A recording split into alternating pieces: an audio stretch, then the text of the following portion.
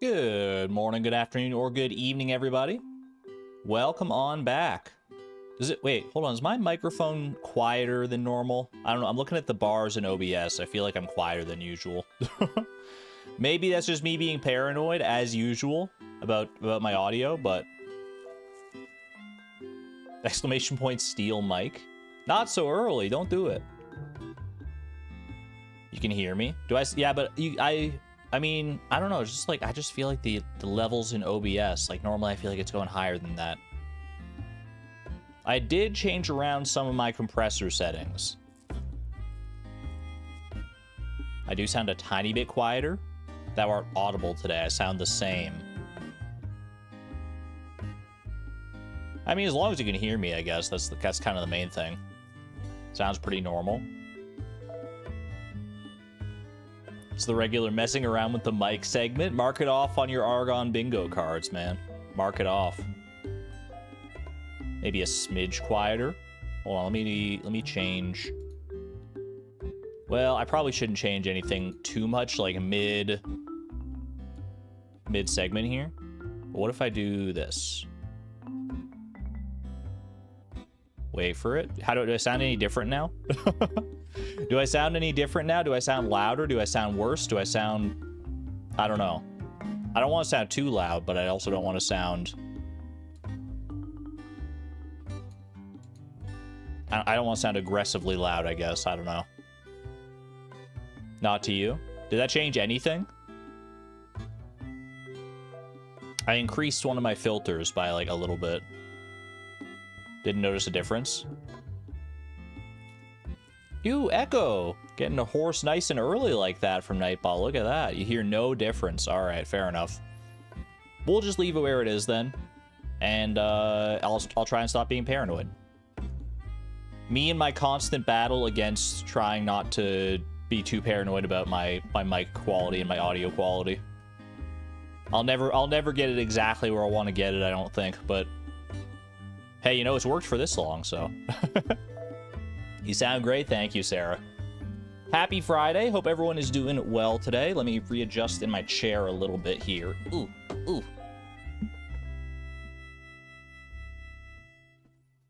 Hope everyone's had a great week. We're here for another installment of the Pokemon Diamond Nuzlocke. It's been a Pokemon Brilliant Diamond Nuzlocke, I should say. I'm excited to get back into it. I have done a little bit of grinding off stream. I've done some stuff off stream just to make sure we're caught up to where we kind of need to be. Exclamation point Nuzlocke, exclamation point hardcore. If you're curious about the actual rules of the challenge and everything. And exclamation point level cap to see where our current level cap is, because one of the rules is to stay beneath the lowest level of the next gym leader, and for us right now that'll be level 30. Actually, did I update the level cap? I don't know that I actually did update it. Let me check. Level cap. Is it gonna be a long stream? You gotta plan your uni work. Played Minecraft with Mazer today and forgot the game gives you a bit of a headache. I didn't change the level cap yet. Let me go do that right now. It'll be about the same length of stream as usual, like 4 to 5 hours kind of thing. I can't foresee it being longer or shorter than that for any reason that I can currently ascertain anyway. Let me go find that command. Level cap is gonna be 30. And it's gonna be there for a while, because it's the same for the 3rd gym as well as the 4th gym, so... it's a little spooky. But we'll play around it as best we need to. Late to the early stream because I'm watching the director's commentary of the no level up challenge from the Price of Perfection finale. Well, thank you for watching that. That's so long ago now, the Price of Perfection finale, man. That was a good time. That was a long few streams for sure, though. Holy.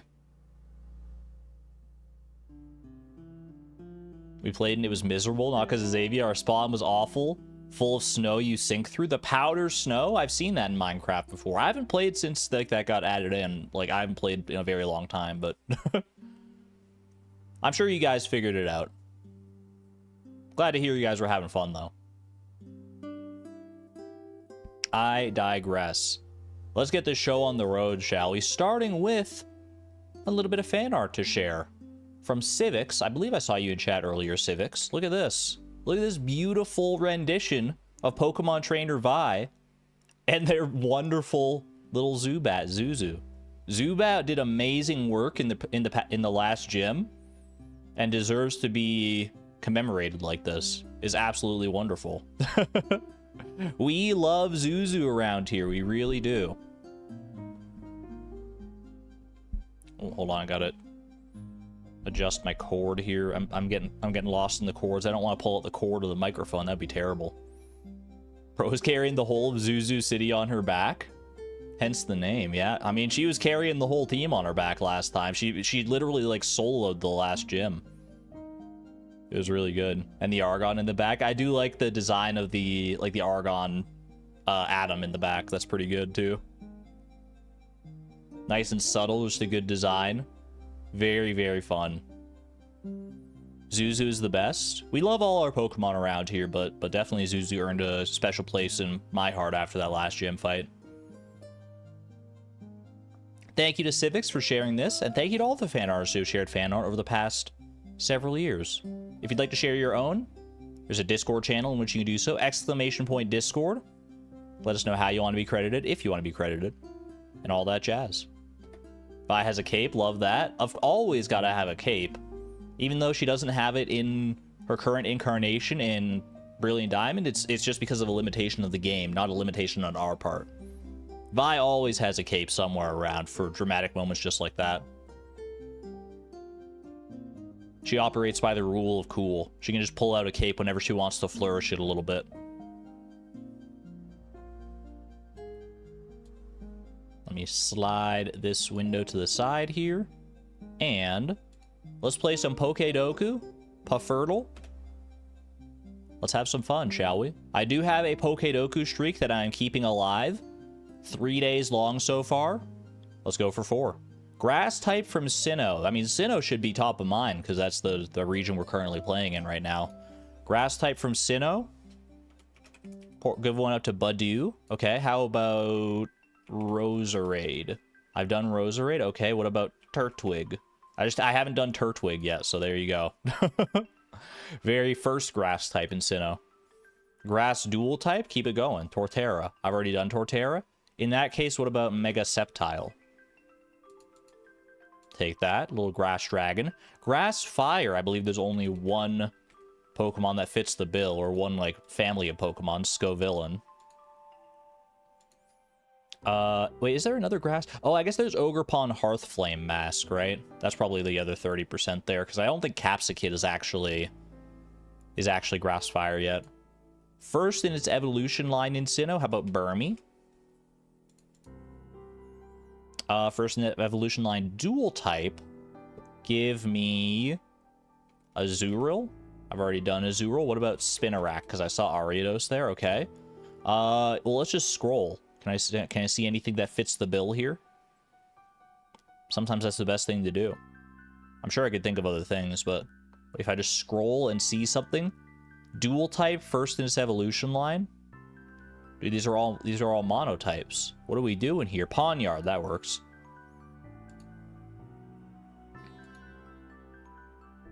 Capsicid is pure grass. Yeah, I thought so. First in its evolution line, fire type. Charmander. I've already done Charmander. Cyndaquil. There you go. I just got starters on the brain, I guess. Mythical from Sinnoh. We do have Arceus. We do have Darkrai. You got Shaman. Shaman Sky. I guess that also works. Yeah, perfect. I never really liked Shaman Sky's design. I'm more partial to like the cute design of like Shaman Landform. And then it went and got all spiky like this. I don't know. Just feels too edgy to me. Mythical dual type. Meloetta, Pirouette form. And mythical fire type. Tell me, have you ever heard of a little guy called Victini? I've already done Victini in the past. There's got to be another mythical fire type, right? Mythical fire, mythical fire.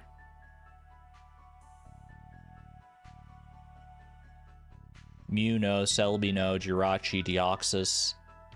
Nothing in Gen 4. Nothing else in Gen 5, I don't think. Volcanion? I've done Volcanion as well. Alright, we'll just go with Victini then. It's probably the more common option, to be honest with you, but I just like Victini. What can I say? Yeah, just Victini and Volcanion. Those are the only two. Not bad, not bad. Not a bad little eclectic collection. We got 8 new Pokedex entries. We couldn't have gotten one on this last one because there were only 2 options, both of which I've already guessed in the past, so is what it is. You know, 1 out of 9 Pokemon today, literally because of these streams, otherwise it would have been 0. Which one do you know here? Turtwig, right? Because of these streams, because we've seen Turtwig before. I'm surprised you don't know Cyndaquil. That is Gen 2, but I guess if you stopped at Gen 1, then yeah, that's fair. That's fair.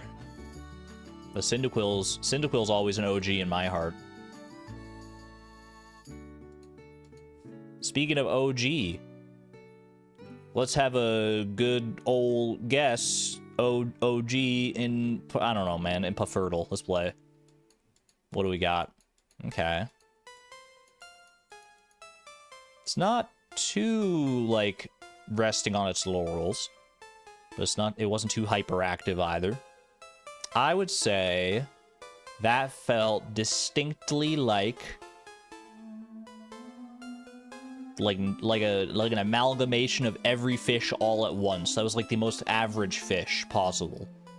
So what's the most average fish possible? Obviously, it's a sardine. Okay, not quite, not quite. Not an oceanic fish, interesting. No seasonal, or some seasonal overlap, I should say. Is there a world where that was a largemouth bass? I don't think so, but... Okay, no lake overlap either. Same time, same weather, some seasonal overlap. So this is a river fish? It can't be a specialty fish, because, like, these fish have specific times. This is 6 a.m. to 7 p.m., and none of the specialty fish fit that bill. So this has got to be a river fish. Maybe it's a salmon, because I always forget about the salmon. Yep, there you go. There you go. I'm starting to remember the salmon more because of how forgettable it is. Love that. Puffertle in 3 will take the average. 86. 86 of those that we got in 3. Not bad. Every fish everywhere all at once. Salmon is average. Yeah, note to self, salmon is the most average Stardew Valley fish in existence. You heard it here first. So true. Alright. Let me pull up my little informational sheet about Brilliant Diamond in case I need to, like, look up, like, team compositions or anything like that. And then let's get the show on the road, shall we? I'm excited. I'm excited to show you guys what I've been up to, like what the little bit of grinding I got done in between streams. I didn't quite grind, like, the goal should have been to grind everyone up to the level cap, I think. Not to the level cap, not to, like, level 30, but, like, to the previous level cap, to level 22. In order to make sure we're as strong as we could have been, but, I mean, grinding can be a bit of a slog, so I didn't quite get everyone there, but I got everyone up to a pretty reasonable point, I think. Alright, let me minimize this. Let me move this over yonder.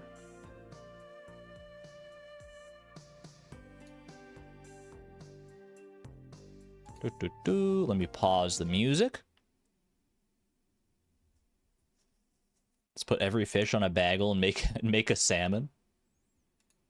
Wonder what that would taste like if you could just, like, combine the taste profiles of every fish. I could probably imagine. I mean, fishy's its own kind of archetype of taste, right? I'm doing a slightly different way of actually playing the game. I'm playing it through the OBS, like, preview window, which does introduce a little bit of a delay. But when it comes to, like, Pokemon, it's not really that big of a deal. Once you get to ROM hacks where we just have rare candies. I know. I wish there was a way for me to just get like a whole bunch of rare candies to make the grinding process so quick and easy, but alas. Honestly, I even looked into like glitches to try and like duplicate rare candies, but in the version of Diamond that I'm playing, there's really just nothing. They fixed it all. It was pretty broken on release from what I heard, or from what I've seen. But these days, not so much.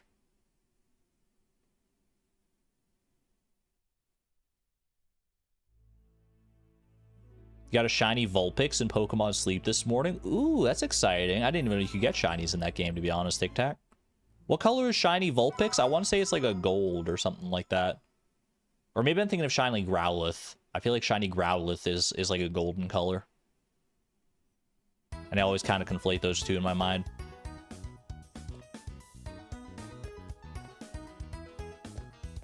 It is like a light yellow color. Let's go. All right, chat. Let me introduce you to the team. We have so Ice Pip still is up here at level 22. Some of these guys I didn't grind at all because they didn't need to be grinded. Like I think Stardrop I didn't touch. Fairy Rose I got up to level 21 here. She's looking pretty good. Still not evolved, but I did run around for a little bit to grind up some friendship in between streams as well, because she evolves via having a high or max level of friendship during the day. So if we level her up like one more time, I think there's a decent chance that she will evolve into Roselia, which will be much better for me. Midnight is also on the cusp of evolution. I didn't want to evolve him before the stream either, because that's a pretty exciting one. Zuzu's always here. Omni's here. And let's check out the box. This is where all the actual exciting stuff is. This was our encounter for the honey tree, by the way. It was originally a Wurmple. That's why I named it Bait. Because I was thinking, like, what's a good fitting name for an item in Stardew Valley that fits a worm? And so I just threw Bait in there. And our Bait evolved into Dustox. There was the chance for it to evolve into either Beautifly or into Dustox. And we got Dustox here. I do think Beautifly is overall better. But what can I say? I do actually quite like Dustox. Bold Nature Dustox, which is lower attack and higher defense, which is honestly alright, because Dustox is more of a special attacker anyway, so we don't really care about the attack, and extra defense is always good. Shield Dust to block the additional effects of attacks taken, so some attacks have a chance to like burn or paralyze or put you to sleep on contact or whatever. And we will just never be affected by that. Bait is immune to those effects. Here is her moveset. It's actually like pretty potent. Psybeam, Venoshock, Poison Powder, and Moonlight. Moonlight is especially noteworthy here. It restores half of the owner's HP. Or usually half. It depends on the weather, as you can see there.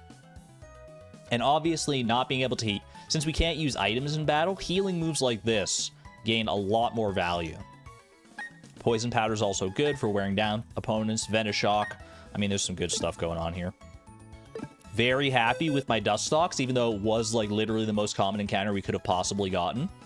I got Robin up to level 21 there. We evolved Poke. I honestly forgot that Poke evolved at level 15. But we got Poke the Barrel here now. Look at her. She's so... Well, I mean, look at those eyes, man. There's not a lot going on there. But I love her to bits all the same. She's pretty sweet. We got Headbutt, Rock Smash, Work Up, and Water Gun. How dare I evolve her? There will always be a soft spot in my heart for Bidoof, but I mean, she was never going to see the light of day unless we evolved her. Let's be real here. We got Snilk here. Snilk actually did get a very powerful move. I didn't realize that Onyx got Rock Slide this early. Rock Slide is like pretty good, man. We'll definitely take Rock Slide. Rock Smash, Curse. Snilk is looking mighty strong, man. I've underestimated Snilk. I did also evolve Cinderclown, because like I said, I was grinding up friendship a little bit as I was grinding levels, and Cinderclown are originally a Chingling, evolves via friendship, but only at night. So the only way we would have been able to evolve Cinderclown was if I played again at night, or if I did it like between streams, so that's what I opted to do. We got our lovely little Dingaling Cinder Clown here. Extra Sensory, Astonish, Entrainment, and Yawn. Pretty good, honestly. Pie, Razzie. Salmon Berry was actually like very low level last time. I think she was at level 8, and because we like caught her and just like never did anything with her last time. And now she's up to level 20. She's on par with the rest of the crew. And she actually has Recover here as well, which is another one of those moves that recovers your HP. Half of the max HP. It's pretty darn good. I feel like Salmon Berry could definitely come into her own in the future. That said, we do already have our water type of choice in the form of Ice Pip. But it doesn't hurt to have extras. Doesn't hurt to have options, right? My Pokemon knowledge thought is like 90% accuracy is like 50% accuracy when it matters. That's pretty true, honestly. That's pretty accurate. If you can, I mean, it's accurate as far as inaccuracy goes. Because most of the time you want to go with 100% accurate moves. Everyone knows the pain of missing like a 90 or 95% accurate move at the exact wrong time. Love Chimecho. I do love Chimecho actually as well. Yeah, I'm kind of partial to it. I've never really used one though. I really like its design. I've just never really used one because I don't think it's actually that good. But I digress. This is the team I'm gonna rock for a little while here, I think. Just Zuzu's on the cusp of evolving here. Zuzu will evolve at level 22 into Golbat. And then might evolve like immediately afterwards into Crobat. I'm not entirely sure. Let me go ahead and take the cherry berries off of these guys here because we don't really need them right now.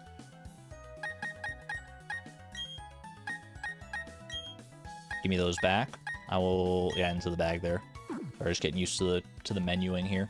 Are we ready for the next big boss? The next big boss, we do have to go to the Eterna Galactic building in order to like free the guy who's in charge of, because we can't progress here because the next area is Cycling Road.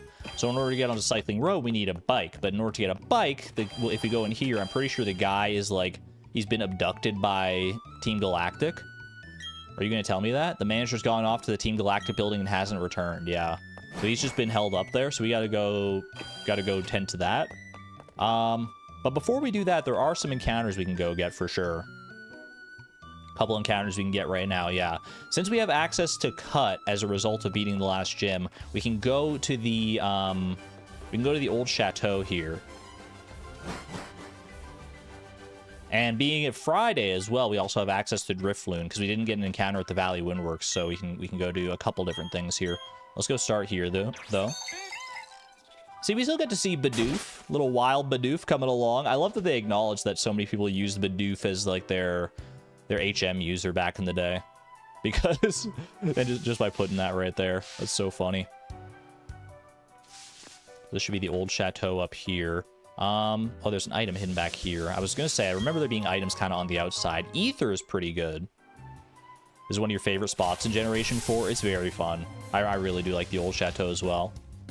This is not our encounter for the old chateau, because the encounters only start once we get inside the old chateau. This is still Eterna Forest here. Ice Pip is awaiting your directions. So once you get to a certain high level of friendship in this game, you do start... They do start, like, showing... They start doing... Ooh, the insect play. That's kind of interesting. I'm trying to think of how to explain it. When you get your Pokemon to a high level of friendship, in this game and a few other games, there's a chance in battle that they will have, like, little lines of dialogue like that. Like, Ice Pip is hopping around, or Ice Pip seems excited to battle, or something like that. And, number one, it's very cute to see those little, like, personifying aspects of your Pokemon. But number two, it does actually have a mechanical benefit as well, because there's a chance that your Pokemon could, like, survive an attack that otherwise would have killed them, or that they'll dodge an attack that otherwise has 100% accuracy. Like, the affection mechanic, it's a little busted. It's a little, like, it feels a little cheap sometimes due to, like, just the RNG of it. But I can't deny it makes for some pretty hype moments. Yeah, Ice Pip stuck it out for you in battle, that kind of thing. Or, like, Ice Pip shook off the poison so that you wouldn't feel bad. Things like that. Very, like, anime moments. There's text engraved on the back of the obtained plate. The power of defeated giants infuses this plate. I mean, it's the insect plate. It's not really that serious. Anyone running bug-type Arceus? Okay, I should probably lead with Fairy Rose, because she does have a status move here.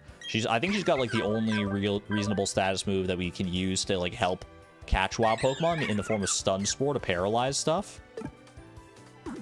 We have Poison Powder as well on Dustox, but that's less ideal, because that could actually kill our wild Pokemon if you don't catch it fast enough. Welcome to the old chateau, everybody. I believe there's only a single encounter here. You can get Rotom here in the post-game, but right now, I'm pretty sure you can only catch Ghastly. So, let's get ourselves a Ghastly, I guess. It appears as if it's glaring. I don't remember what items are around here as well. Let's have a little look-see. Do some of these things have items in them? The trash can is empty. You gotta check the trash cans always. Encounter time. There's our Ghastly. Who could have seen this coming, man? Who could have seen this coming? Are we doing trade evolutions? Yes, but I'm gonna say not until after, like, level 30 or so. That way it feels a little more balanced. So we can get, like, Gengar, we can get Alakazam, Machamp, and all that stuff, but I want to have some time with the, like, middle evolutions before that. Actually, I do have some Quick Balls here. We got given Quick Balls last stream, and I used one of them to catch our Dustox. Let's just try Quick Ball here and see if that works. Quick Ball is more effective the earlier in battle you use it. So if you use it on the first turn, there's a pretty high chance to catch. Let's go. Ghastly has been acquired. There we go. Fairy Rose leveling up. That might be an evolution, depending on where our happiness is at. Look at that. What? Fairy Rose is evolving so early, so soon. About to live up to her name more appropriately here. Might have been like, why we named this thing Fairy Rose? That's why. That's right there. Fairy Rose has evolved into Roselia. Or Rosalia, as I've heard some people say. Roselia raised on clean drinking water are known to grow vividly colored flowers. Sounds great. Want to learn Poison Sting? That's not the most exciting move to learn as you level up, especially because I think you're a special attacker. But, go off, I guess. Should I get rid of... I could probably get rid of Worry Seed. Like, Worry Seed doesn't seem like it's going to be that beneficial here. It replaces the opponent's ability with Insomnia, which mostly just means, like... It's a good way to delete a detrimental ability on someone else. But I don't think it's that... I think it's pretty niche here, so let's just go ahead and get rid of that. I don't think Poison Sting is going to see that much use anyway, but still. Probably better than Worry Seed here. Ectoplasm? Oh, Ectoplasm is a nickname for our Ghastly? Well, that'd be kind of hype. This Pokemon's body is 95% made up of gases. Pokemon can be blown away by strong gusts of wind. It's a bad thing we're about to go to the Valley Windworks, huh? Would I like to give Ghastly a nickname? Yes, please. Female Ghastly? Grandpa is fun, because Grandpa's a ghost in Stardew. I do like that, but this is a female Ghastly. Dust Sprite? Void Essence? Void Essence could be cool. There's a lot of good names, actually. Ectoplasm, Krobus. I kind of like Void, actually. Cursed Mannequin? I don't think that'll fit. Can we fit, like, Void Essence in here? Just to give full homage to the item? Or do we just go Void? I guess it could be, like, Void Essence or, like, Void Ghost Pendant. Great number of things. Shadow Brutes. Void Mayonnaise. Void Eggs. Wait, Void Egg? We'll just go with Void. I like Void. I will send Void to the Void. Void to the void of the box right now. Void has been sent to a box. Yeah, Void encompasses all the ideas. It's a Void Egg, it's a Void Essence, it's a Void Ghost. She's wonderful. We'll have to grind her up, but... Adamant Nature! No! Why would you do that to me? Oh, gross. Lowers special attack and raises attack? What? Say hello to our physical Gengar, everybody? With payback, I mean, you can make it work, maybe. I don't know. Gengar, Ghastly, Haunter, Gengar are very traditionally special attacking Pokemon. So that is probably like the worst nature we could have gotten. But hey, I love her all the same. Freaking adamant Gengar. All right, let's go ahead and throw up a repel now, just so we can get through the chateau here. Where am I? They're over here, yeah. Insect plate, use that. Yeah, no, there are some natures, like, I don't know what all the natures do specifically, but there are some that I hear, and I'm just like, yeah, I know that's not good for this Pokemon. Like, adamant, modest. I kind of know what those ones do. Run Fire Punch and rename her Solar Essence. I don't even know if we can get access to Fire Punch in this game. Maybe with, like, a move tutor or something like that.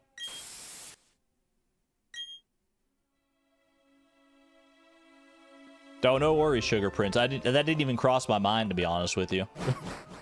Did not even cross. People were throwing out the idea of Grandpa, which would have been fitting because he's a ghost in the game. But I think I like Void better. Much love to you, by the way, Sugar Prince. Hope you're doing okay. That's a lot to go through. Sending love through the computer screen.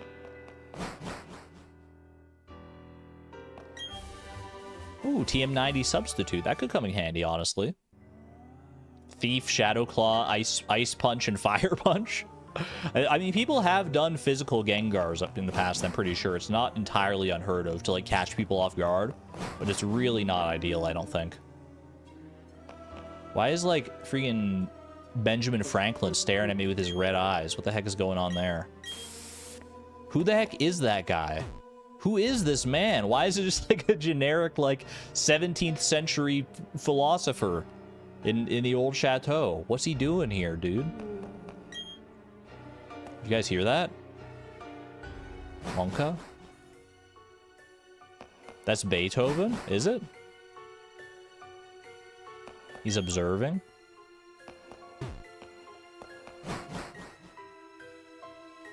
Dudes just watch him. How did he end up in the old chateau, though?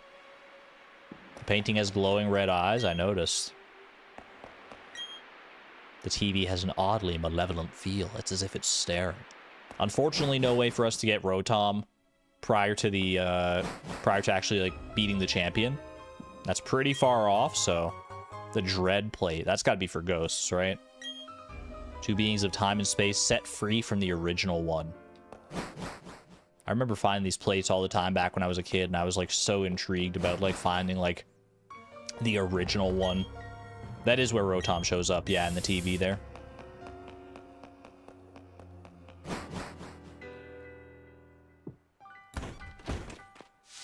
Those plates are good, yeah. They're not just to, like, change Arceus's type. They're actually useful to boost the types of moves. So, like, if we have a Pokemon hold the Dread Plate and use a Ghost type move, it'll be significantly more powerful.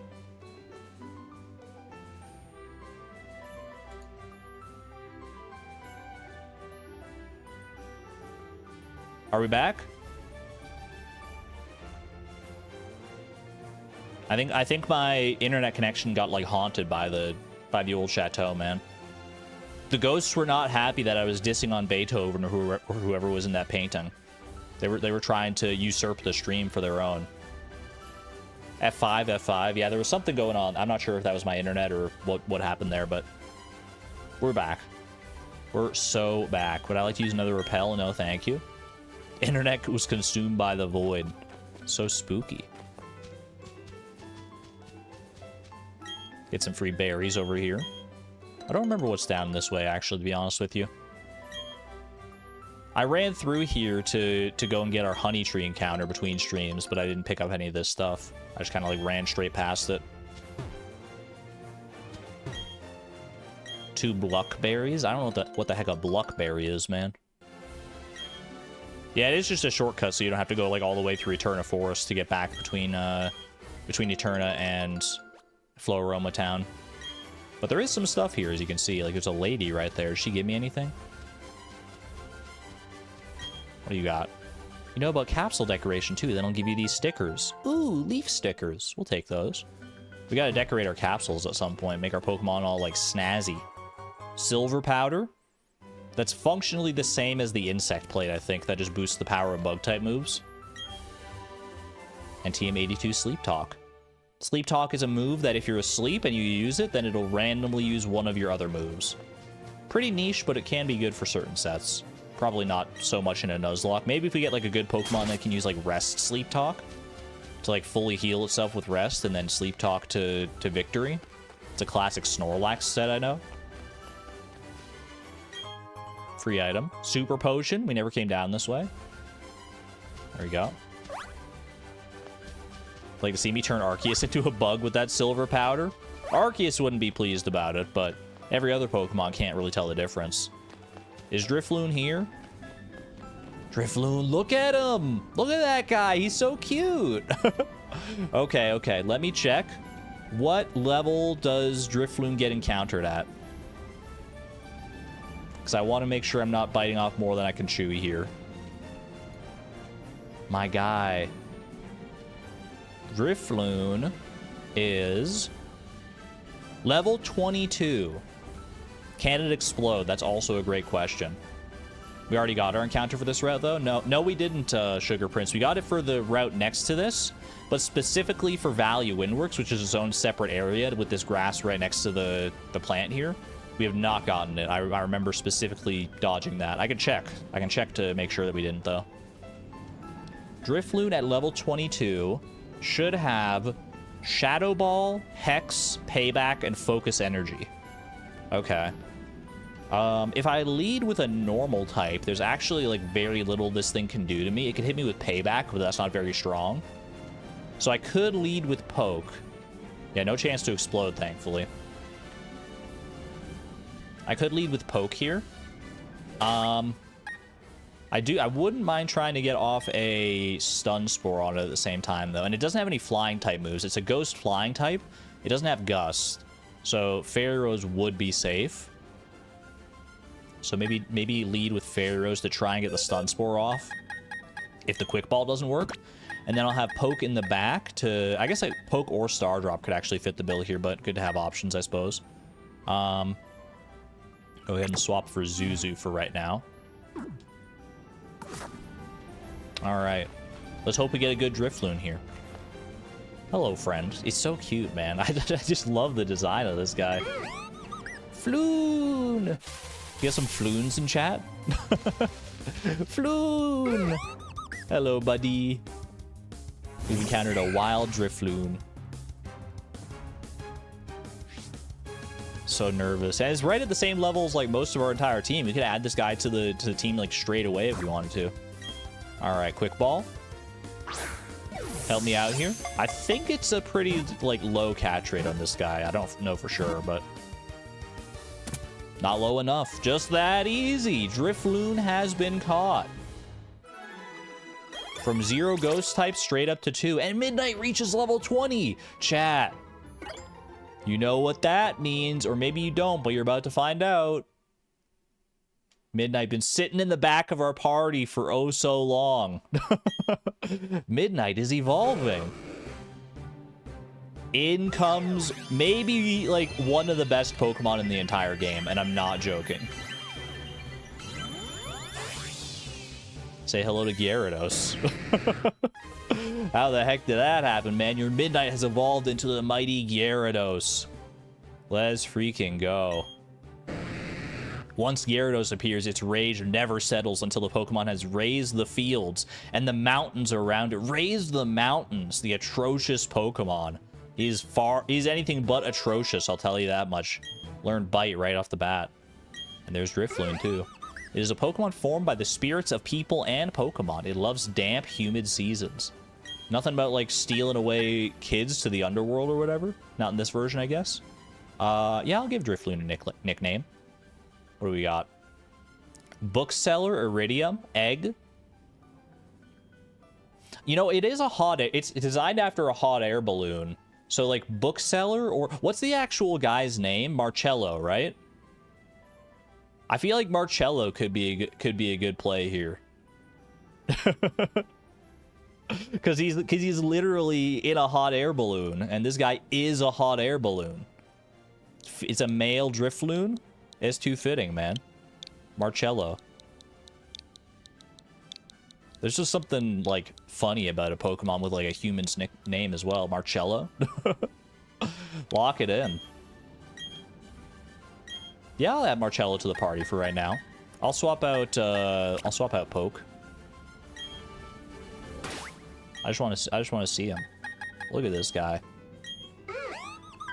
It's really good to have a ghost type, honestly, to like, because ghosts are immune to both fighting and normal type moves, and normal type moves are very common, especially in the early game. Naughty Nature, is that good here? Raises attack, lowers special defense. Unburden is a pretty interesting ability. Boosts the speed stat if the Pokemon's held item is used or lost. That's pretty good. Especially because I think its other ability that it could have had is Aftermath, which is literally useless unless we faint, which is obviously not ideal. Shadow Ball, get that up there. Hex is pretty good, but it does double damage if the opponent has a status condition. So if we can get like a status move like Will-O-Wisp or something on Marcello here, that would be pretty good. For right now, it's probably just going to be Shadow Balling everything. Shadow Ball right away. I know Shadow Ball's a really good move. 80 power. We could even boost that further with the Dread Plate, I'm pretty sure. We love that around here. All right. Let me restructure my party a little bit, because I had Midnight in the back in order to make sure that it evolved here. Do we want Midnight, like, we want a good team, a good dynamic team composition. I've got Omni here for like electric immunity. I feel like Marcello is a good one to have here. We already have a water type in the form of Ice Pip. I mean, obviously Gyarados is insanely good, but it's almost like too good. You know what I mean? And I feel like it would be overshadowing Ice Pip a little bit if we just had Gyarados in the back. It's good to have it for like good fights or for like tough fights in the future potentially, especially if we need the Intimidate. You get XP from catching things, yeah. Lucky number 18, Sleepy Chase on YouTube.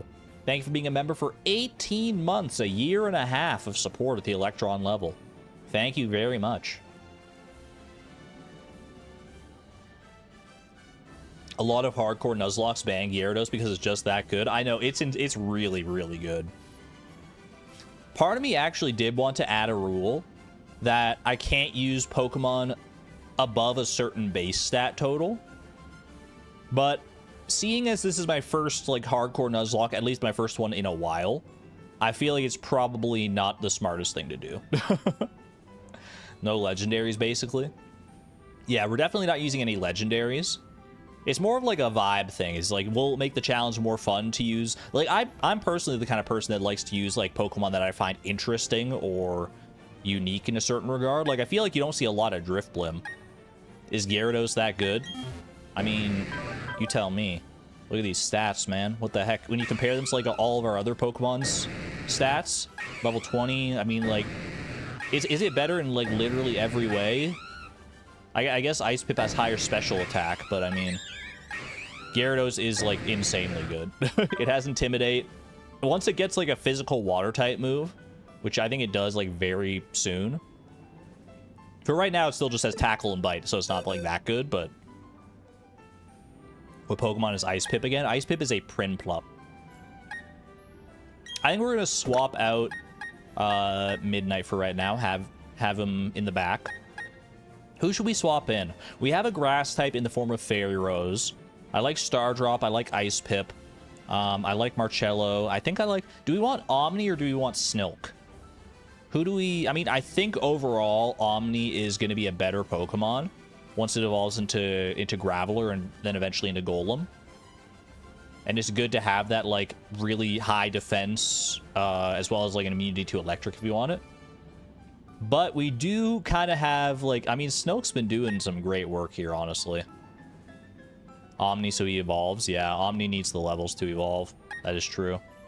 So yeah, I'm happy with the 5 we got in our party right now. Who do we want to be our 6th, though?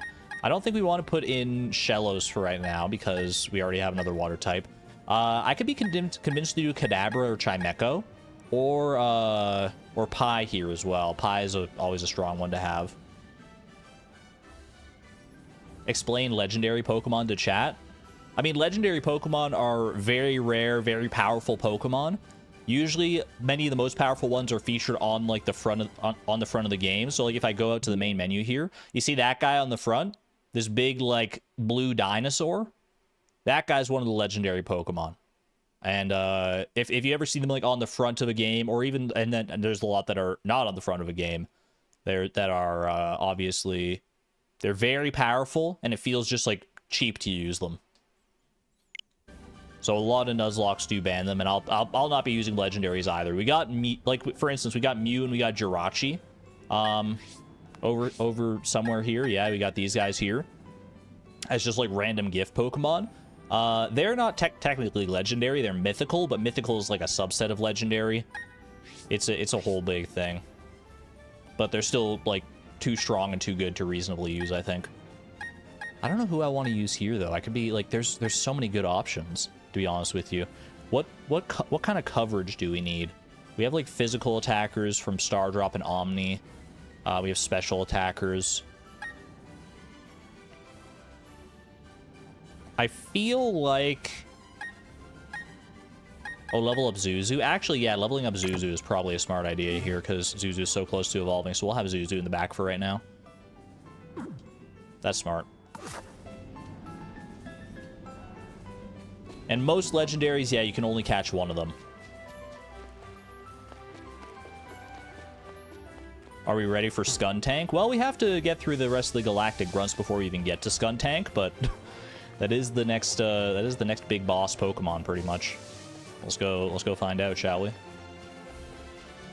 Mewtwo's not as powerful as these things get. Mewtwo is on the same power level as like Dialga and Palkia, which are like the legendaries of this game. There are legendaries that are like stronger than Mewtwo, especially in like the later generation games, but I would say that Mewtwo, at least for as far as the legendaries we encounter in this game, if you're familiar with like Mewtwo and its power level from the original games, that would be kind of what we're talking about, yeah.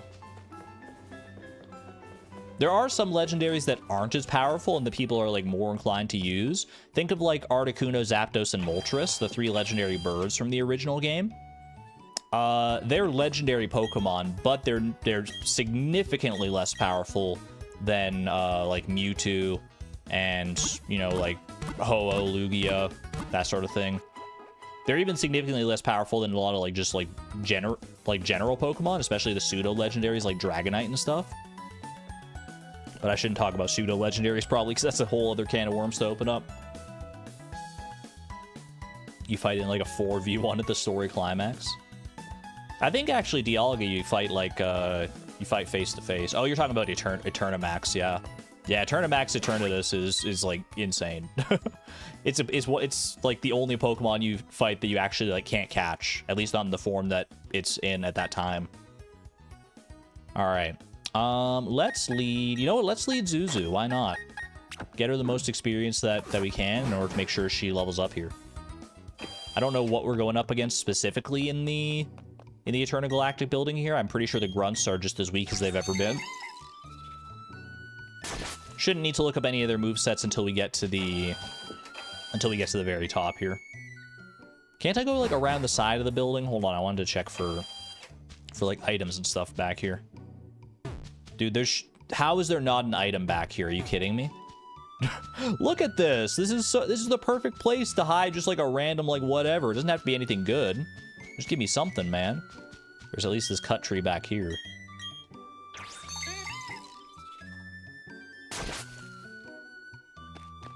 Oh, there definitely should be something there. At least we got this. TM46 Thief. That's pretty good. That can be actually really good for trying to thieve certain items from wild Pokemon, because there are certain items that that wild Pokemon spawn with at a low chance, and if you try and thieve them, then you can get some good stuff out of that. I don't know the specific examples right now, but Team Galactic isn't interested in the world. Our gaze is beyond the stars. I mean, maybe you should focus on the one and only planet Earth that we've got here. Are you here to donate your Pokemon? What, you're not? Then kindly get off our property. Do you have to bring the pain to you like we did the Cycle Shop manager? What the heck, dude? You should probably play your cards a little closer to your chest. What kind of pain are we talking about here? We got a double battle here. Let's put Marcello out in front. You know what? Why not? Let's see what kind of stuff Marcello can do. We could do this as 2 single battles if we wanted to, but I'm feeling feisty. Let's do a double battle. You're gathering Pokemon for an astonishing undertaking. Your meddling won't be tolerated. You're gonna have to get through my Cascoon first. Don't. Sorry, Jiri. Team Galactic doesn't accept children as members. Then what are you two doing here? Look at these haircuts, man. It's atrocious. Oh gosh. Oh no, Wurmple and Zubat. How dare they? Okay, but really though, does this Zubat have anything to hit? Like, it could have Astonish for Marcello. They're level 14 and 13. We're gonna be fine here. Let's be real. Pluck the Wurmple. Shadow Ball the Zubat. There's no chance, right? Dude, Marcello's so fast. Oh, I forgot to turn on battle animations. I was grinding without them. That's my bad. I'll turn them back on momentarily. Good to know they're against child labor. At least they have some standards, yeah. This is the kind of cosplay where you can get away with a cheap wig from a party store. Actually true. Alright, Glameow. And Cascoon. Bro literally has a Cascoon. I was making a joke. Evolve that thing into a Dustox, my man. What are you doing? It evolves at level 10, don't you know? Glameow probably can't do too much to Marcello, but I also can't do much to it, because Normal's also immune to Ghost. Actually, you know what? Maybe we do it like this. Maybe we go to... maybe we have Zuzu go for Pluck on Glameow, and then we go for Shadow Ball on Cascoon. Yep. Just that easy. Team Galactic loves their Cascoons for some reason. I wish I knew why.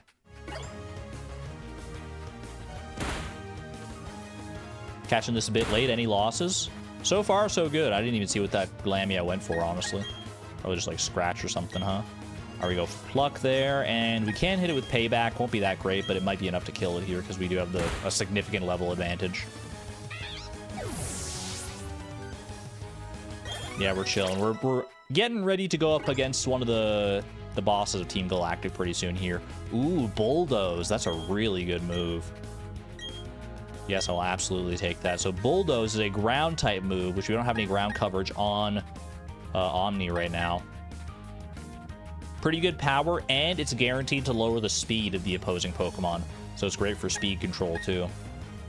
Do we get rid of Sandstorm? We could get rid of Rock Polish. We're probably not using Rock Polish too much, especially because Bulldoze is a form of... Because Rock Polish makes us faster, but if we go for Bulldoze instead, then that has kind of a similar effect where it makes the opponent slower, and it also does damage at the same time. So I feel like overall it's probably better for us. And Sandstorm, I think, could still have some niche cases here. I'm going to go ahead and do that. Bulldoze is really good, yeah. It's basically like a poor man's Earthquake. I feel like I got meddled with. You're the one who challenged me, brother. But dearie, you're just a kid. Yeah, but I'm a kid with some fashion sense, at least. Can you two say the same for yourselves? Our astonishing undertaking is most certainly breathtaking. If you ever hope to see its glorious unveiling, then don't meddle with us. I'm not trusting any man who has an unevolved cast. Like, I get running Cascoon for like the couple levels that you have to, but like, once you have the chance to evolve it, come on, dude. All right, let's turn back on battle animations here. Battle effects, even. Wasn't that a Silcoon? Nah, I'd recognize the purple tint of Cascoon anywhere. Should I heal up Zuzu a little bit? We got 9 potions.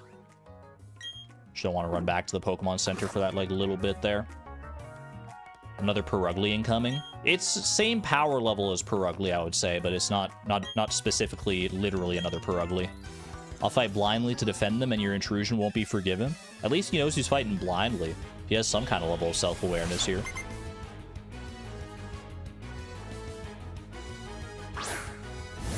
What's everyone's favorite tool? Don't say hammer.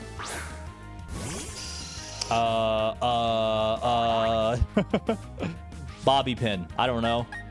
You put me on the spot here. I feel like I don't have a favorite tool. I feel maybe if I started hearing other people's favorite tools, I would have a better idea. Get plucked, Wurmple. Screwdriver is very versatile.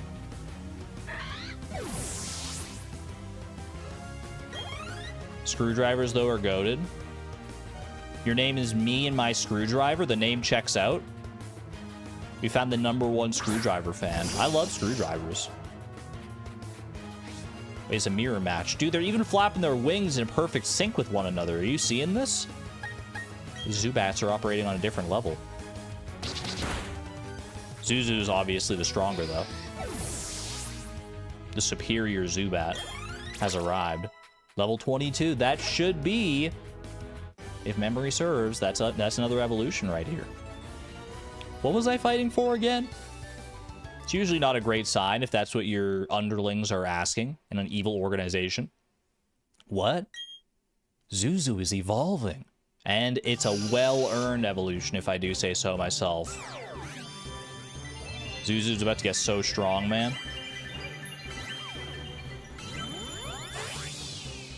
Boom. Look at that big old mouth. Oh my gosh.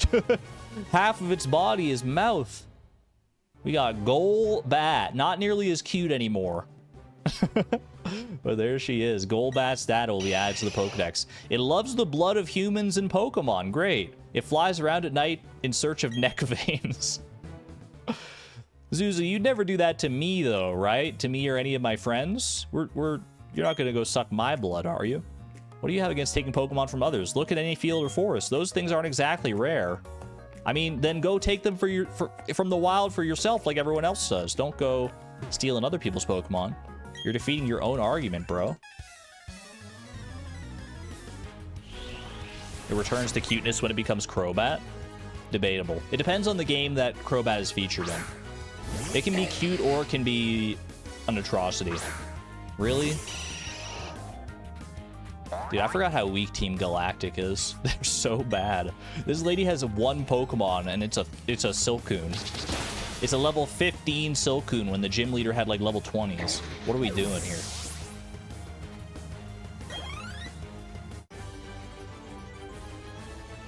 The upper management of Team Galactic is really not doing themselves any favors by giving their minions like these wimpy Pokemon here. Yeah, see, wimpy little Pokemon. When I get promoted, I'll demand better stolen Pokemon. Why don't you just go catch your own Pokemon like the rest of us?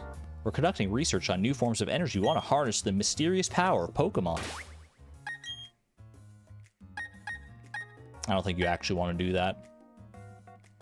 I don't know who's up next, but let's give Marcello some love. Why not? Y'all are stealing Silcoons? Bug catchers everywhere. Living in fear. Why, thank you. We love it when people come to donate us their Pokemon. You're not getting any of my Pokemon. All of my Pokemon outclass the entirety of Team Galactic by like a factor of 10 to 1. Have a good one, Souza. Thanks for hanging out. Another Wurmple, huh? I wouldn't mind having a flying type move.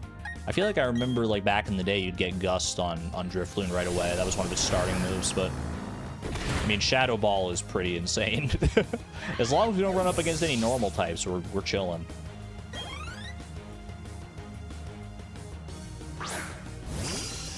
Zubat. 10 levels below me. I'm too used to watching people play like ROM hacks and stuff, man. Does Dustox have Gust? It used to, but I replaced it. Because Gust on Dustox isn't even the same type of attack bonus move. Because Dustox is bug poison. As long as you don't encounter any dark types. That's also true. Which you would think, like most of the time in these games, the enemy team does have a lot of dark types, like Poochyenas and stuff. Not so much in this game. What do you think you're doing? I'm just trying to get a bicycle. That's all I'm here for, really. You can catch Pokemon anywhere. What's so special about them? Trainers that lose there should quit whining and catch some more. Why don't you guys quit whining and catch your own? What the heck, bro? Scientist. I think this guy is actually like a little bit stronger, maybe. Our mission is to implement the operations without question. It is all for the New World Order that our boss will lead. New World Order are words that I don't like hearing strung together like that. Look at this guy's cheekbones. Scientist Trayvon. He's got a Kadabra. See, this is a respectable Pokemon right here. Good thing I'm leading with my Ghost type. They don't like Pokemon, they like bullying. Truer words have never been spoken.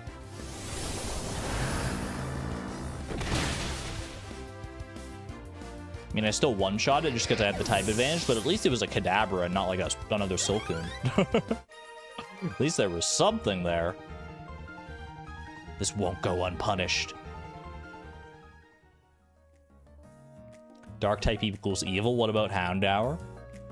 I don't think Dark type has to always equal evil, but it is definitely like the more like underhanded of the types. It's got a lot of moves like Sucker Punch and Payback and Thief and stuff that are like dastardly tactic. It's designed to be kind of like an evil type if there ever was one.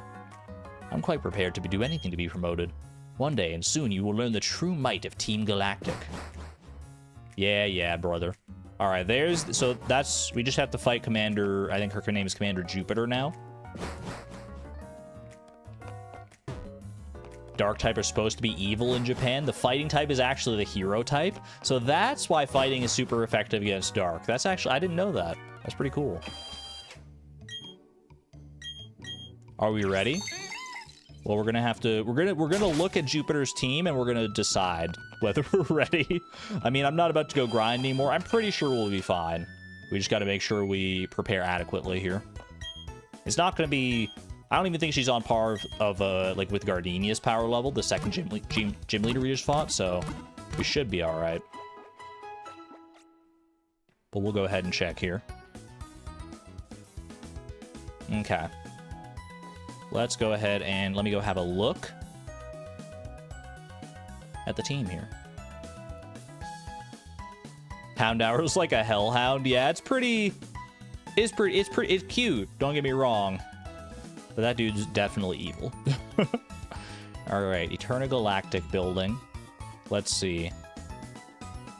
Commander Jupiter. Team Galactic leader Jupiter, actually. She's not the leader of the whole team. I don't know why she's called that. She leads with a Zubat, much like Mars did in Valley Windworks. A level 18 Zubat with Absorb, Supersonic, Mean Look, and Poison Fang. Honestly, I think that's... I mean, we're in a much better place to deal with that than we were against even Mars's Zubat. I think we would pretty easily one-shot that with Pi if we wanted to. Hold on, I need a little hydration break. I feel like my voice is cracking here.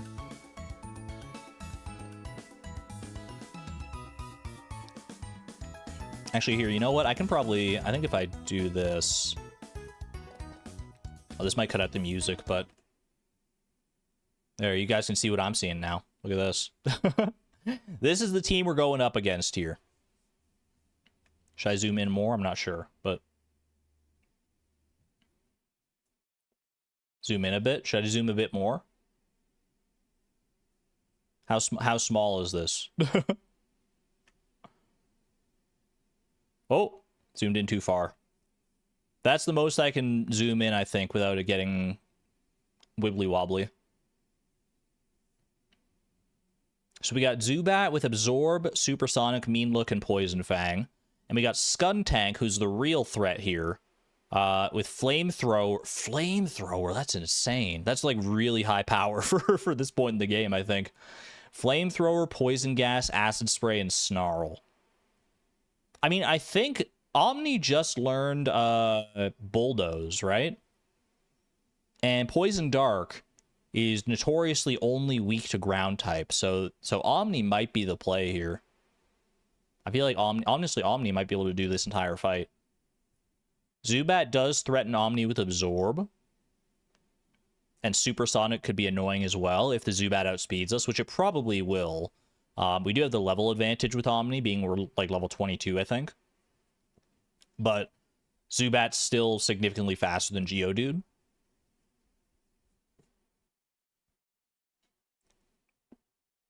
Absorb is only like 2 power anyway. It's not same type attack bonus because it's a grass type move. So yeah, it wouldn't be that bad. And then what does Skuntank really do to threaten Geodude? I guess Snarl. Snarl is a special attack, right? Special attack, 55 base power, 95 accuracy. Don't pay too much attention to like all these boxes. There's only a few you really need to pay attention to. Snarl gets around the Geodude's high physical defense. And Flamethrower and Acid Spray are both not very effective. Actually, is Acid Spray the one that lowers your... No, I was going to say, I think I'm thinking of a different move, but there's one that like lowers your stats when you're poisoned or something like that.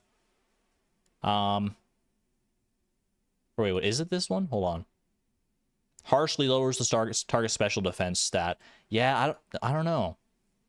I mean, a Bulldoze against Skuntank would do a big number. I don't know if it would be enough to one-shot, but it would be very powerful. I just don't know if Geodude can stay in there for very long against Skuntank. Aftermath, because people are asking about it, damages the attacker if it contacts the Pokemon with a finishing hit. The foe that dealt the final hit loses 1/4 of its maximum HP if the move made physical contact. That's the important part. So as long as we kill it with a move that does not make physical contact, then we're fine. Unless Omni evolved into Graveler. If we had Graveler, that would be a different story, I think, yeah. But as a Geodude, I'm not so sure. Graveler's level 25. That's pretty far away. What other options do we have? Let's go have a look at our Pokemon here. Who would be able to stand up against Skuntank with Snarl and Flamethrower and all that stuff and actually like hit back kind of hard? Honestly, Gyarados. I mean, Gyarados doesn't really have anything to hit Skuntank with right now. It has Bite and Tackle and Splash. If I leveled up Gyarados a little bit, then maybe, but right now he's not in a great shape. What about Stardrop? Stardrop could definitely hit hard and pluck away the Citrus Berry. I don't know if he would be faster than Skuntank. Obviously, Flamethrower, Acid Spray, and Snarl, like, they all do neutral damage to Stardrop. And our special defense is not great with Stardrop. In fact, special defense is his worst stat. So that's probably not ideal.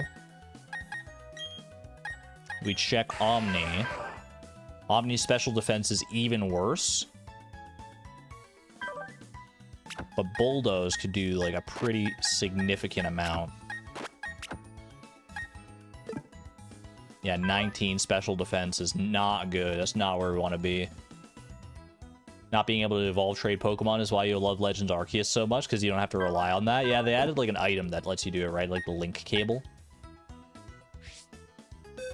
What about Snilk? Probably not much of a better position than Omni would be, right? Snilk does have better special defense. Doesn't have a ground type move, though, so we'd be relying on, like, Rock Slide and Onix's abysmal attack. Onyx, you've done great in the past. I don't think this is your fight, my friend. I'm sorry, Snilk. Our Psychic types are out of luck here, obviously, because being a Dark type, Skuntank is immune to Psychic types. You don't know if Omni is the play? I'm kind of with you. What about Salmonberry? Salmonberry does have a really weak move in the form of Mud Slap. This is a very weak ground type move. It does have Recover to heal itself up in the middle of battle.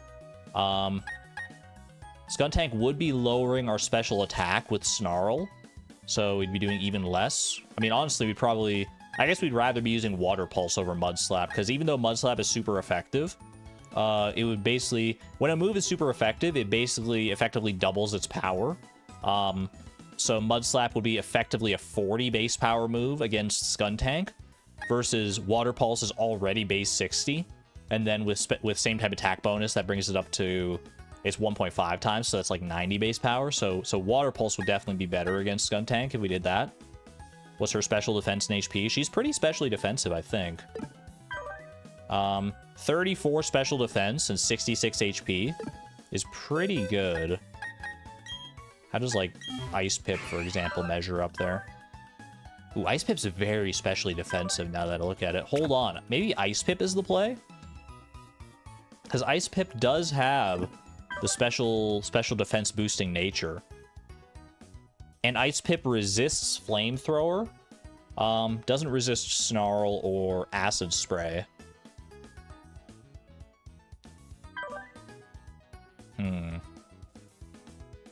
Salmon Berry might be a good call. Let's see. Who can take on Zubat and then have a... I guess I feel like Ice Pip could probably do the work here, honestly. If we led Ice Pip, I feel like Ice Pip, even though it doesn't have like a super effective move against Zubat, I feel like the level advantage is good enough to carry us through there. And then Intimidate's not going to help us against Skuntank, because Skuntank's a special attacker. Is there a world where Robin helps at all here? Low Sweep and Revenge and Knockoff could get rid of the Citrus Berry. Work up to like build up. Now I don't know if Robin's the play either, because Robin also has very low special defense, even though it's a special defense boosting nature. I feel like that's not the good fit here. Not the best fit. Worth bringing both Ice Pip and Salmon Berry in case Ice Pip gets too low. I think I'm with you. Yeah, so let's bring Salmon Berry over. Marcello's not going to get any action in this fight because Skuntank absolutely destroys Marcello. And Marcello can't do anything in return. Do I have another Pluck TM? I feel like we got 3 and we've used 2. Because if I can teach Ice Pip Pluck over Peck, can learn, yeah. I feel like that's a good idea, so we can get rid of the Citrus Berry. This is the last use of Pluck we can get here, but I think it's a good use of it. Because we have Peck right now. Pluck is just a better move overall, because it steals the berry and is much higher power. What does the berry do? The Citrus Berry would heal Skuntank for basically when it hits 50% of its HP or lower, it would heal it for 25% of its HP. So unless you kill it in like one hit or bring it from like above 50% to 0 in one hit at the very least, the Citrus Berry is going to activate and you're going to have to do even more damage going forward. Can Gyarados learn anything helpful via TM? What TMs do we even have here that would be good against Skuntank? We do have Substitute. That would be interesting. Substitute, it basically, you give up 25% of your HP and you put a substitute on the field that absorbs damage for you. And it can't be like statused or anything. But I feel like that's probably, we don't need to do all that for this fight. Cut, Recycle, Bullet Seed, Rock Tomb, Stealth Rock, Workup. I don't think any of our TMs really help out here. We have 5 Stealth Rock TMs. That's kind of crazy. Can we pick up Substitute later? That I don't know. I don't know if we, I don't know if you're able to, like, buy Substitute TMs later. Because I don't want to use my only Substitute TM right now on just, like, a random whim. But if we can get more later, then that wouldn't be the worst idea.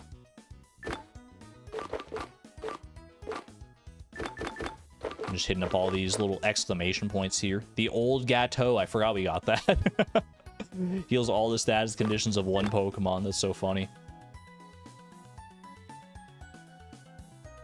Ice Pip is struggling to stay on beat. I think most people are on beat, except Ice Pip and Zuzu are a little off there, yeah. Exclamation point wiki substitute. Yeah, I don't think we need substitute right now. I think Ice Pip is going to do great work here. And then I think we bring Salmon Berry in the back. I feel like Pie could be maybe a good option to have. Bait wouldn't be good because Skuntank has Flamethrower. Omni is good. Fairy Rose wouldn't be doing much in here. Who would be doing more than Fairy Rose, do we think? I do think Pie could probably be beneficial here because Pie's at least like a little bit faster. I think that's probably good for right now. I'm hoping Ice Pip can just, like, solo this, honestly. We'll see. I should probably dole out some Oran berries to be on the safe side here. Ice Pip has the Quick Claw right now. I feel like the Quick Claw is not something we necessarily want to rely on, and we probably don't need. What business does a skunk have to spit fire? I don't know. I don't really want to know where the fire is coming from, to be honest with you.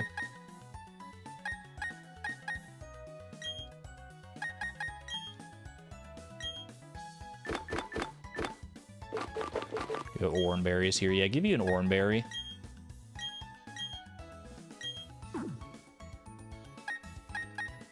What lights it, though? That's a great question. Give Salmonberry and Oranberry as well.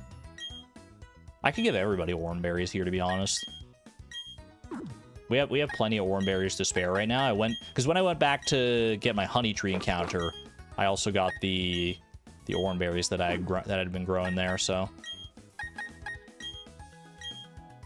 give them all out here. Because there's not really any better held items that could work for us here, I don't think.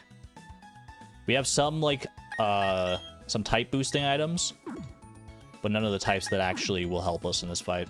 Alright. We got Pluck on Ice Pip, and we're hoping to see Ice Pip just, like, do a full sweep here. Our most specially defensive monster going up against the strongest special attacker we've seen so far. Except maybe, like, Roserade from the second gym. Oh, wait, hold on. Skuntank does have poison gas.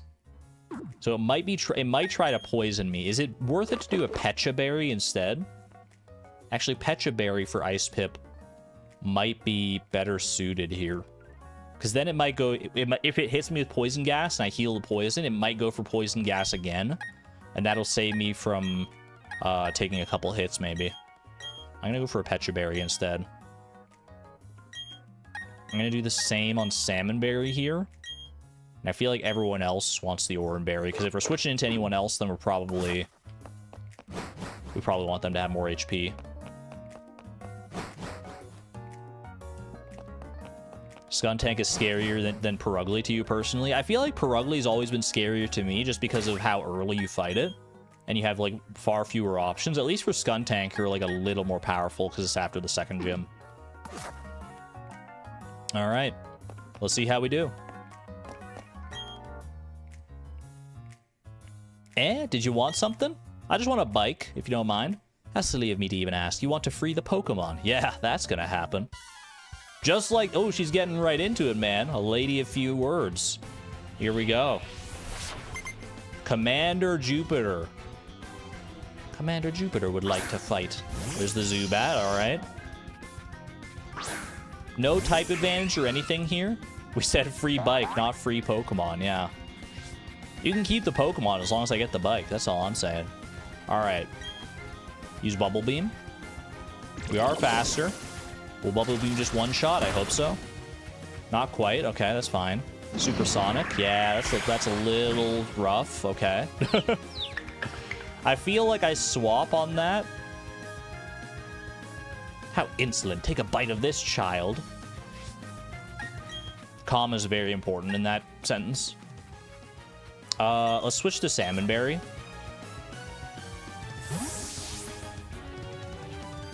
Yeah, I feel like Salmonberry is a good switch here. It's probably going to go for Absorb, but we do have Recover as well to recover stuff off. Mean Look. Ooh, okay, so we're stuck here now. You can't switch after you've been Mean Looked. So we're stuck against this thing. I do have Ancient Power. There's a chance. User attacks with prehistoric power. This may also raise all the user's stats at once. If we got the Omni boost, the all stat boost from Ancient Power, this Skuntank would be quivering in its little boots, man. Let's go for it. Slam them. Super effective as well as against Zubat. Oh my gosh! Oh, well, never mind. All right. Special attack, special defense, speed, everything, baby. Ooh, we love that. Perfectly timed Ancient Power boost. I never get those, man. I never get an Ancient Power boost. Salmonberry sweep. Let's go for it. Water Pulse it up. We should be faster now after the speed boost, I think. Yep. That's with a special attack boost. Uh-oh. All right, Snarl does lower our special attack again. You don't understand what just happened. So some moves have a secondary effect, and Ancient Power's secondary effect is it has a 10% chance to raise all of your stats by 1 stage, which obviously makes you much more powerful. How long can't we switch? We should be able to switch now because Zubat's gone.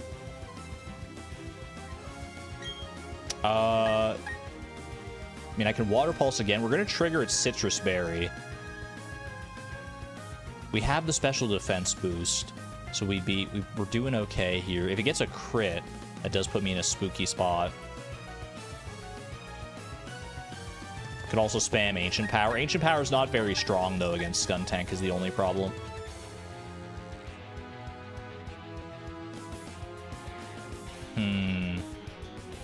I'm not sure the best way to do this. If I switch, the stat boost goes away, yeah. Yeah, okay, let's just Water Pulse it here. We're gonna have to... We don't have Pluck to get rid of the Citrus Berry, so it's gonna heal up here. It did get confused. That's the secondary effect of Water Pulse. There's a chance to confuse it.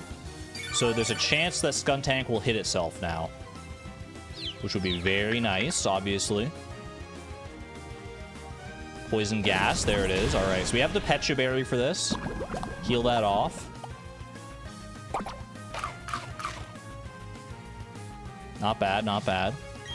Poison Gas is actually very inaccurate as well, so there's a chance that if it goes for Poison Gas again, it'll just miss.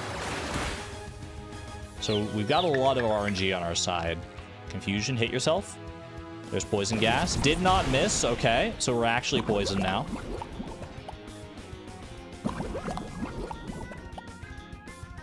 That's a lot of damage, man. Here's the thing I'm worried about. Snarl, it didn't do that much. But if it gets a critical hit, and then I take poison damage after that, I feel like Salmon Berry's in a pretty spooky spot. I feel like I might want to switch here.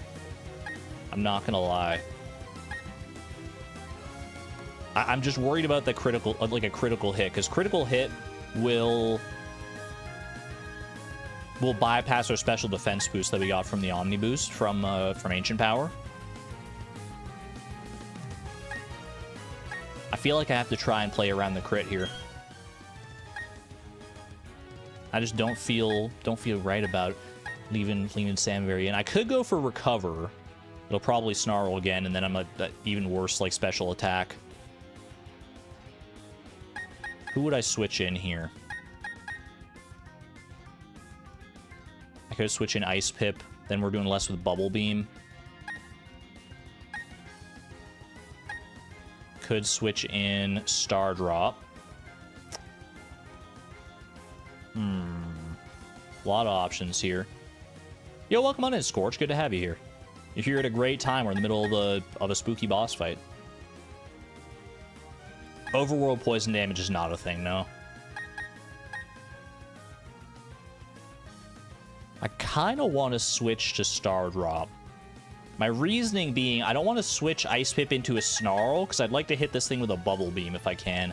And I think maybe if I switch to Star Drop,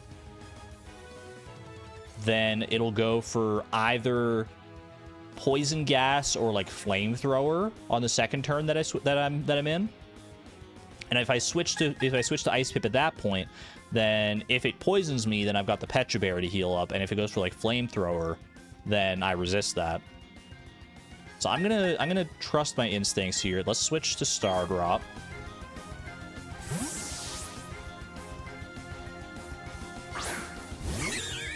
Pretty sure Star Drop survives anything this thing's gonna go for. The Intimidate doesn't matter because it doesn't have any physical attacks. Skuntank snapped out of his confusion. There's the Snarl. Ooh, okay, so Snarl is 100% accurate, but because Star Drop loves me so much, thanks to the happiness and friendship mechanic, it just dodged the Snarl. That's honestly like probably best case scenario right there. Okay, I don't know what the chance is for that to happen, but that's pretty nice. Star Drop just loves me so much. All right, now I switch to Ice Pip here, I think. There's a chance it just goes for Snarl anyway. It very well might, I think, but I'm hoping to see Poison Gas or Flamethrower here. There we go. Okay. You resist that, being a water type. Very nice. Ice Pip is awaiting my directions. Ice Pip, use Bubble Beam! There's the Snarl. That'll lower my special attack. But at least we're only hitting us once with that.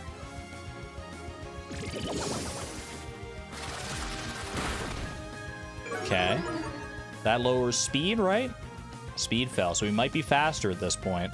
That would be good. I think we're good to even... We survive even a crit here. Goes for poison gas anyway. Alright, there we go. She doesn't have any potions or anything like that, so we should be able to just finish her off here. We're faster. We got the Bubble Beam. Easy.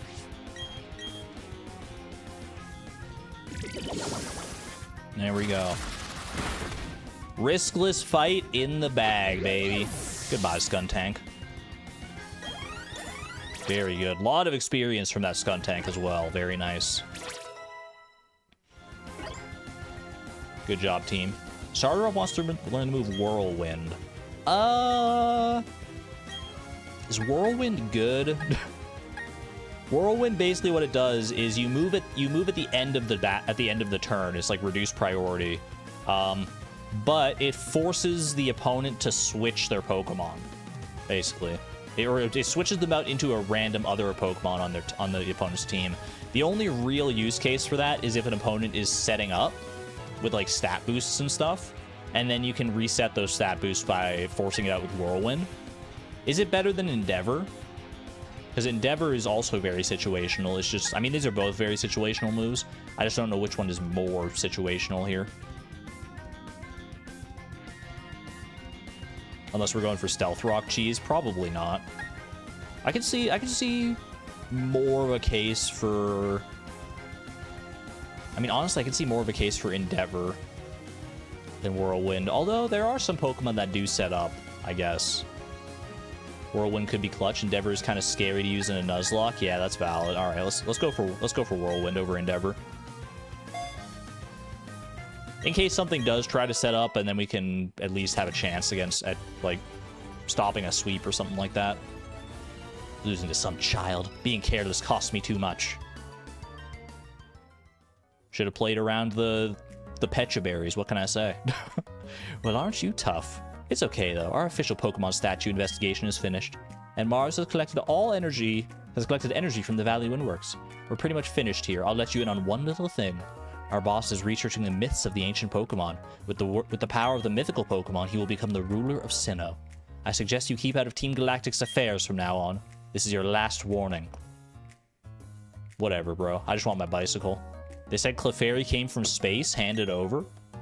Where does Clefairy? Clefairy does come from space. It's like it evolves by a moonstone. It is like an alien, I guess. Makes you wonder how many Pokemon are actually aliens. Can't thank you enough right now. A cruise by my cycle shop, okay? Free bike, Pog? That's gonna be so nice, man. Allow us to get around so much faster here. And a Nuzlocke Whirlwind could reset momentum, yeah. There we go. What is this building like before Team Galactic overtook it, though? Because, like, nobody's there anymore. Team Galactic just, like, vamoosed. They fled out of the entire place. We want your Pokemon. That's not something you should put on the sign outside of your building. If you want, like, prospective employees to come in feeling like, hey, maybe this is a good, like, organization to work for, and you roll up to the building and you see Team Galactic, we want your Pokemon. I mean, I guess you could interpret it a certain way. They're like, oh, they want my Pokemon. My Pokemon are so strong that they want them as an asset to battle alongside me. But they're like, no, we literally just want to steal your Pokemon. Good job, team.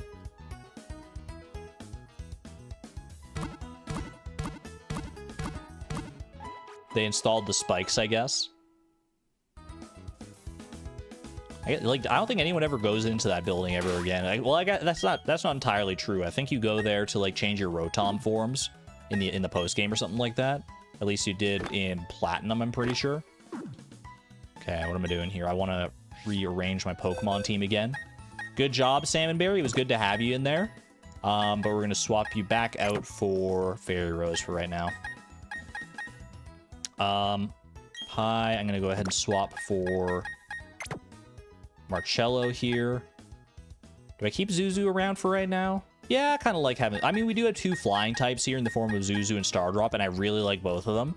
But I feel like Zuzu might evolve soon as well. Does Golbat evolve just via friendship, or does it have to be like friendship at night? If it's friendship at night, then we might be in a bit of a weird spot.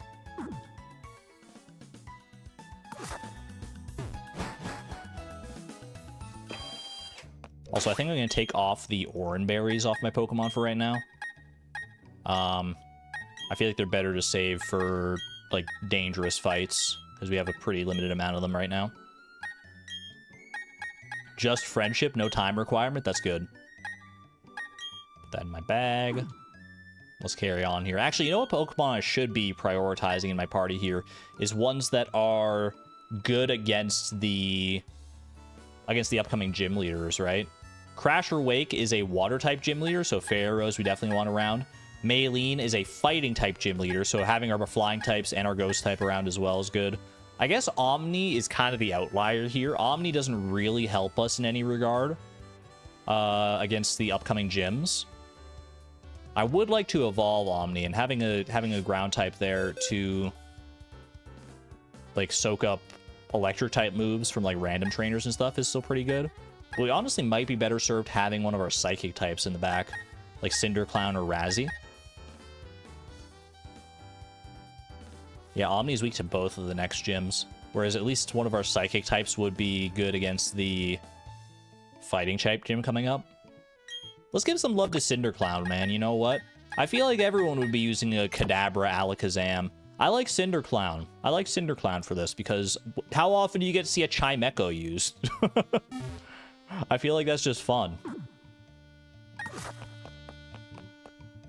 Pie for the water gym. Oh, that's true, actually. Pie would be good for the water gym as well. I could swap out Ice Pip right now. Ice Pip's technically not really that useful for either of the upcoming gyms. But Ice Pip's our starter. We gotta keep Ice Pip around, right? I could swap out Marcello, but I think having a ghost type trained up for the fighting type gym is also pretty good.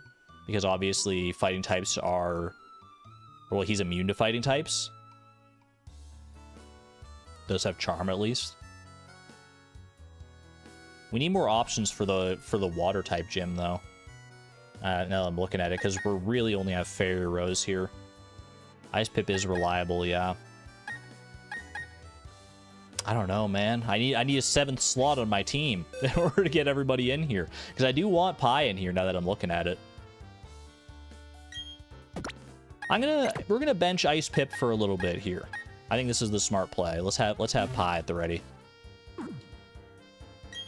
As for who I should have leading, I'm honestly not sure. I feel like Stardrop's a pretty good, like, reliable lead most of the time. Fast and strong. I feel like that's a good fit. Really need to watch out for Maylene's Machoke. It has Knockoff and Rock Tomb. Ooh, that is tough, because that covers, like, flying and psychic types. That's good to know, thank you. Could also bring Ice Pip back for the actual gym. Yeah, I mean, we can always train up Pokemon, and once they start getting closer to level 30, we can swap them around so people get more experience. What was Team Galactic trying to do with other people's Pokemon? Got me.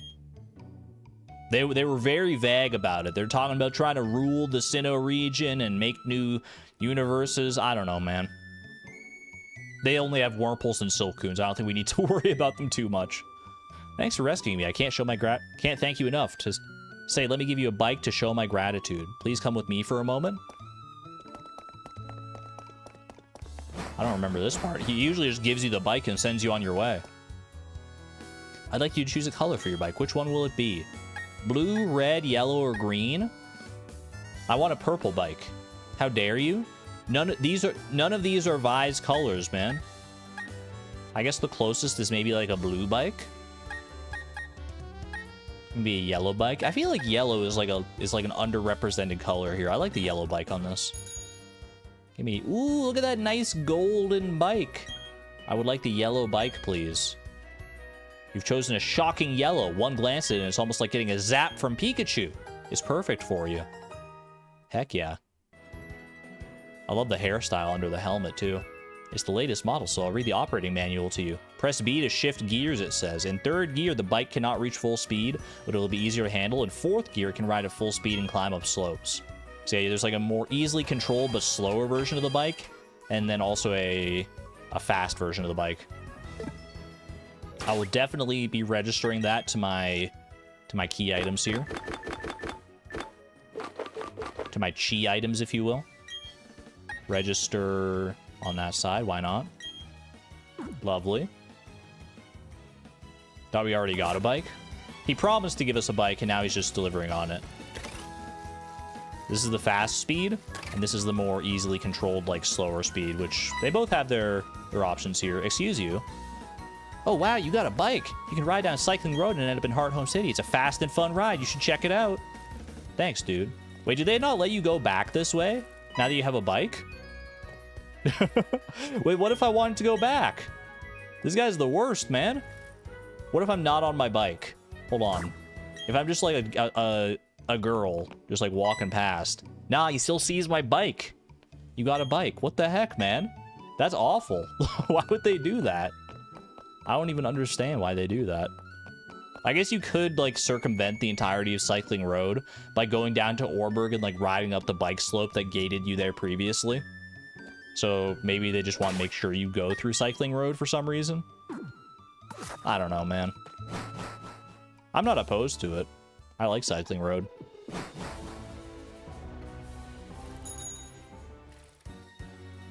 Talk to the aide and see Lucas at the end. I guess that's fair. Yeah, there are some like things they give you at the end of Cycling Road, huh? All right. Cycling Road, it does automatically like start you, like it just sends you down. There's a bunch of trainers here as well, so we'll get some good experience. Hopefully not too strong of trainers. Cyclist Axel.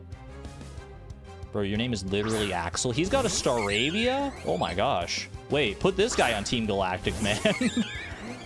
The very first trainer we encounter on Cycling Road is already, like, so much more intimidating than anyone on Team Galactic except, like, the commanders. Bro's got a Staravia. What level is the Staravia? Level 17? Respectable. Alright, I'm gonna go ahead and swap to Pi on this, who's still holding an Oran Barrier for some reason, but that's alright. Just get a second Intimidate off, which is nice, and obviously Pi is very strong against flying types. Ooh. Don't love that. Okay. Double Team raises their evasiveness, which means that our attacks are less likely to hit. But I believe in Pi. Pi is just going to hit this spark and not even worry about it. There we go. Perfect. Easy one shot. That's it. I knew you could do it. Pi landed a critical hit, wishing to be praised. Can we get some praise for Pi in chat, please? We love Pi around here. Good critical hit. I don't know if the critical hit even mattered, because obviously it was just a very strong move, but still. Love that. Exclamation point praise. Good job, Pi. Want a battle? I worked up a good sweat ride, and I'm feeling great. Let's battle. Let's. Need all the experience we can get, Cyclist Megan. Another person with just one Pokemon. Shinx. This is less than ideal for me.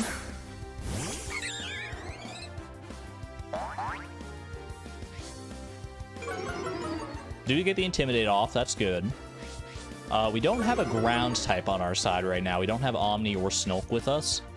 So we don't have, like, pure immunity to the electric types here. I think probably Fairy Rose is the best play here, because at least Fairy Rose resists the electric moves. Although Absorb doesn't really hit very hard against this thing. I could go for my own Luxio here. We could also go for Cinder Cloud, which should be alright. Get a Yawn off or something like that. Let's go for Fairy Rose. I feel like that's good. Bro brought a Shinx to a Luxio battle.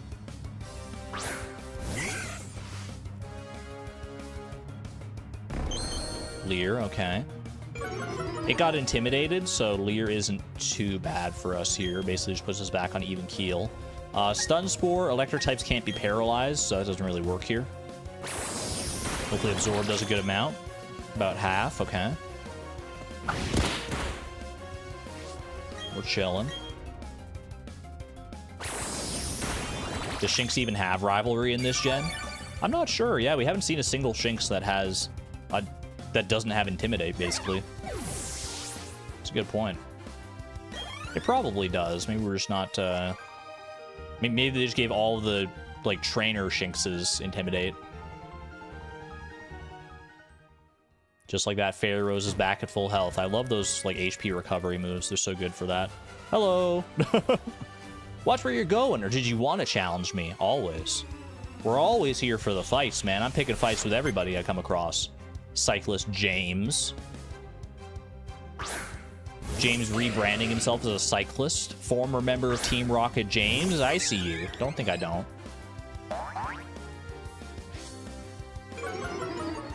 Would have been a great time to have Ice Pip in the back, but alas.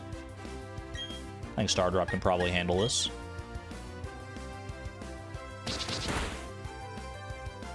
Easy peasy.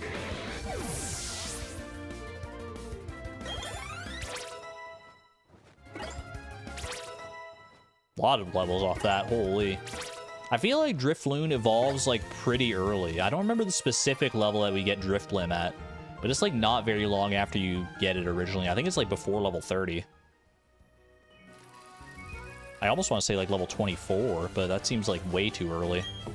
You and I were both riding bikes, and you've got Pokemon. I don't want to lose to you.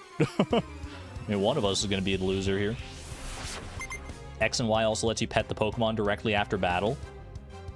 Ooh, I remember that from X and Y. There was, like, the Pokemon and me. I don't know if that's what you're talking about specifically, but I do remember that. I remember feeding my little Eevee berries, trying to get my Sylveon. Oh, that was so fun. Have a good one there, Madison. Thanks for hanging out. Swap me for Pie here. Give me the level advantage.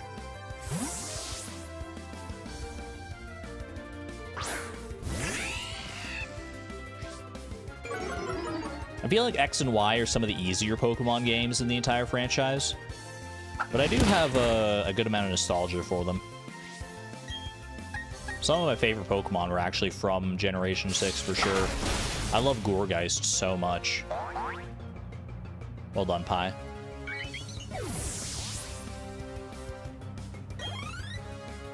Gourgeist, Trevenant. I'm just a fan of that whole Halloween aesthetic they got going on. X and Y feel kind of weirdly named. It was also kind of weird that, like, the actual legendary Pokemon from those games are shaped like their respective letters. Like, Xerneas is literally shaped like the letter X, and Yveltal is literally shaped like the letter Y. And I guess Zygarde is also shaped like the letter Z, now that I think about it. Man, it's those little things that, like, once you notice them for the first time, you'd like, oh, I didn't realize that it was like that they designed it that way. What? Already? Zuzu, you just evolved. Oh, baby. Here comes Crobat. Okay. We'll take it.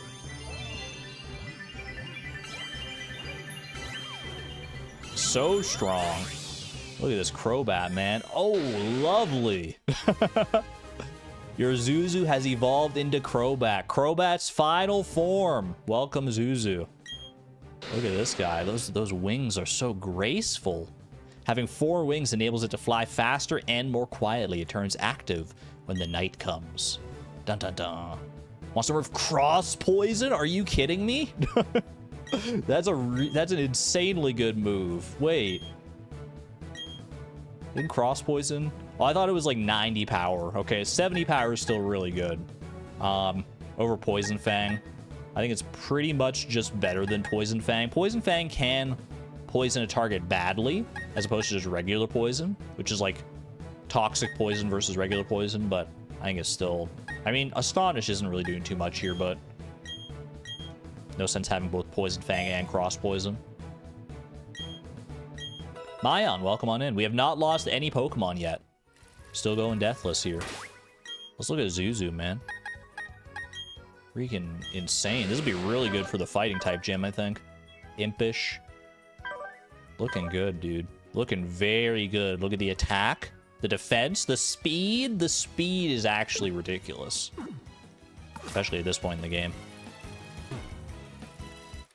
Hello.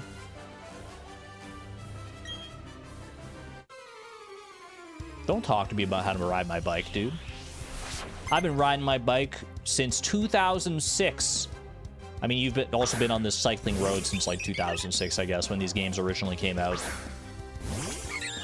Also, I love Vi's like cycling fit. I didn't realize like that she got like a whole new outfit for cycling, even in battle. That's kind of hype. I feel like Stardrop can just take this thing on its own. Ooh, quick attack. All right, you got me. You got me. Plus inner focus too. Inner focus is really good now that it like negates intimidate. Ooh, Staravia. Probably just should have swapped straight for Pi, I guess.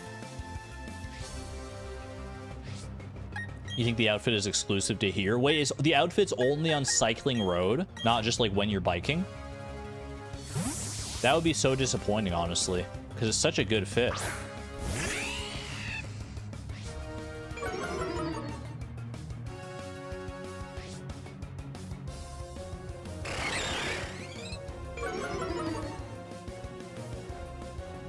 You know, we were just talking about how like the legendaries like of X and Y are like designed like the letters. You know what I just discovered pretty recently that I never would have clocked on my own is that the legendary Pokemon from Sword and Shield, Zacian and Zamazenta, their names come from the colors of their respective games. So like Pokemon Sword has Zacian, which ends in like Cyan, Zacian, I guess is how you technically say it. And then in Shield, it's Zamazenta, which is like magenta. It feels like such a weird stretch, but that is apparently where their names come from, which is like insane.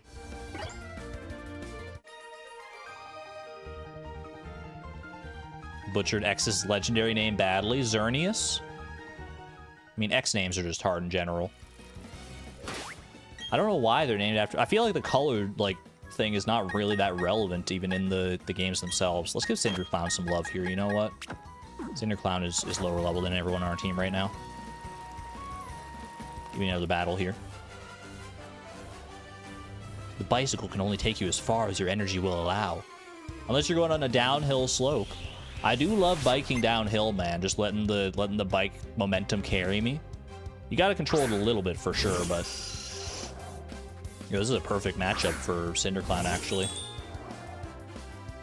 They had to come up with 1,000+ names, give them a break.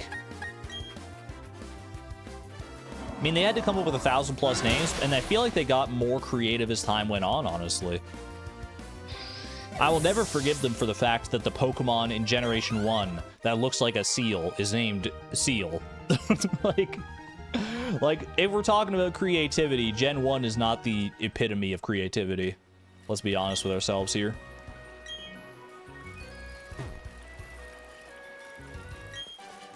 Some people compete over speed and some over technique. Which kind are you? Best of both worlds.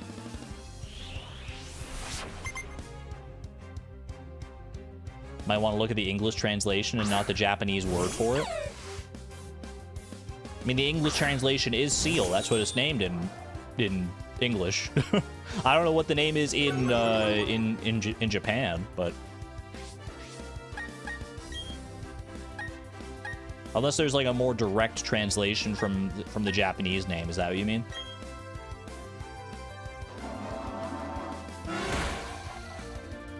Bro, CinderClown is insanely strong. Oh, we're talking about Zacian. Gotcha.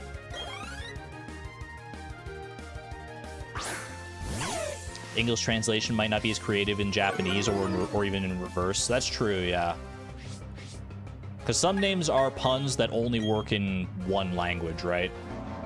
Like an English Pokemon's name might have a pun that doesn't translate to Japanese or any other language for that matter. But the reverse is also true. Sfeel. I love the name Sfeel. I don't know. They add the PH in there and I'm on board. You guys ever watch that like faux documentary on Sfeel? Like someone on YouTube, it was pretty recent as well, actually. I think they've actually started releasing like a series of like Pokemon in real life stuff, where it's like a nature documentary style video on Pokemon. Oh, Pikachu, I know that guy. And they've done one on like Spheal and Wailord, and bro, the Doduo one I think is the most recent one they released. The Doduo one is so funny. The way it flies away at the end. Oh my god, it was so good. Pikachu! Yo, is Pikachu's faster? I mean, Pikachu's pretty fast, so I shouldn't be that surprised. What's the name of the channel? Oh, I don't know off the top of my head. I should go find out, though. Hold on, yeah, I might be able to go find that. Give me 1 second. Cinderclown, let's go. Cinderclown's a Chimecho, by the way. I see you asking that, Xavier.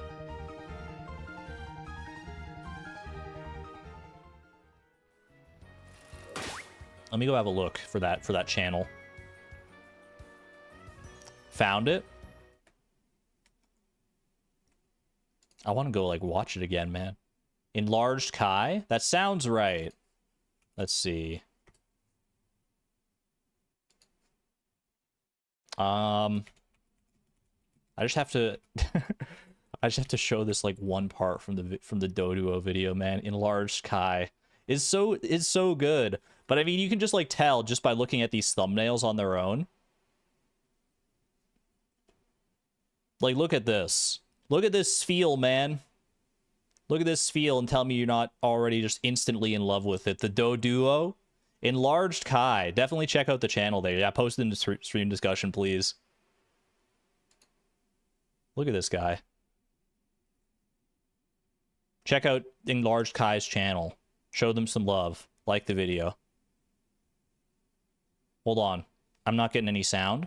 I need sound here. Splintering ice becomes a fleet of rafts that are the perfect place for Walrein to raise their young. Show me this Spheal, baby. Show me this Spheal. There he is! A Spheal. Oh, he's just such good videos, man. He has little fat. And the only protection he has from he's just a little fluff ball of double-layered fur. The amount of work that must have gone into like a video like this to like render all this and like make it look so fuzzy and cute in the snow here. Due to their it's so good. Body shape, Spheal often have a hard time. Look at him roll. It's not easy getting where you want by rolling around. He's schmoovin' though. He's got it going on. Whoops. He got stuck in the snow. Check out the rest of the video for yourself. It's a really fun watch. I do have to show off the Doduo video though, at least one part of it, because it made me laugh so much. You get to the end of the video, the Doduo are being hunted down by this group of Sandile, and check this out. Ambush site. They're lying in ambush, waiting to hit the Doduo. With two heads, Doduo are keenly aware of any potential threats. Dude, he's so fuzzy. Yeah, there's a whole series of these. They're all really good. Waiting for the perfect moment to strike. Wait for it. Wait for it. The Doduo has been separated from the rest of its herd. It's in danger, man. It's like real life. There it goes! They got him. With a leg run, Doduo, injured, run! The Doduo can no longer flee on foot. But he has one last resort. Look at him go! Look at Let's go, Doduo! Fly away, little buddy! There he goes! Now free from the deadly encounter, it's so he good! Lets out a well-deserved victory cry. Is that how Doduo, like, fly canonically? It's so good. He just helicoptered out of there. Holy Doduo. Enlarged Kai. Definitely check out the channel. There's some really good stuff in there. Oh my gosh, I love it. I love it so much. Doduo is flying type. Yeah, Doduo is normal flying type. And that's how he flies.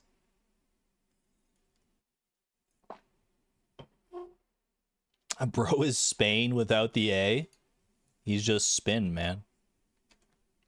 All right. Where the heck were we again? I got so distracted by Doduo. Was that the Kiwi cry they used? I believe it is. Yeah, that's like an actual like Kiwi cry, which is very cool. All right, this is the end of Cycling Road as well, which is very nice. No deaths on Cycling Road. Love that. You have a great bike, so I'd like to give you these great stickers. You know, people are just out here giving me stickers all the time. I wish I did that happen in real life. You just go around and get stickers for free from just random people. That'd be awesome. A couple raspberries. What's the level cap? Exclamation point level cap. It is currently level 30, I believe.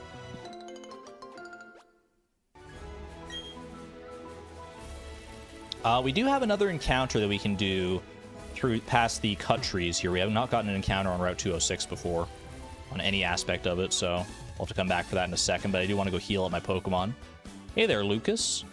Hey, Vi, how's your Pokedex coming along? I'm doing great, as always. Not! Bro, you don't have to say it like that. You don't have to go all Borat on me. But that's not important. Lately, I've been experimenting with a couple of neat tools. I'll share one with you, Vi. Choose a hand.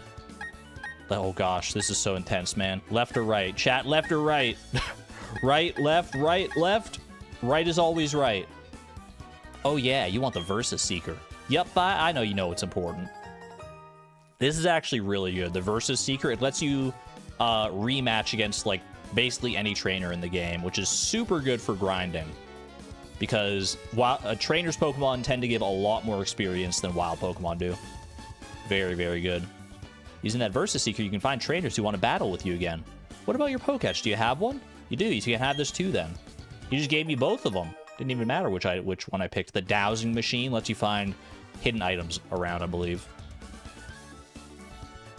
My nose is running today, I'm not sure why. You wanted a screwdriver? The dowsing machine is, well, just try using it. It'll alert you if there's an unseeable item on the ground. That's great for like normal people or whatever, but I've played these games way too many times. I should know like where basically every item is. Well, maybe not later in the game. My memory is much more concrete about like the early parts of this game than the later parts. Let's grab all the berries here. No, it doesn't matter what you choose. You always get both of those. The illusion of choice. Classic. Classic video game illusion of choice.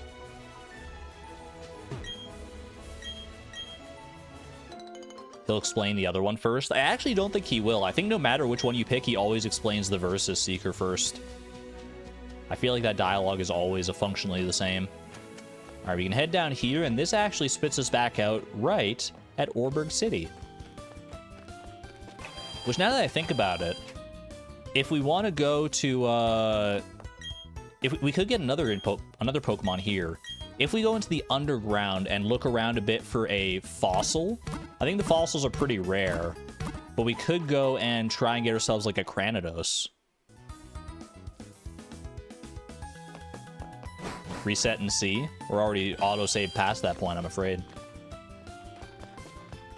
Because, like, you can revive fossils in the museum here. You go to this guy and you, like, give him a fossil and you revive it. So if we were to get a fossil here, then we could probably revive that and get ourselves a Cranidos. Let's do a little cheeky underground exploration here. I won't spend too long down there. Yeah, I'll go internet. Why not? I will save my adventure so far, please. We'll just head to the underground for a moment, see if we get lucky. Plus, it's just an excuse to go to the Grand Underground. I do love it down here. Looking for little treasure spots. They normally show up on the map. Hello. Got any large spheres? If you do, I'll trade you for something. Give me the goods, pal. Give me the goods. You have anything interesting? He has TMs here. TM05 for Roar. Brick Break is interesting. I would need more blue spheres, L. Aerial Ace. Dragon Pulse. There's actually, like, some good TMs here, huh? And then some other stuff for your, like, hidden base and stuff. No Wi-Fi underground? In real life, maybe. See you around. Ooh, there are a lot of treasures around here now that I look on the map. Look at that. Give me something here. Wait, I was looking to chat. How many items are there? Chat, help. How many items? Ooh. I'm looking mainly for a fossil. Any other items we can get is just gravy. 4 items, thank you. That looks like a ground type pretty box. Ooh, sphere. Is that all 4 items then? That must be, yeah.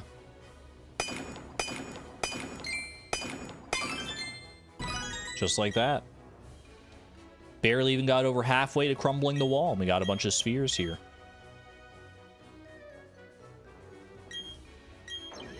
What do we get? What the heck is a hippo? I didn't expect it to be so big, man. Hippowdon statue. I do love Hippowdon. He's a cool guy.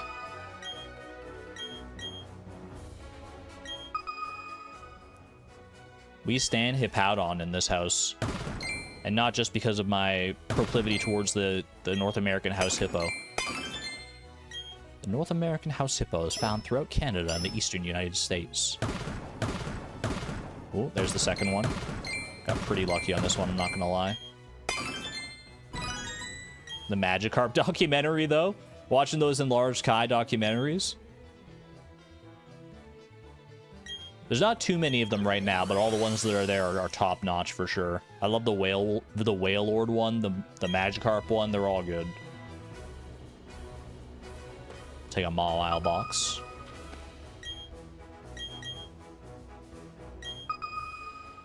What do we got? 4 in the wall? Okay. Show me a skull fossil. Or any fossil, really. I'm just assuming we'll get the skull fossil, because in the original Pokemon Diamond, you could only get Cranidos from Diamond.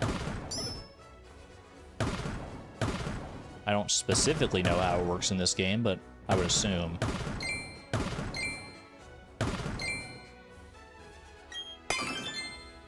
Something tells me that's all we're getting on this round. The wall collapsed. Rude. I did get a couple L spheres, though.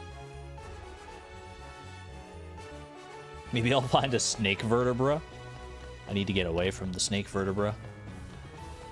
I didn't look into what encounters we can actually get in the Grand Underground. I think I am going to do it so, like, 1 encounter for the entire Underground. I think that seems like the most sensible rule for a hardcore Nuzlocke like this to me. Ooh, another steel box.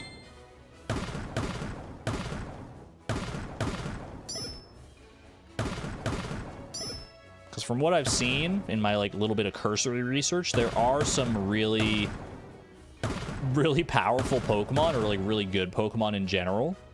I don't think we're gonna get this. Oh, we did. Okay, just at the very end there. Not bad. You stole a wet eggplant? It's wet because it's so fresh. It's like at the grocery store, they're hitting it with those misters, you know? That's why it's wet. Bronzong! I love Bronzong so very much. I can't even tell you. Bronzong's probably one of my favorite steel types, to be honest. I need more treasure, please. Help, I'm trapped. There's no treasure around here. Diglett, what are you doing here? Hello. I'm Letitia. All our exploration tuckered out my Pokemon, so I got a guy in the tunnel to restore their HP. Thanks, Letitia. Is she one of the NPCs I have to talk to meet Spiritomb? Has anyone played the remakes here? Can you tell me, do I need to, like, for Spiritomb, I know you need to talk to like 32 people underground, right? Do you have to do that before or after you place the odd keystone, or does it matter? Or how does that work? Because I know you need to place the odd keystone in the ruined tower in order to like trigger Spiritomb at all. But I don't know whether like talking to the people in the underground before or after actually matters. Also, we have the bike now, so you know what I can do. Let me go pick up some more repels, actually. I feel like I'm going to be running low pretty soon.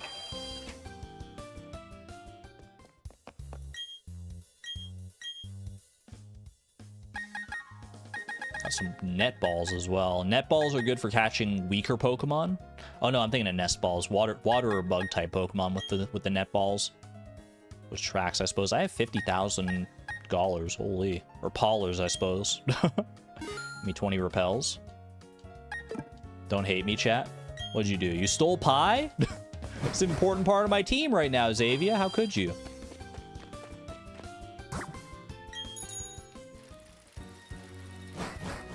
It's alright. As long as you give Pie all the pets that he deserves, then I have no ill will. Show me repels. Over here, I don't know what items we actually can get through here, but I do remember we needed the bike to get through certain areas here. Go, Bidoof. Even at the slow speed, I'm terrible at navigating this bike, man. Just running into walls all over the place. It was a lot easier to navigate the bike, in fairness, on the original game, because like in the DS, it's more like grid-based movement. Didn't poke evolve? Yeah, but like the Pokemon that actually does the rock smashing for you there, if you pay attention to the text, it's a wild Bidoof. Ooh, Brick Break's really good, actually. We were just talking about that in the Grand Underground a moment ago.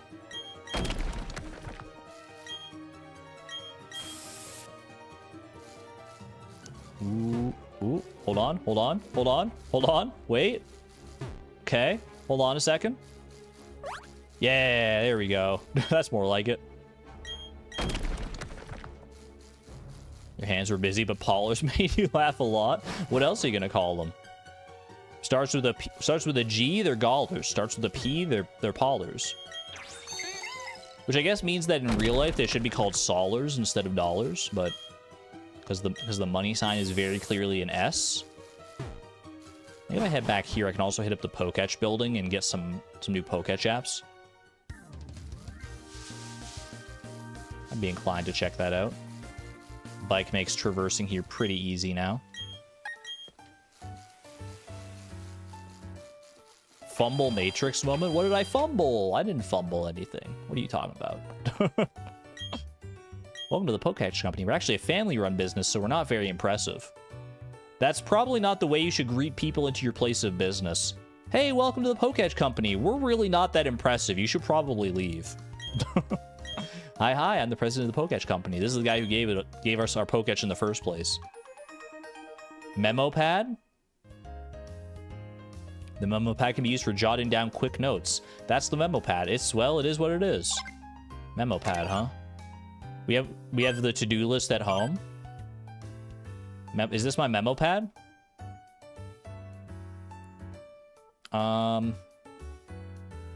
Don't. Whoops. Don't. It's pretty hard to control this. Don't. I just gotta remind myself. There we go. Don't die. How many people actually use this memo pad for anything in the game, man? Lovely. Don't die. That's an ominous message to see written in your in your Poketch. Now that I think about it, that's vaguely threatening. Yeah. It'll be ready after you've earned 3 gym badges. How oddly specific. Especially in this font. That's not font. That's my... Well, I guess you can't really say that's my handwriting. Because I was, like, writing it using a control stick. I guess you could probably use the memo pad more efficiently if you were using the Switch in handheld mode. But that ain't my lifestyle right now. Okay, I need to turn on repels again.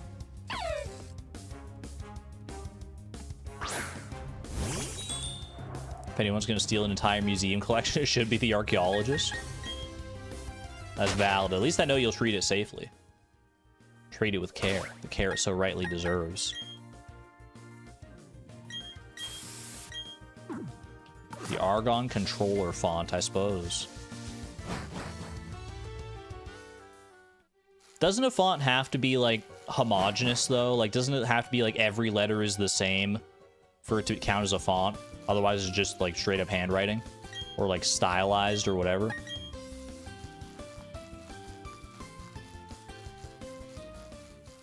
Like, all the H's have to look the same. Have we met Comic Sans? I mean, Comic Sans, as goofy as it might look, the letters are always the same. All right. Let's have a look, shall we? This is a new encounter potential here. New encounter. What are our options? Let me go check the actual encounter list here. This is Route 206. Random encounter during the day. Okay. We can catch Ponyta, Stunky, Geodude we already have. We can get, so Ponyta, Stunky, Kricketune, or Bronzor. Ponyta is a 45% encounter rate, so it's like it's basically a coin flip to get either Ponyta or something else. Stunky is 25%, Kricketune is 10%, Bronzor is 10%. If we were to wait for night, that only adds Zubat to the list. And in the morning, that only adds Kricketot to the list, so there's effectively no reason to do any of that. We could also do a Honey Tree encounter on this route, if we're not a fan of any of these other encounters. But I do think we don't have a Fire type yet. Not that it would really help for the upcoming gyms, but in the future, having a Fire type of any repute could be pretty good. So Ponyta might be a good call to get here. Stunky is always a fun one. I do like Stunky. Bronzor, I was just talking about it earlier. Bronzong is like one of my favorite steel Pokemon. Let's see what we can get here. I shall lead with Fairy Rose. Actually, maybe I shouldn't lead with Fairy Rose, now that I think about it, because Ponyta are very common here, and obviously using my Grass type against a Fire type is probably ill-advised. Full heal, nice. I can continue leading with Cinderclown, because Cinderclown does have Yawn, which will put a Pokemon to sleep. Kricketune. Are you kidding me? We dodged this guy so many times in the past. We specifically didn't get morning encounters, and now you're giving me the 10% Kricketune encounter when I so badly need a Fire type? Bro. Well, here he is.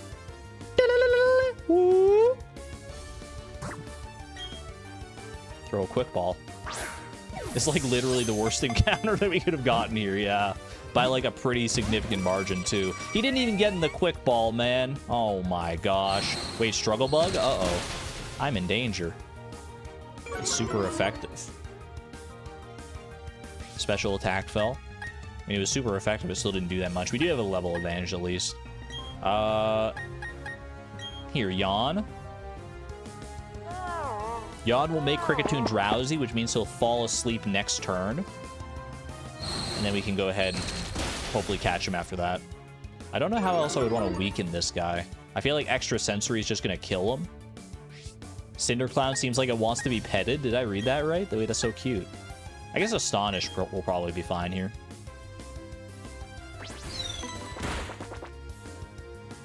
If I fail to catch it, can I catch some other Pokemon instead? No, if I fail to catch it, then... Okay, that was actually scary. If I fail to catch it, then we just lose our encounter on this route. We don't get a Pokemon here. I'm going to switch to Zuzu to resist these Bug-type moves. Hopefully... I mean, Kricketune guaranteed to stay asleep for at least one turn here. Just like that. That's harsh. That's the way the Nuzlocke goes. I can go with a Great Ball. I should probably get some more, like, better Pokeballs here, but let's go with a regular Pokeball for right now. Would we really be sad about missing Kricketune, though? It could be good to catch a Kricketune just to make sure that if we encounter it on future routes, then we can counter it as a duplicate clause and, like, re-encounter for something else. That's, like, the main thing here. But we did get Kricketune. Maybe he'll surprise me. I don't know.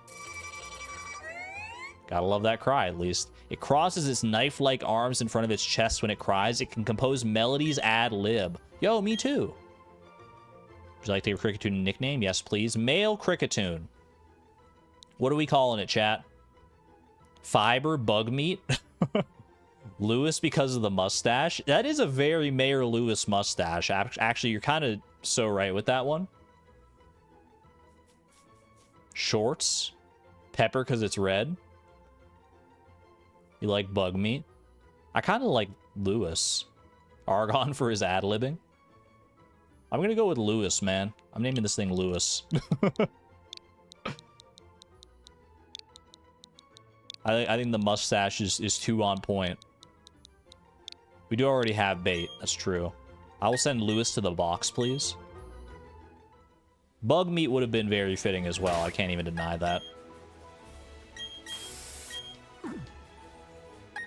Let me use a potion here. Do I have a super potion I can just heal up with? I do have a couple. You don't like Lewis either, so it fits. Let's see how Lewis stands up here. Maybe he's got like a good nature. Who knows? Adamant is pretty good for Cricketune, actually. 35 attack. Okay, okay. You've got something going on here, Cricketune. I mean, I saw how much that Bug Bite did earlier. Bug Bite's pretty good. Struggle Bug is special. That's why I was doing a lot less. Absorb, Pound. Like, what does Cricketune even learn, man? I gotta look this guy up.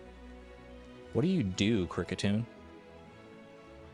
Swarm boosts the power of Bug-type moves when it's below a third of its HP. It gets Sing at 18. Focus Energy, Slash, X-Scissor, Fell Stinger. Ooh.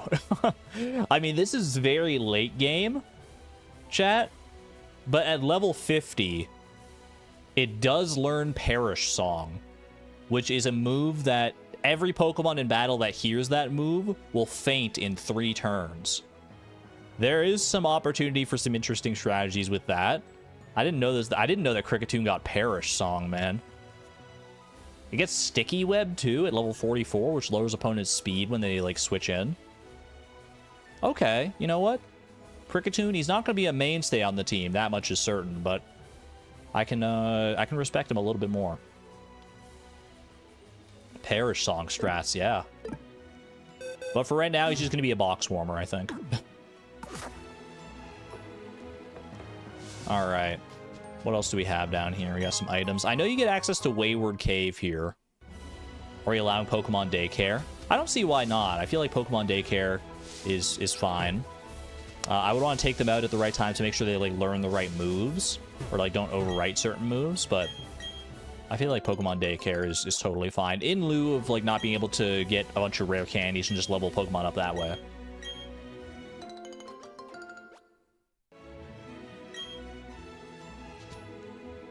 Yeah, I feel like the Daycare is a totally valid strat. For those who don't know, the Daycare, you can leave your Pokemon in a Daycare, and then as you run around, they'll just gain experience passively in the Daycare, so it's a good way to level up Pokemon without actually having to put them in battle.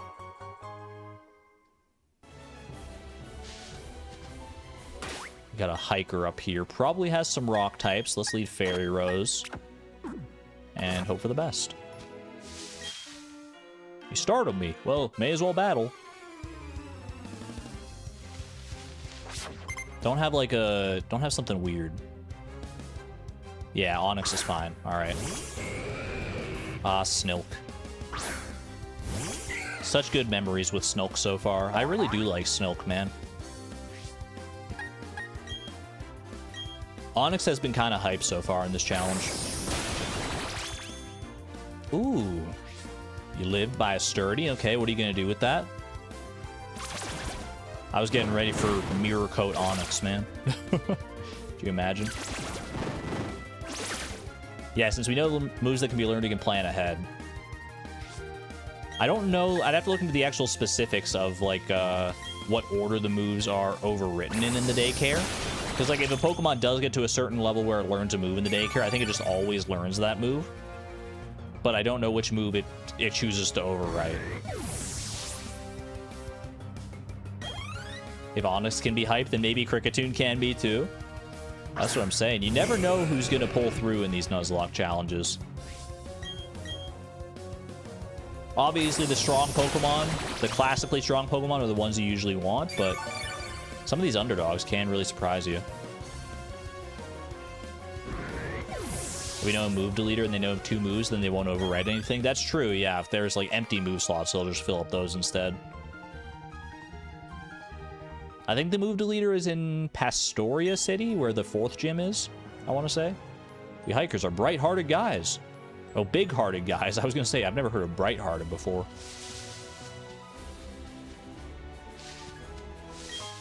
Now, there is... Ooh, Poison Barb. That ups the power of poison-type moves when you hold it. There is, like, a secret cave in here. Is it still here? Yeah, they wouldn't get rid of this. We can get in here. I don't think I can get an encounter in here, though, right? Because I can move around, like, a little bit. But, like, I don't think you can move around enough to get an actual, like, wild Pokemon to appear in there. Can you? That's the way it's designed in the original game.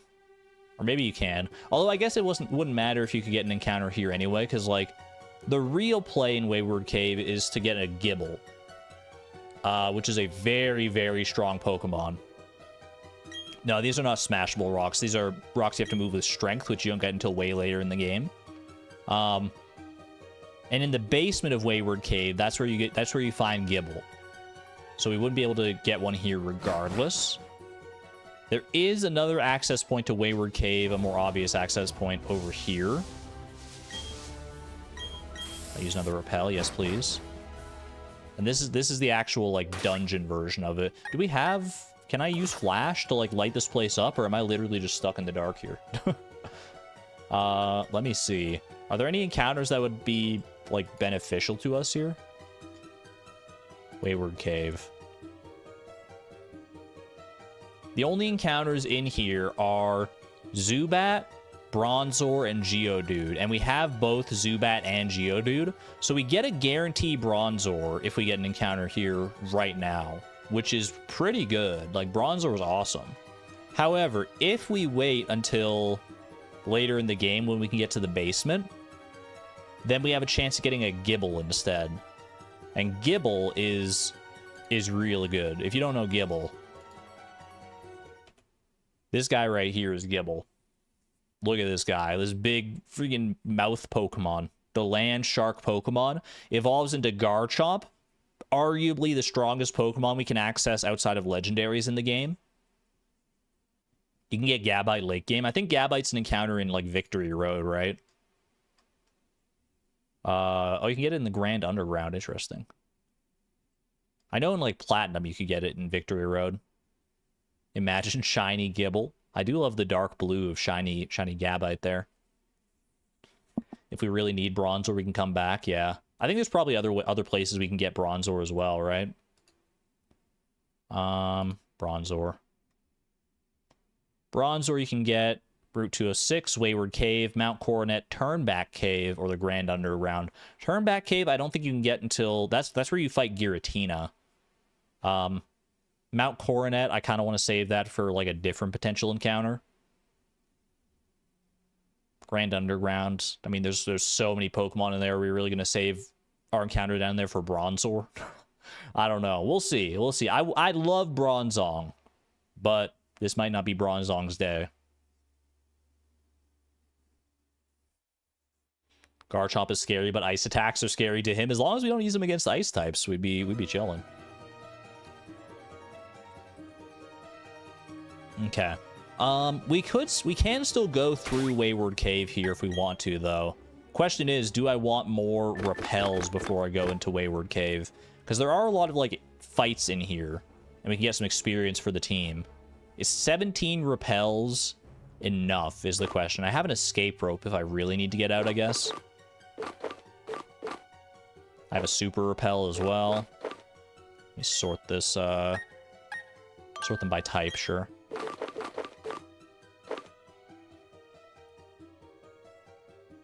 I feel like I might want more repels before I go through here, just to be on the safe side, because I really don't want to, like, mess up the chance to get Gible, you know? So let's go buy even more repels here. I could use the bike to get through here, but there are some pretty narrow pathways. Assume you'd want Garchomp for Cynthia, but wouldn't a Fairy type be better? Fairy type would be really good against Cynthia's Garchomp.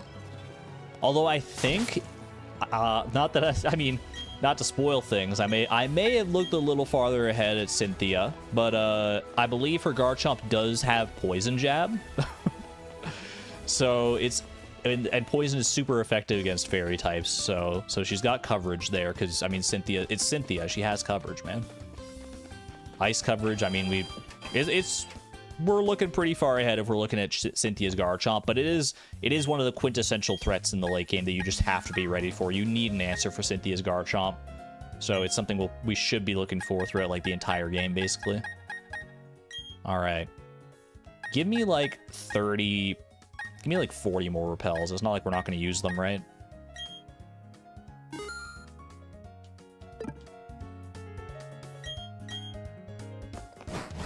But, I mean, Garchomp on our side would still be good just as a general coverage Pokemon, right? It'd be really good to have. The awkward thing I'm realizing now, because we didn't get because we got a Kricketune instead of a Bronzor on this route, is that in order to guarantee a Gible down the line, we do have to get Bronzor from somewhere else, because Bronzor is a possible encounter in the area where we get Gible. So if we get a Bronzor, if we don't get a Bronzor before then there's a chance we don't get Gible at all and we just get Bronzor. So we'd have to get Bronzor in the Grand Underground, I guess, if we really wanted to guarantee Gible. And I don't know if I want to commit my only Grand Underground encounter to Bronzor. Maybe Garchomp is just that good, but I don't know. What if you use Mawile for Cynthia? Is Mawile available in this game? Also, we literally don't have Flash here, do we? I just have to bumble around like a fool? Is that what you're telling me? Can you repel trick Gible? That's a good question, actually. Let me check. Gible... No, because Gible and Bronzor are both their level ranges are 15 to 17. So any repel trick you do for Gible would also work on Bronzor. Uh-oh. Bro, this is such a maze. I totally don't remember the way through Wayward Cave, by the way. Which is kind of why I wanted more repels here. Okay, so that's a dead end. If I head back up here, there was a smashable rock.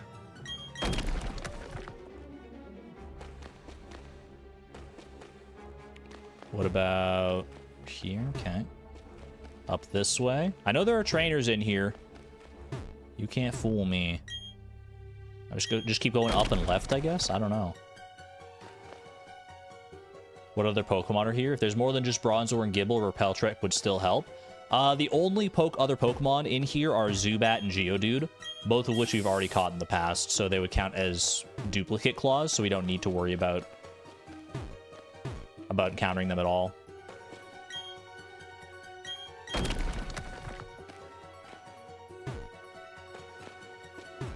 Look at this high-octane gameplay, man. Oh, gosh. Uh-oh. I didn't realize I'd be just running straight into a double battle. Wandering around, I got hungry, so I ate some wild mushrooms. They gave me gas, and now I can't stop burping. Blurf. Too much information, dude. Look, a trainer lost in Wayward Cave. Let's beat her up. Is that you guys' answer to everything here? Just beat up a poor, defenseless child in Wayward Cave? Reginald and Lorenzo?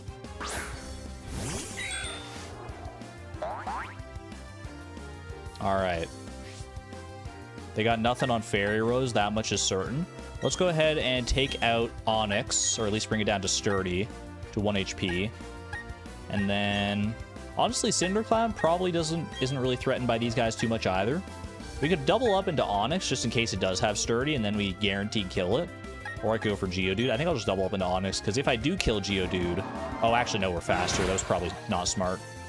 Well, it still worked out. We'll still double kill the Onyx here.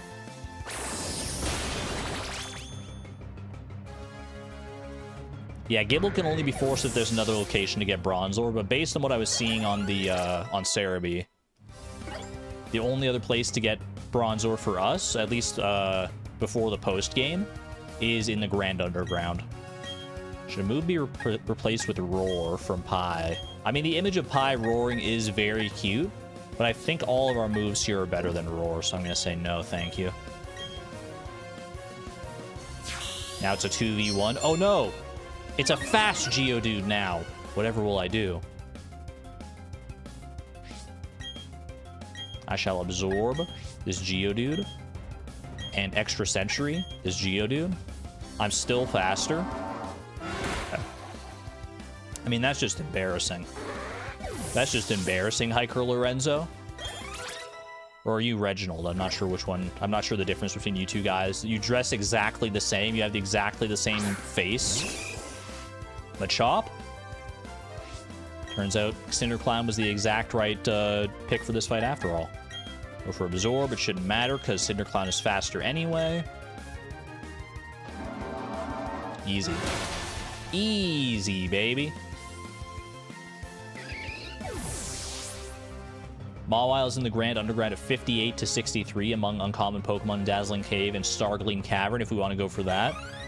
Mawile is an interesting option. I don't think it's a great Garchomp counter, though, because unless we can get something like an air balloon that makes it immune to ground-type attacks, I'm pretty sure Garchomp is just going to decimate Mawile with Earthquake, being a Steel Fairy type.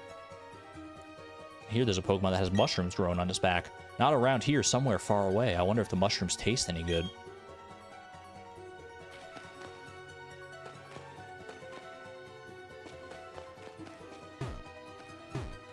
I feel like, honestly, for Garchomp, for Cynthia's Garchomp, maybe like a Clefable would be pretty good. I know it has Poison Jab. The Poison Jab is going to be its weakest move by a lot, I think. Did you come to play too? Want to play with me?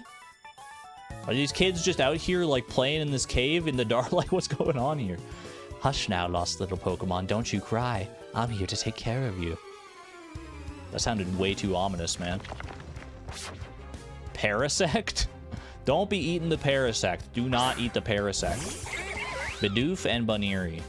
Should have brought my, should have brought Robin along, I guess.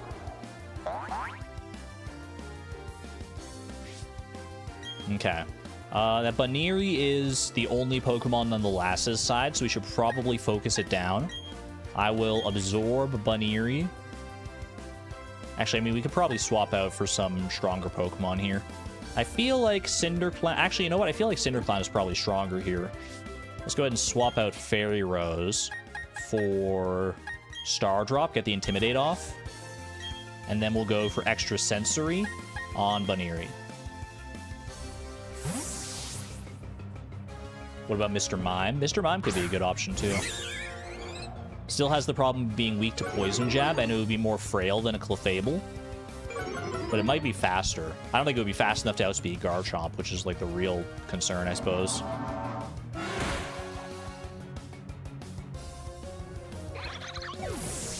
Dude, Cinderclown is actually, like, kind of crazy. I know it's because it's, like, a fully evolved Pokemon, and we're going up against, like, these weak little Bidoofs and stuff. But still, Cinderclown is putting in the work. I will go for Pluck and extra Sensory. Stardrop is faster. And even after the defense curl, just one shots is so good. Maybe your second favorite Pokemon ever, but you're not biased. Talking Clefairy. Clefairy's a great Pokemon. Alright, Pluck on Zubat.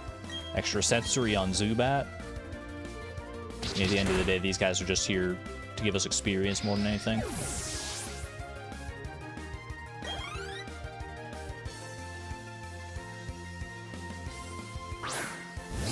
Yeah, no, Mr. Mime could be good. And we do have a chance, definitely, to get Mr. Mime, because Mime Jr. is in this version of the game. If they kept that the same way. Because in the original Diamond and Pearl, Mime Jr. was exclusive to Diamond, and then Bonsly was exclusive to Pearl. And Mime Jr. evolves into Mr. Mime, Bonsly evolves into Sudowoodo. I assume that's probably about the same in here. Not bad, not bad. Do we still have the goldfish who's having a perpetual stroke? Neon Jellyfish, I love your descriptions of the Pokemon without knowing their names. We do still have... I mean, our Magikarp evolved into Gyarados, so the goldfish who was perpetually having a stroke is now this. So, be careful who you bully in elementary school, is all I'm gonna say.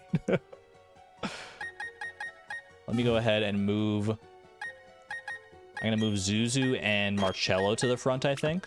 Get them some experience here, because they are falling behind a little bit. Ooh. Sorry, I don't know these guys. Magikarp is from Generation 1, man. If there's any Pokemon you know, like, Magikarp and Gyarados are, like, some of the most iconic Pokemon in the entire series. That's okay, though. Like I said, regardless of your Pokemon knowledge, everyone is welcome here. Whether you don't even know what a Pikachu is, you're still welcome here. It just may be harder for you to understand some of the things I'm talking about. Because a lot of the time, it may seem like I'm just, like, speaking a second language when I start talking about Pokemon. There's somebody in here. There's, like, somebody that you have to, like, find and help out of here. Is her name actually, like, Marnie or Marie or something like that? Starts with an M, I'm pretty sure. Where is she? Ooh, we got another double battle here, I think. Take it. Where am I? Am I lost? Who are you? Are you a Pokemon trainer? That's me. You're lost, aren't you? I'll guide you if you can beat me. I don't need you. You probably need me. You guys are way deeper here, and you're just, like, standing around. They each have 2 Pokemon. Tori and Diego. Silcoon and Cascoon. Oh, no. I'm so scared. Why do they do this, man? You can't... I mean, they'd honestly be better off with Wurmple. Unless these actually have, like, Tackle or something like that. Alright, honestly, I don't think it matters what we use on who here. I think we're one-shotting regardless.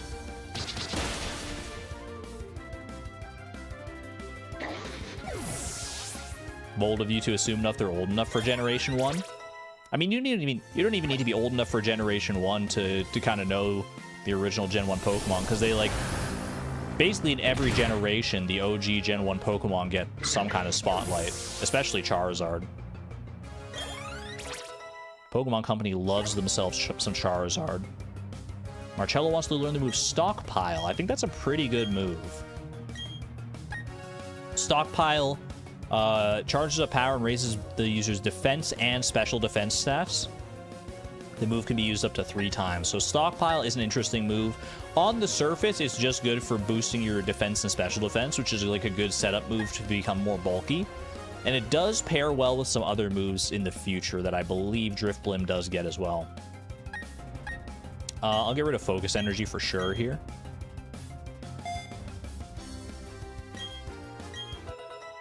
Yeah, it just depends on when you were introduced to it, basically.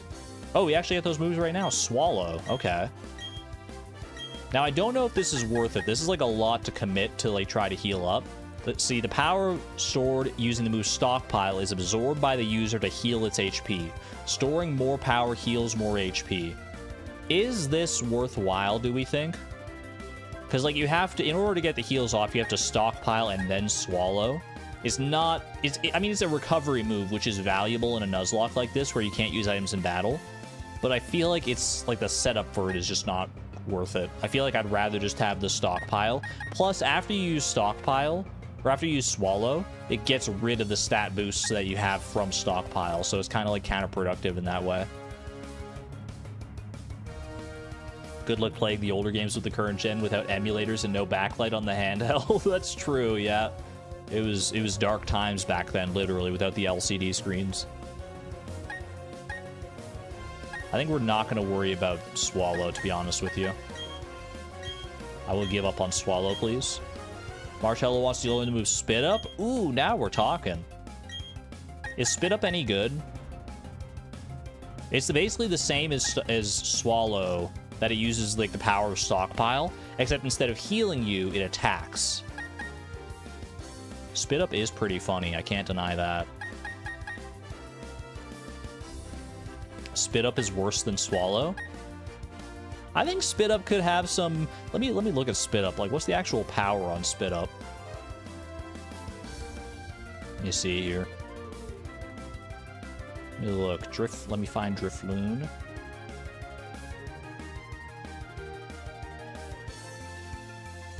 Spit Up. If you Spit Up after using Stockpile once, the base power is 100. If you use it after using 2 stockpiles, the base power is 200. And if you use it after 3 stockpiles, the base power is 300. That's like way stronger than I thought it was. You get a 100 base power move after a single stockpile? That's honestly kind of crazy. I mean, to use it again, you have to stockpile again. I've never really used Spit Up, to be honest with you. And it is a special move, which is better for...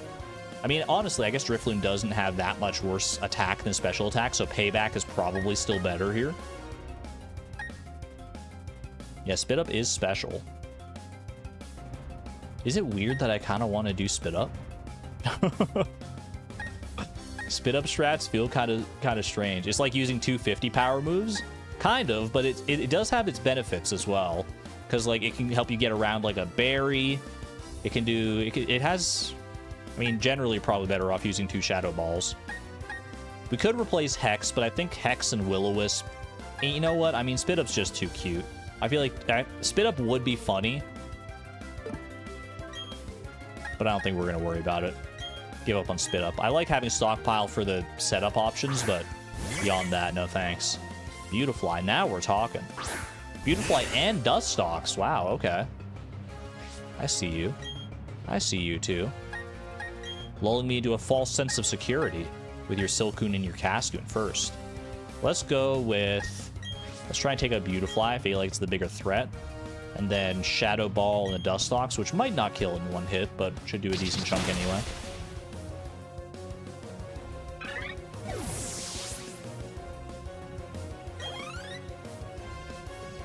Good amount of experience here, hitting the fully evolved Pokemon as well. Use Confusion. You can take that. Not even bad. That was super effective. That's crazy. That's so embarrassing for you, actually, that that's your most powerful move you could have possibly used this fight, and it did 8 damage to my Zuzu. Get out of here. Get out of here, you silly child. I want nothing to do with you ever again. I hope you stay lost in Wayward Cave forever. I said I'm going to win. Well, you didn't. You didn't. The 7-level difference. It is true. I'm going to go ahead and use a potion to heal up Zuzu just to be on the safe side. Bro, where's my potions? Very top there.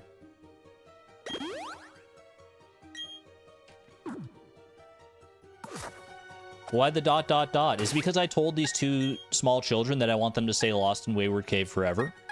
Because I'm not taking that back. I do want them to stay here, and I want them to suffer.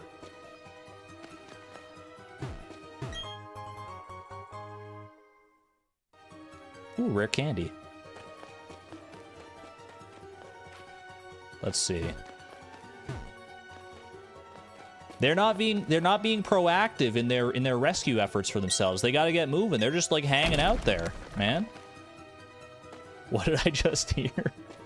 Look, if you're gonna be out in here in Wayward Cave with just a Silcoon and a Cascoon and a Beautifly and a Dust Stalks, I don't know. Maybe they like it here. I mean, they do stay here for the entire rest of the game, right? So like, they must like something about Wayward Cave. Maybe it was a little too far for me to say that I want them to suffer. I don't know. It was just a very heated moment. I apologize. I think Wayward Cave is getting to me. I'm getting... What's the opposite of cabin fever? When you're, like, lost in a place and you start to go crazy. Xavier, thank you for the 19 months at the Electron level. Shameful, so shameful.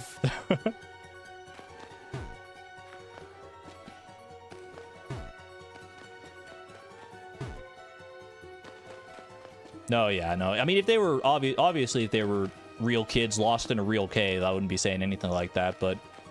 They seem to have their wits about. There's lots of picnickers in here, actually. They can have a whole little big picnic to themselves. Am I still good to lead? Yeah, I don't see a reason not to. Let's just do it. Kindness is our middle name. What every good picnic needs is a cute setting, good food, and a fun battle. All right, how many of the 3 do we have here? Are you lost too? No, it doesn't matter. Let's have a quick Pokemon battle. I appreciate their optimism. So many people are like lost in this cave, but they're just like chill about it. They're like, I'm lost, but let's have a Pokemon battle anyway. Seems like a pretty decent matchup here. I'm really hoping that Weasel doesn't randomly have like Ice Fang or something. I think we'll be all right. Pluck on Metatite is good. And I mean, probably Shadow Ball on Weasel is fine. We've got a huge level difference. A picnic in a cave sounds fun. I would be so down for a picnic in a cave, honestly. I've very seldom actually been in a cave in real life.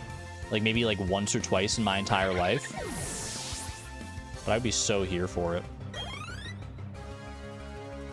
It seems like such a unique atmosphere, I guess. I don't know. Alright, Shinx does have the type advantage on both of my Pokemon here. But I think we're still like totally fine just because of the sheer level advantage. A Cross Poison and Shadow Ball. Anyone chat ever gone to like spelunking in a cave? I wouldn't want to go into like one of those caves where like you have the chance where you have to like crawl through like insanely cramped passages or anything like that, but just like to walk about in a big open cave like this, I would love that.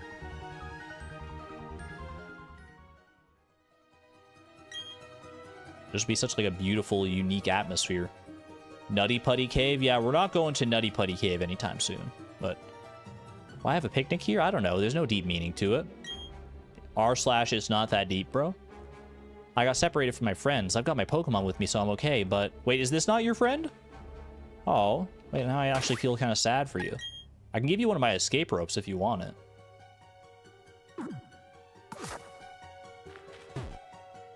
The one time I do, there will be a bear in there. I mean, ideally, if you're going into a cave for the first time, it's not just like a random cave that you find on your own. You probably want some kind of like guide or chaperone if you're going on an actual caving adventure in real life. You want to be absolutely certain you're not getting yourself into danger in a real cave. Don't just go like find a cave and be like, well, I guess this is what I'm exploring today.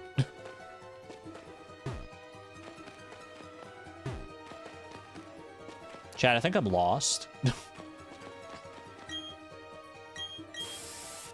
I'm making fun of all these kids for getting lost in Wayward Cave, but I actually like have no idea where I am right now.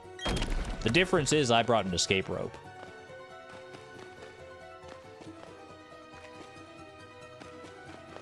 Okay, there's a path up here. That's a dead end. Okay. What about over here? I've joined them.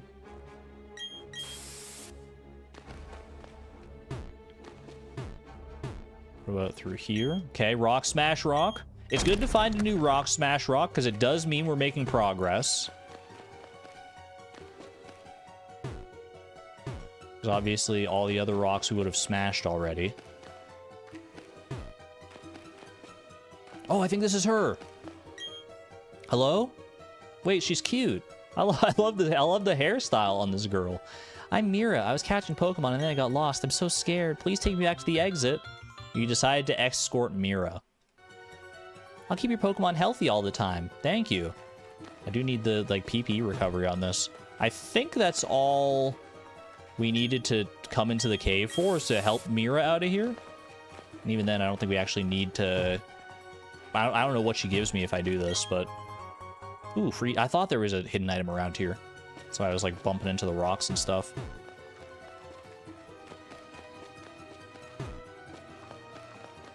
Help her because she's cute. I would have helped any of the other picnickers as well. They just didn't ask me for help. They're just like, hey, I'm lost too. And I'm like, cool. And they're like, yeah, I guess I'm just going to be lost forever. And I'm going to be like, great. Bye. Like, they could ask for help if they wanted it. Mira's the only one to take initiative here. I think she'll also help me in a double battle. I don't know what Pokemon she uses in a double battle, though, so let's find out. You look like you might just have the Pokemon I've been looking for. In deep tunnels and caves, there's a couple things you're sure to see. Zubat and Rune Maniacs. I mean, there's a bunch of kids lost in this cave, dude. I feel like you should go help them instead. These two grown adults. We got Ghastly and Geodude. Okay. Oh, she's got a Kadabra. Interesting. That seems pretty good. I don't love being in here against the Geodude with my Zuzu. Honestly, there's not a whole lot I can even do against these guys. So let me switch to Fairy Rose. Just gotta find the way out now. That's the thing, isn't it? I don't think I can use an escape rope with Mira. Ooh, Reflect. Okay, so Reflect cuts the damage of physical moves in half. Ew. I hate the animation for Lick, man. Geodude is revving up its speed.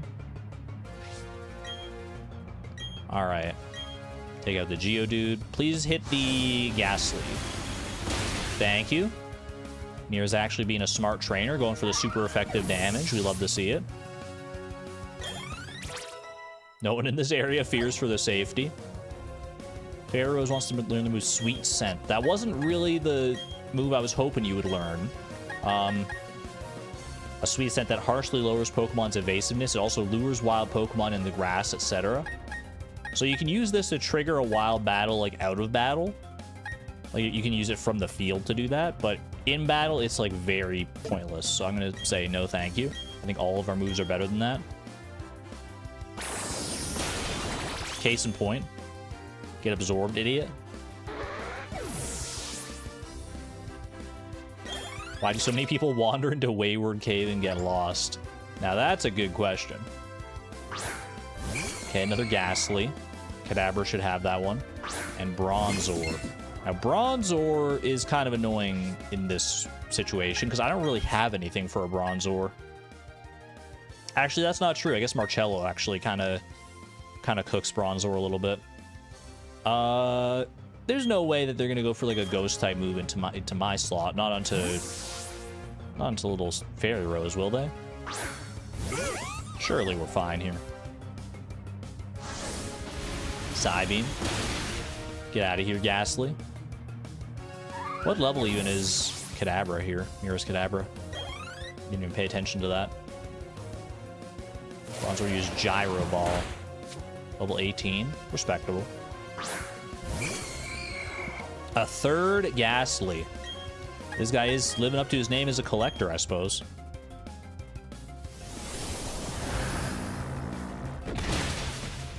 Back in my day, chat, Steel type still resisted Ghost type. I'm pretty sure up until Generation... I want to say Generation 5, Steel resisted both Ghost and Dark type. So it was, like, even better than it still is now. Like, it has, like, still the most resistances out of any type in the game.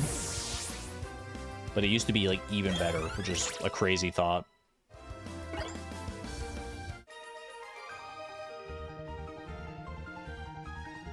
You didn't have a single Pokemon I wanted. You're no collector. You didn't want a Drifloon? Dude doesn't recognize rare Pokemon when he sees them. He's just got 3 Ghastlys. I'm very picky, so I want to collect every Pokemon without anyone's help. I do have friends, though. No, seriously, I do. OMG, me? Back when I first started playing Pokemon? I want to collect all the Pokemon, but I don't have any friends. Anyway, if there's one thing I can say, this place can't be called Ruins. Yeah, it doesn't really live up to the moniker of Ruins, I suppose. This is just a straight-up dead end, huh? Wait, there's got to be an item there or something. Yeah, tiny mushroom. We'll take that. Just don't eat the mushroom.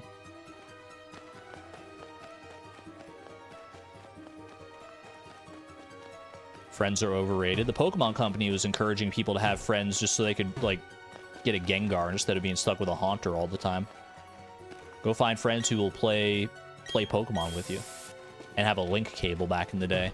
So much easier to do trade evolutions now thanks to the internet, but back in the day, you were kind of stuck.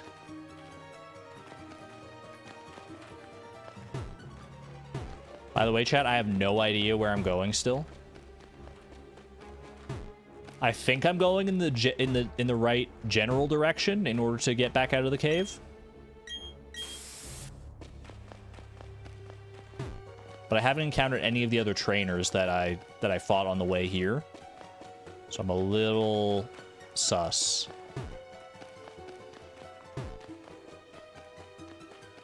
Oh, okay. No, we fought them before. All right. This is progress then. We've been here. Wait. This is a dead end, though. Uh-oh. It's a dead end. Okay, it's fine. It's fine. Argon starves to death in a cave. It would serve me right after making fun of those picnickers earlier. Was there like a way to go down here? Or is this the way that I came from originally? Okay, and then we go left here. Maybe. Yeah. Then we go down here. We fought those... Wait, were those hikers the first guys that we fought? I feel like they were. I feel like we're getting there.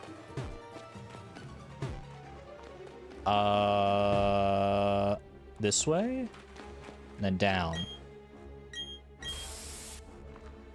Always carry at least 3 sources of light while spelunking. What about 0? Okay, we fought these 2. Is this another dead end, though?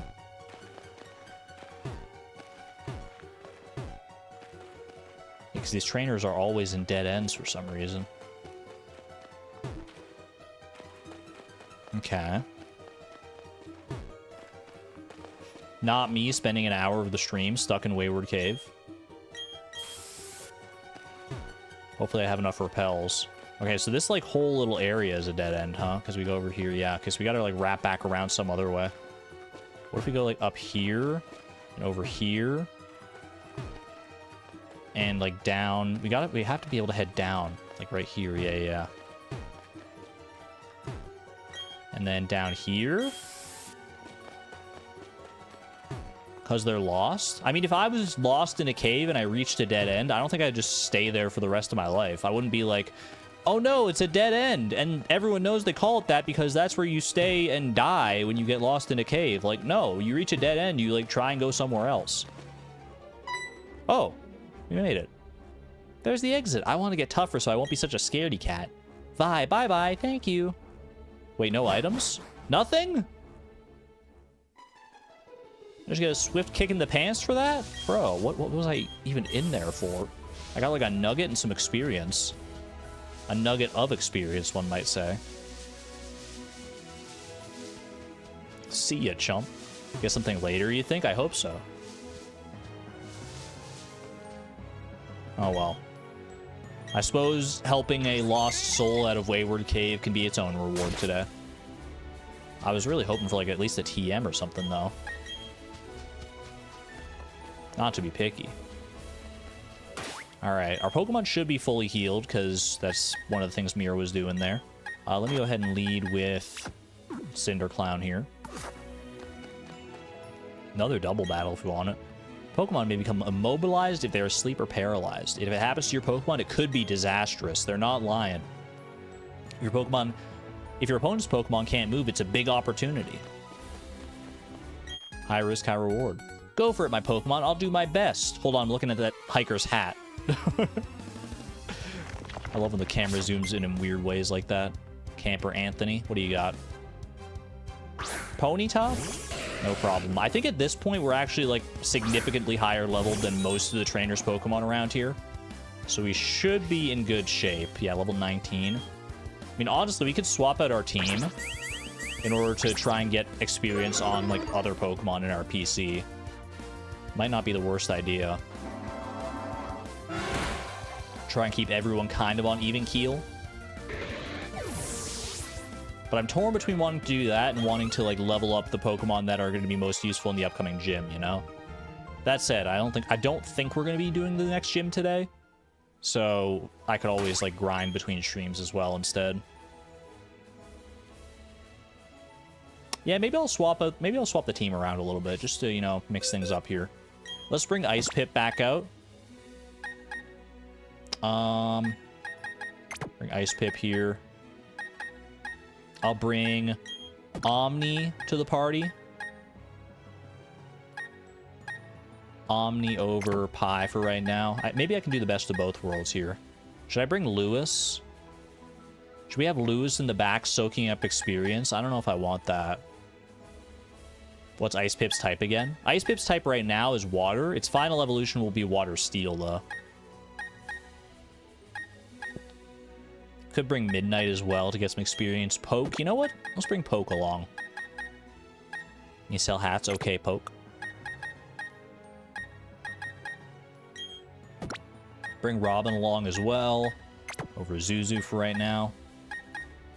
And we could bring Bait. We could bring... I mean, we do need to level up Void a little bit here for sure as well. Bring Void over Marcella just to soak up experience in the back. You meant the OG Pokemon name? Prinplup. Evolves into Empoleon. I kind of do want to bring... I don't know, I'm feeling frisky about it, man. I want to bring Lewis along. Is that so wrong? And you know what? I'm going to lead with Poke. I feel like Poke hasn't had much time to shine in this playthrough. So let's give him a chance here. Go do it, my Pokemon. I'll work hard, too. You'll work hard, standing in the back, yelling orders at your... at whatever you have here. At your Pachirisu. Oh, this is not a good matchup. I wanted to give Poke a moment to shine here, but against a Pachirisu, an electric type against my water type, Lewis is still asleep, man. He's been in the box all this time. He never got healed up. Are you kidding me? I forgot that that was a thing. Okay. Switch to Omni here. Highly doubt this Pachirisu has anything for Omni.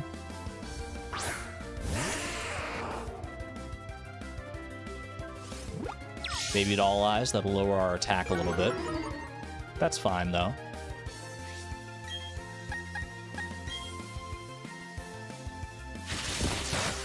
This one's cute. I do like Pachirisu. It feels like Pachirisu kind of started the trend of like generational Pikachu clones a little bit. Although I guess not really, because back in Generation 3 you had Plusle and Minun, which were kind of Pikachu clones, right? Is there a Pikachu like in Generation 2 in Johto? The quintessential electric type in that game is Mareep, but that's not really akin to Pikachu in any way. Meryl? Oh, that's true. Meryl was called Pika Blue back in the day. People literally thought it was just like a blue version of Pikachu. Pichu. I wouldn't say Pichu really counts because Pichu is literally part of the Pikachu evolution line. So I wouldn't say it counts as a Pichu clone or a Pikachu clone when it's literally the same guy.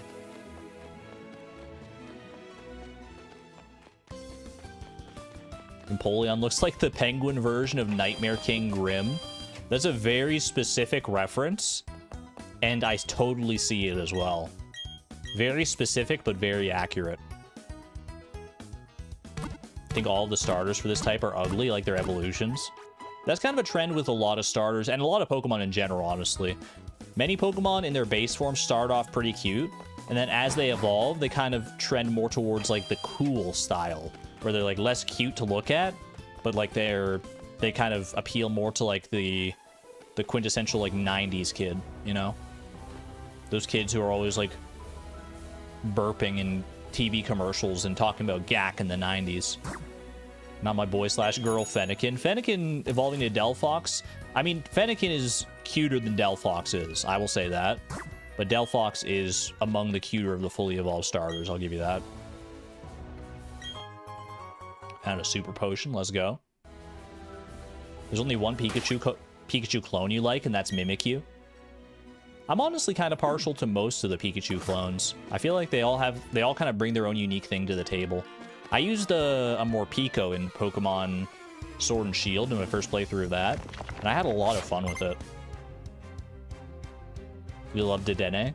I love Dedenne, Togedemaru, Morpeko, Mimikyu. Pachirisu is pretty great. Plusle and Minun, I mean, they fill their own like weird little niche. They're like the double battle versions of Pikachu. They're like specifically more designed for double battles because that's the main like gimmick that was introduced in Generation 3. Meds check, good call. Thank you, Neon Jellyfish. Bronzor, I don't really have anything for Bronzor right now.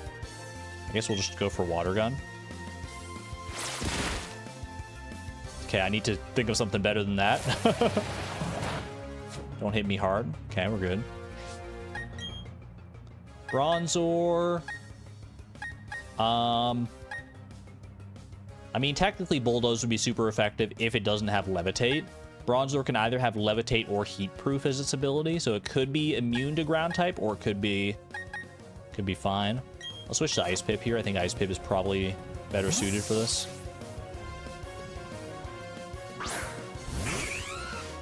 Plusle and Minun are basically double battle tutorials, and that's all they've ever been. Payback, it's fine. I think they always have the first ability. I think he might be right. I feel like Bronzor most of the time has Levitate, because I mean, look at it. It's literally floating off the ground.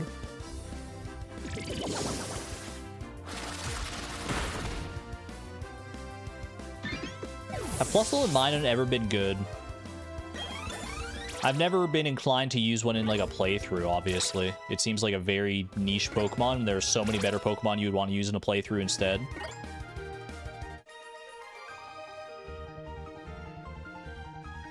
But surely they've had their time to shine in the past. Like Pachirisu had his time to shine in like the World Championships back in the day. There was like a very famous incident or instance, I suppose, of like a team using a Pachirisu to win the entire World Championship.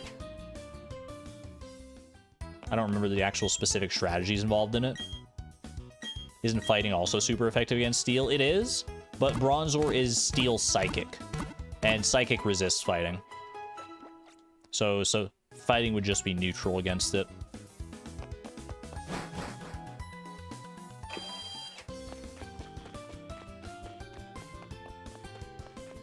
But yeah, Bronzor's kind of in a unique position where like it usually has just one weakness I mean, it used to just have one weakness. Now it's weak to also Dark and Ghost type. But back when Steel resisted Dark and Ghost type, it was only ever weak to either Fire or Ground, because its ability, depending on which one you had, would like negate the other weakness. Either you'd have Levitate to make you immune to Ground type, or you'd have Heat Proof, which would make you resistant to Fire type.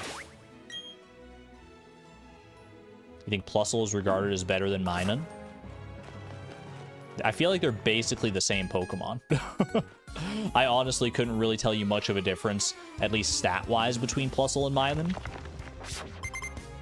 Like, maybe Plusle's faster? I don't know. I just know that their abilities, like, require each other to work. Plusle is slightly more offensive, Minun is slightly more defensive, fair enough. And generally, offense is a better strategy in Pokemon than defense. Still more vulnerable than you'd expect to Fire with Heat Proof. Yeah, I guess Heat Proof doesn't make it, like, so that it resists Fire necessarily, but it does make it so that it's at least neutral to Fire, probably. So I think Levitate is usually just the better ability on Bronzor, because the immunity is so much better. Now, instead of giving Heat Proof to Bronzor, give it, like, Flash Fire for some reason. Now we're talking. I'm gonna go for Headbutt here, because I feel like Chimchar is very weak defensively. I mean, look at those skinny arms. This guy's got no bones.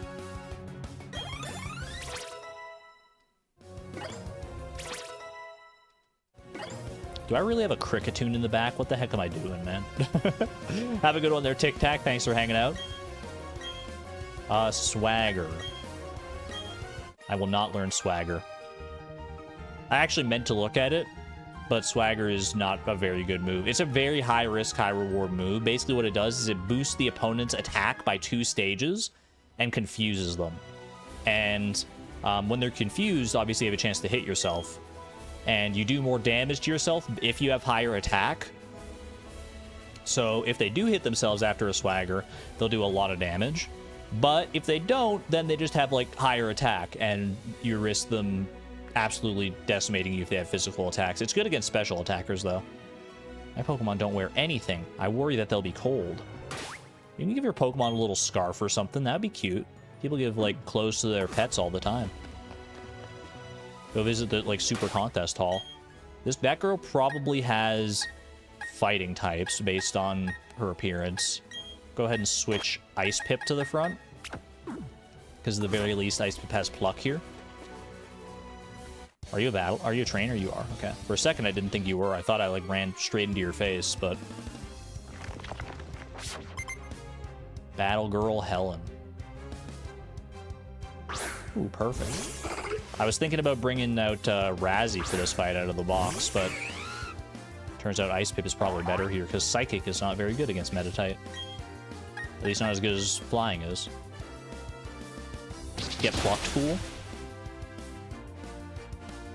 We call that the Penguin Pluck. Get owned. No berry for me, but that's fine.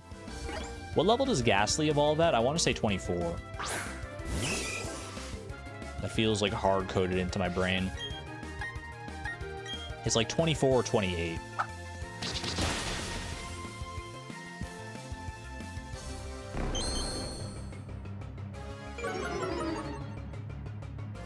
Doing your best to perform a glitch to get to Sand Gem Town before getting your starter. It's so fiddly, but kind of fun. I do love glitches that are like really hard to pull off like that, because it's so satisfying once you actually get it done. Like back in the day, I remember playing through Legend of Zelda Ocarina of Time, trying to do the, they called it like the Uber challenge, where it's like you basically play the game like super out of order by doing a bunch of glitches. Obviously, you can do a lot more in Ocarina of Time with like the knowledge people have now, with like wrong warps and stuff. But back then, it was like, I would attempt the Kuko jump to get over the gate into Gerudo Valley for like hours and hours and hours, and it just felt so rewarding to actually get it. I did not expect you to turn. Wahahaha! Laughter brings good fortune. I've just heard laughter is the best medicine. Ghastly evolves at 25. Thank you, Animaleth. Geodude. I mean, I didn't expect to fight this guy right now, but it's a good thing I'm leading with Ice Pip.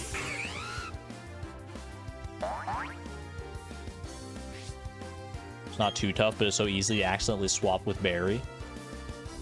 Oh, wait, to do the glitch, you have to, like, have Barry with you, like, when he's following you at the very start of the game. Oh, that's funny. I'd love to see. I don't know. I know that there are, like, a lot of glitches in Brilliant Diamond and Shining Pearl, especially in the earlier versions. But I've never actually watched, like, a full glitch playthrough. Getting the backwards long jump in Mario 64 for the first time. That's a classic rite of passage when it comes to video game glitches. I have done that. I can't believe they released a version of Super Mario 64 back in the day that, like, patches out backwards long jumps, too. Like the Shenzhen version or whatever it's called. They were so serious. I mean, Nintendo's always been kind of serious about keep staying on top of glitches if they can help it. Which is to their detriment a lot of the time, I think. Because honestly, like, glitches are cool. Obviously, you don't want, like, too many, like, ridiculous game-breaking glitches, and especially not in, like, a multiplayer game. That's, in a multiplayer game, like a multiplayer competitive game, that's where you gotta stay ahead of the glitches more than anything. But in a single-player game, like, who cares? It just makes it more fun for the player at the end of the day a lot of the time. And as long as they're moves that, like, the average player's not too likely to run into and be detrimental to their experience, then what's the problem, man? Not performance stuff, only glitches, exactly. Yeah, Nintendo's got their priorities straight. / sarcasm. Should I learn Spite? Unless they've changed it, I don't think this is good. The user unleashes its grudge on the move last used by the target, cutting 4 PP from it. Has anyone ever used Spite productively?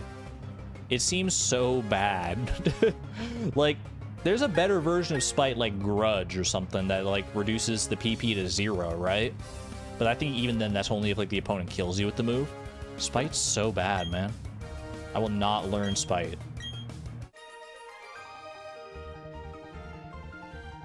Thematically, it's kind of a fun move, but just not good in practice. Go ahead and laugh at me. I don't know. You're laughing you're laughing enough for the both of us, mister. I'm not playing your games here. That's very spiteful of me. I do have Spite towards the move Spite. I'm not afraid to admit it. Maybe for 5 PP moves, I guess that's true. If you use against like Recover or something like that. Actually, Recover has like 10 PP, but yeah, there are plenty of moves that have 5 PP that I guess could completely neutralize. There's some crazy glitches in Gen 4 that let you do arbitrary code execution. I did have an action replay back in the day for Generation 4 on my DS. I was a dirty, dirty cheater back in the day. And honestly, I have no shame for it. I was never able to make it out to like those events where you can get like the rare gift Pokemon. So I would just look up the action replay codes and give myself like the Azure Flute so I can go catch Arceus in the like on my own game. And honestly, I would do it again. Let's lead with let's go back to leading with Poke here. I like Poke.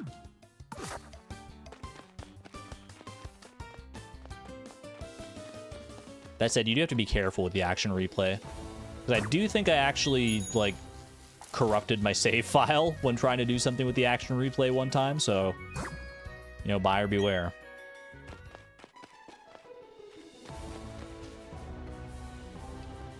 Real of you, that's perfectly fine. Yeah, no, if it's like if there's just no hope of me getting a Pokemon specifically because of the geographic location where I live, I feel like I'm totally justified in, like, cheating, to be honest with you. Especially because it's not like I'm going to be using, like, Pokemon competitively. I just wanted to, like, collect the Pokemon because I thought they were cool. Okay, what? I was looking... I got distracted by the exclamation points. I was just looking for my repels. This is Mount Coronet. Let me... I don't know what the actual encounters in this area of it are, but I know I still want to hold off on Mount Coronet encounters, so we'll keep the repel up for right now.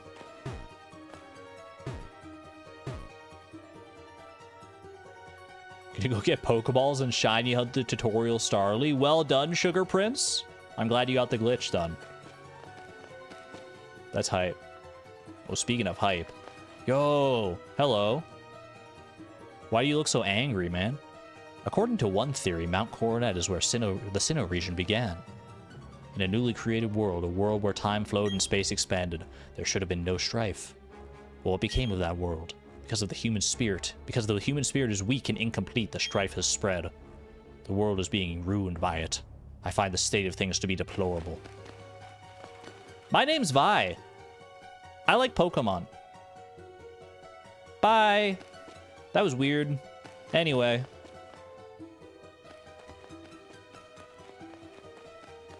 I'm on my way here. I think Rock Smash wouldn't really get us anything there. This guy is so pathetic. I always found, like, the introduction of Cyrus here, like, so weird. They do it better in Pokemon Platinum, but I kind of like that they kept, like, the weird, janky introduction for Cyrus in this version. You can't take his bottle seriously in this game. Little chibi Cyrus. Route 208. Is this a new route? Do we get a new encounter here? I want to say that we do. I feel like this isn't like one of those routes that's like separated in half and we already got an encounter in a different spot. Do I have the map? Town map. Hi, I'm 10 years old. Yeah, that was Route 207 we were just on. Yeah, so we have not been on Route 208 yet. So we do get a new encounter here once we find the tall grass for it. Until then, first we've got to take on some hikers, I suppose. Yeah, Poke can handle some hikers. We got Water Gun. Gahahaha, you're just a little kid. How are you supposed to beat a big man like me? You know what they say, the bigger they are, the harder they fall. Hiker Robert. I'll teach you to pick a fight with this child, you and your Geodude.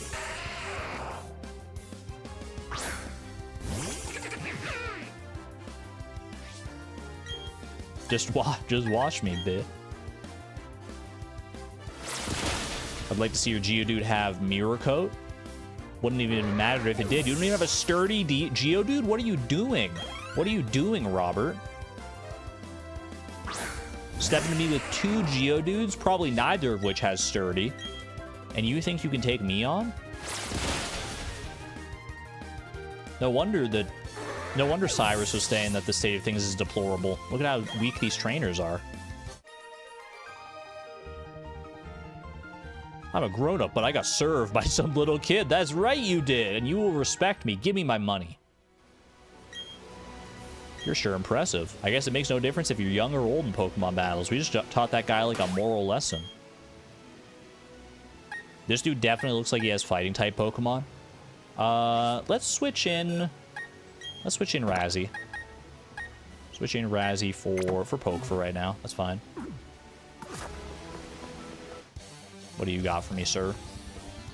This karate man will pulverize you. Whoa. Chill, dude. It's just a Pokemon battle. Black Belt Kyle. You've been training hard your whole life. Earning a black belt is not an easy task, sir. And then you step to me with a Machop against my Kadabra, and you think that I'm going to be scared of you? Get out of here, bro. No payback, please. Could you imagine? Machop lives on 1, hits me with payback. That would have been devastating. Lewis growing to level 18. He's getting better. You want us to learn the move Sing? It's a really bad move that like puts people to sleep. 55 accuracy is like extremely horrible. But I mean, it is better than Absorb as far as Lewis goes right now, so we'll take that.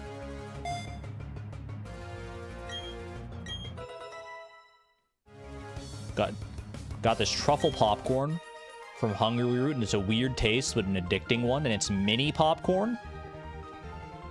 Yeah, how do you make mini popcorn with baby corns? That'd be so weird. Like, how small is the popcorn? I need to work out more. My Pokemon does, too. I mean, you need to take breaks every now and again, too. Gotta have that good work-life balance, friend. Take care of yourself.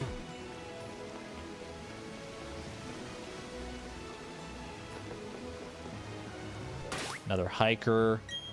Let's go ahead and swap Poke back in.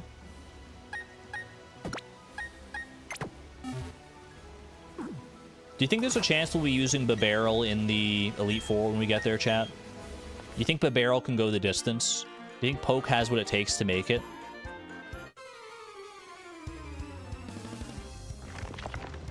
I know it's not smart, but I do kind of want to roll up to the Elite Four at the end of the day with like a absolutely like silly team, and not silly in like the definition of all my Pokemon being like insanely powerful. That's like silly and I'll never lose. I want to roll up to the Elite Four with like a Babarrel, a Kricketune, my Chimecho. Like, I want it to be like what the heck are we doing here? And I still want to win. I want to be the underdog, man. It's so much more fun that way.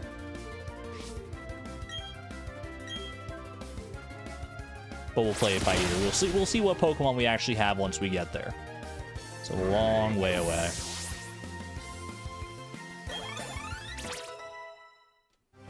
One level at a time, though. Good job, Poke.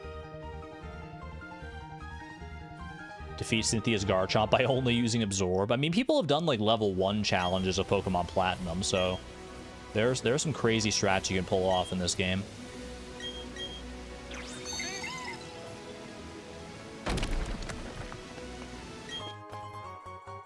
Free Pokeball. Lovely. Maybe use that to catch our next encounter here. Speaking of which, it's time. What can we get on this, the fabled Route 208? I'm so glad you asked. Let me go find out. Let's see. Route 208. We can catch random encounter during the day here. You can encounter Psyduck, Machop, Meditite, Bidoof, and Babarrel. So 3 of those are duplicates. We already have Machop, Bidoof, Babarrel covered. So we're either getting a Psyduck or a Meditite here. Sigh. Feel like having a silly team is what I would expect from you. I just like my silly little guys. What can I say? Lady, you're gonna get dizzy. That lady is spinning, man. She is a spinner. Holy, what is she doing? What's she looking for? She waiting for somebody? She waiting for me? All right. I guess I will lead with. You know what, Lewis? Why don't you prove yourself? I'll lead with Lewis and try to sing whatever it is to put it to sleep to catch it. Assuming we don't get it with a quick ball anyway. Lewis, prove your worth right here, right now. Not against this Bidoof.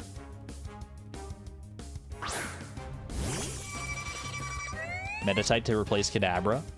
Meditite can be really good. If it gets the ability Pure Power, which like doubles its attack, then Meditite can do some pretty amazing stuff. We could also do a Honey Tree encounter here now that I'm looking at it. We just got that honey. Part of me wants to just like skip out on the Meditite Psyduck chance and go for a Honey Tree encounter instead. Because like Honey Tree could give us Combee, Burmy, Cherubi, Apom, Heracross, or Munchlax. Very rare Munchlax. Ability capsules with Meditite. You can't get ability capsules until the post game, if I remember right. Munchlax would be insane to get. Oh my gosh. The odds are super low. Like, the way I remember it working for Munchlax from a Honey Tree is that in order to even have a chance at getting a Munchlax, there are only 4 trees in the entire game of all the Honey Trees available that Munchlax can even spawn at. And those 4 trees are randomized depending on your like trainer ID, so you don't even know which ones they are. And if you put honey on one of those trees, it's still only a 1% encounter to get Munchlax. So, like, good luck. It's very unlikely to ever get Munchlax, especially in a Nuzlocke capacity. Am I going to smear honey on a tree? What do you guys think? Do we think that we want to go for Psyduck or Meditite here? Or is it better to just, like, go for a Honey Tree? I feel like a Honey Tree is more fun. I feel like there's better options as well. I feel like Meditite and Psyduck don't really interest me that much.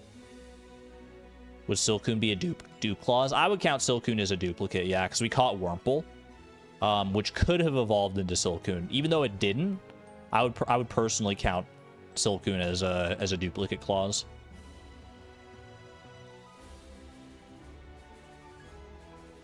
You really like Medicham, honestly, but you do whatever you want.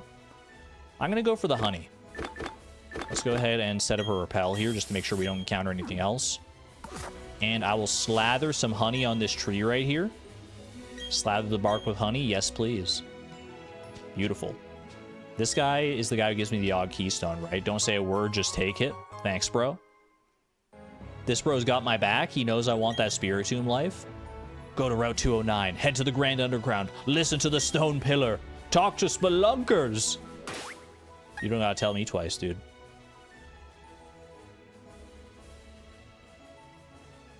If you get the very rare Honey Tree, it's a 100% chance for Munchlax in BDSP. Ooh, so you're saying there's actually a decent chance that we could get a Munchlax. Well, not a decent chance, because very rare, obviously, is a little... It's a loaded term. What's this guy got? Hello. Is he holding a clipboard or a canvas? You and I, let us create a scene, a fantastic tableau of battle. Yes, sir. Paint me like one of your French barrels. Artist William. Mime Jr. I love this little guy, dude.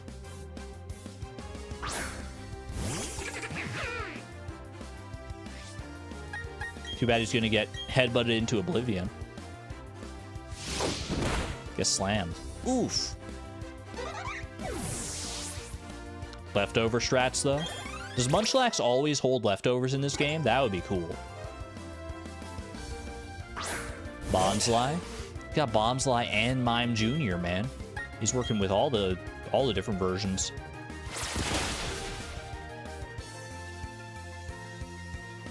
Copycat? You're gonna steal my water gun? Ow, I'm so scared. It's only a chance to hold leftovers. Mentioned higher up about people teaching thief, hunting trees, and stealing leftovers for Nuzlocks. That seems like such like a it would take so long though, because you'd have to like keep doing the honey trees over and over again to find Munchlax, right? Magnificent, I am aglow with inspiration. And I am aglow with the money you just gave me. That battle will surely become a stupendous, masterful painting. I shall title it, Pokemon Can Win! Wow, it speaks to my soul in a way nothing else ever has in my entire life. This dude is a true artiste. Ma'am, can you stop spinning now? Oh, you want to have a battle? I was meaning to enter a super contest show, but beating you won't take long. Whoa! Someone's confident here. All right, Aroma Lady. Aroma Lady Hannah, I see you. You got a Combee. A male Combee. How embarrassing. Oh, no. I mean, I guess if you're just going for contests, maybe you want to go for the cuteness of the male Combee. When it comes to battling, stay in your lane.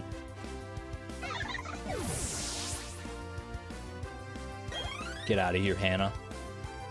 Her name is Hannah. No wonder you remember her.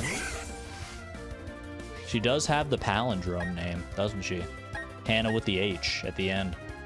Roselia does have a type advantage against me. But I'm so strong with my head. I'm so headstrong. Uh-oh. That's not good. Don't Mega Drain me. Poison Sting, you fool. I'm already poisoned.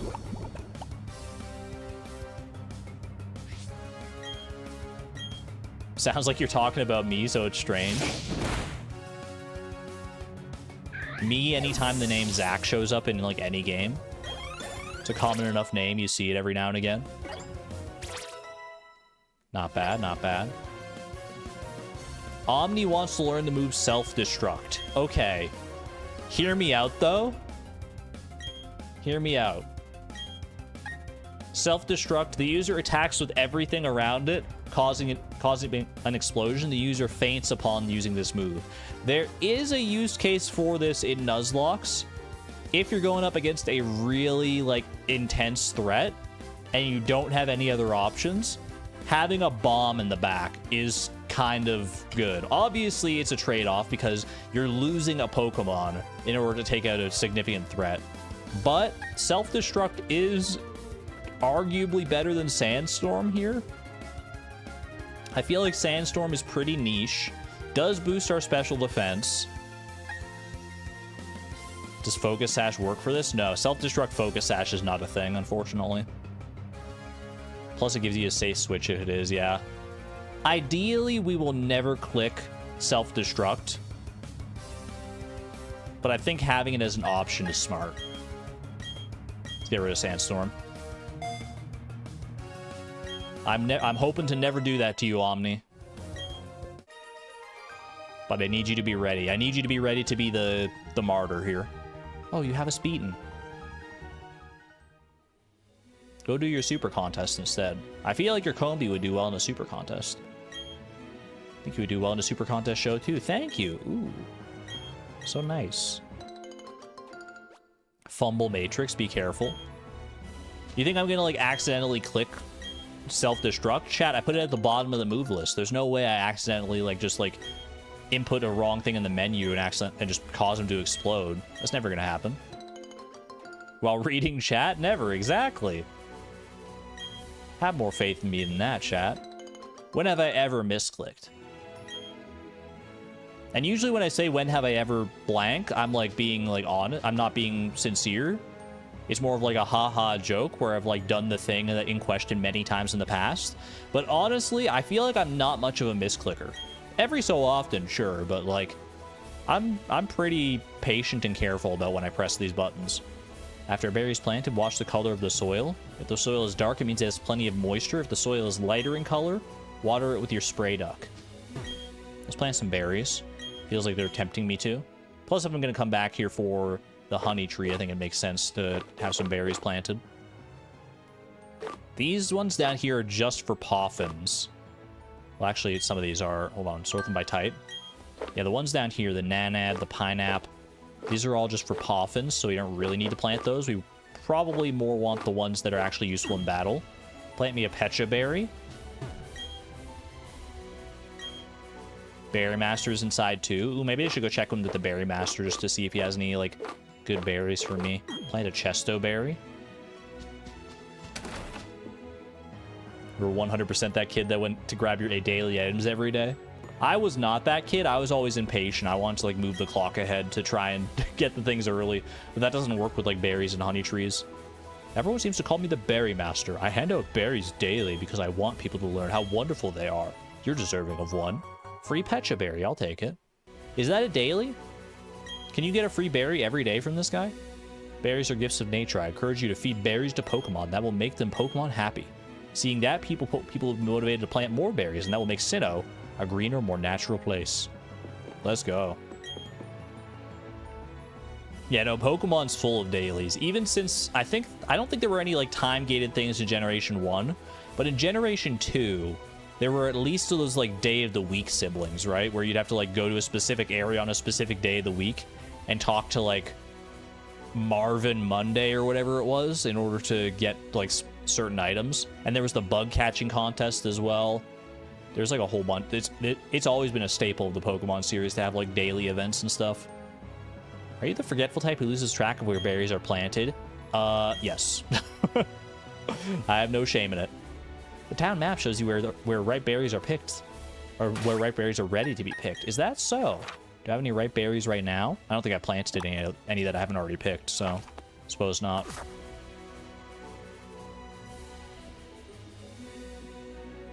Days of the week is in Heart Gold, Soul Silver. Oh, was that introduced in Heart Gold, Soul Silver? Was that not originally in Generation 2? Would you like some berries? They're all plump and ripe. Oh, you sell berries. Wait, can I buy, like, infinite berries here? I didn't know you could buy berries in this game.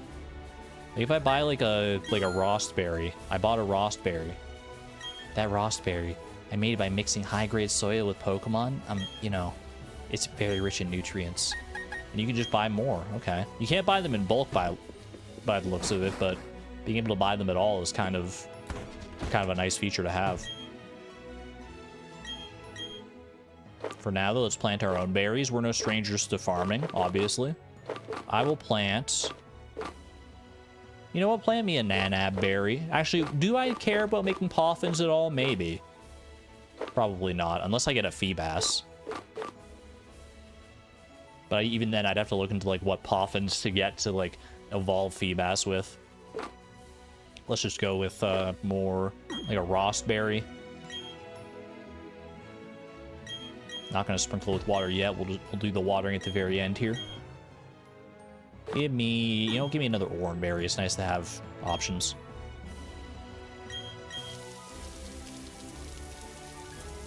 One of them is hidden behind a cut tree. Wait, I don't remember if in Generation 2 if they were given different stuff. They're also scattered around the region, so you might never run into them. One of them is hidden behind a cut tree in the Pokemon Center outside the tunnel leading to Azalea Town. I remember that so well, Sugar Prince. I remember that. I think that was the one you encounter on Tuesday, maybe. What do Poffins do here? Poffins boost the stats of Pokemon for contests specifically. So, like, every Pokemon... I actually don't know if it'll show up here when I go in, when I check our Pokemon here. But, like, Pokemon have their battle stats, obviously, but they also have stats for contests, which, yeah, doesn't look like it's going to show up here, unfortunately. But they have, like, beauty, coolness, cuteness, and, like, 2 other ones or something like that.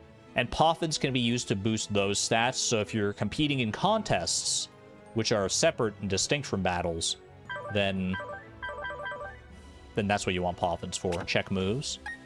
I think we don't get to see our contest stats until we actually get introduced to contests, which should be happening in Heart Home City shortly here.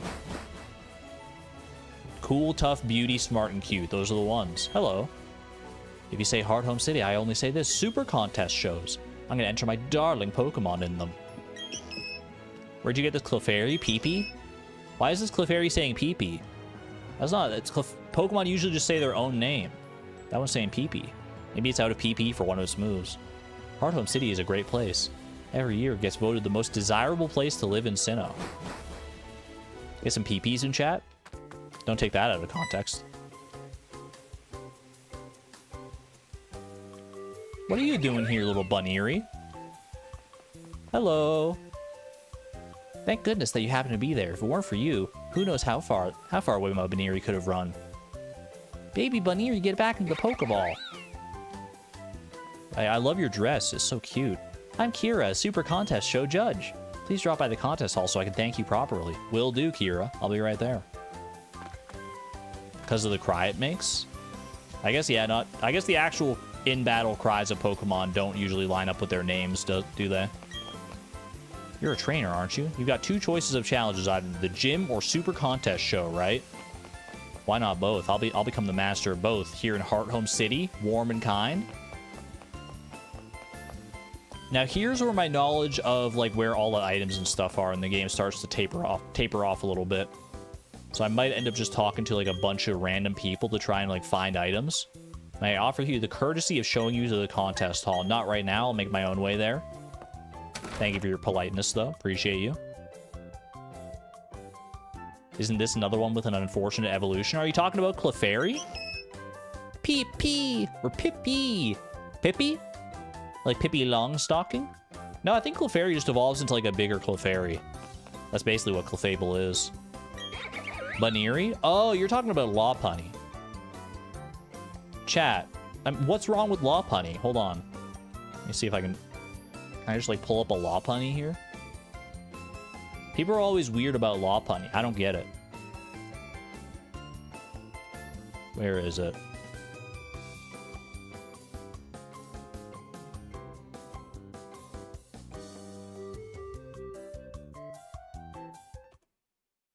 How is this an unfortunate evolution?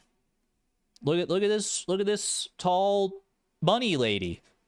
What's so wrong with that? She's cute. I like Lopunny. Not it's more like too fortunate of an evolution. Chat, why are you being weird? Why are you being weird about Lopunny? I like Lopunny. Cute charm, Klutz. She's a little klutzy. Evolves by friendship. Xavier meant literally unfortunate. Please show the Mega Evolution. Is the Mega Evolution on this screen? I don't think it is. This one is pretty. You got confused. Oh, were you thinking of Diggersby? That's the other bunny Pokemon. Yeah, wait. You might be thinking of Diggersby. That would be... this fella? You don't like that guy? I really like Diggersby's design, actually. It gives me, like, Wallace and Gromit vibes. This dude's awesome. He's got a very content smile. Hold on, someone wanted to see Mega Lopunny. I think I can see that here. Lopunny. That's Mega Lopunny there. She is wearing, like, tights all of a sudden. She's got, like, the braids on her ears. Does Lopunny gain a, like, a fighting type when it Mega Evolves? You've never seen Mega Lopunny before? I mean, I'm not going to dispute the fact that when people first saw Mega Lopunny, for some people, it probably awakened something in them. I'm not one of those people, but, like, I get it. And no shame. No shame whatsoever. I understand. I'm just not one of you. But I respect you.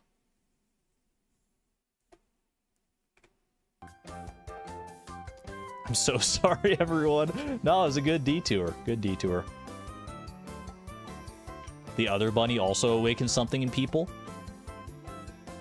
Hey, did you guys know that Vaporeon is the most... Sorry, I interrupted myself with a little hydration break. I forgot what I was saying anyway. Anyway. We don't have to linger on that one. Hello, hello. How I say do you do? I am the Pokemon Fan Club chairman. Indeed, yes I am. Don't tempt the fates. Vaporeon is a cool, fishy design. Exactly, that's all I was gonna say, MB. We're on the same wavelength, you and I. When you wish to treat your Pokemon to a treat, what I say do you do? If I may say so, I feed Poffins to my Pokemon. And why, I say, would I do that? Dude, you have too many commas in your sentences. Can you please talk like a normal person? Because the giving of Poffins is a way of expressing your love. For example, if I were to give a sweet Poffin to the Pokemon eating it, it would become more cute. For an example, a spicy Poffin will add to the coolness of a Pokemon. In such ways, I say that Poffins have nothing but good for Pokemon. Therefore, I declare this Poffin case to be a gift from me to you. Yay! We can make Poffins now. I just love the word Poffin, to be honest with you. I urge you to fill it with Poffins and be generous in dispensing them to your Pokemon. Will do, good sir. Is that why I like spicy food? Because I want to add to my coolness? I don't really care about being cool, to be honest with me, though. Welcome to the Pokemon fan club. Oh, your Pokemon. Or, oh, your poke. I thought she was saying, like, talking about my Pokemon, but I'm just leading with poke. It's warming up to you. That's my impression. This is the lady who checks, like, the friendship values of all your Pokemon. Like, you talk to her with a different Pokemon at the front of your party every time, and she'll say different stuff depending on how much they like you. Your Ice Pip. It's very friendly towards you. I can tell you treat it kindly. Yeah. So Ice Pip likes us a little more than Poke does right now. Ribbons. Wait, do we get ribbons in this game? Did I get a ribbon there? Was that max friendship? I don't think it was. I think we still got to work a little more with Ice Pip here. I think there's an item in here somewhere, right? Yeah, not maxed out yet.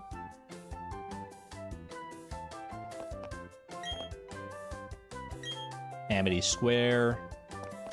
Amity Square. Wait, is this where you unlock Pokemon being able to walk behind you? I think that's a feature that's in this game, right?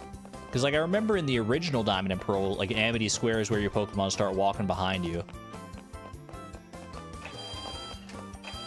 Check with Cinderclown and Zuzu. Oh, they do have max friendship, won't they? Yeah. Yeah, Zuzu and Cinderclown should be able... And also, I think maybe Fairy Rose should be able to get it as well. I have something for your Pokemon to hold. Take this Shell Bell. Shell Bell's pretty good. It's like a poor man's leftovers, right?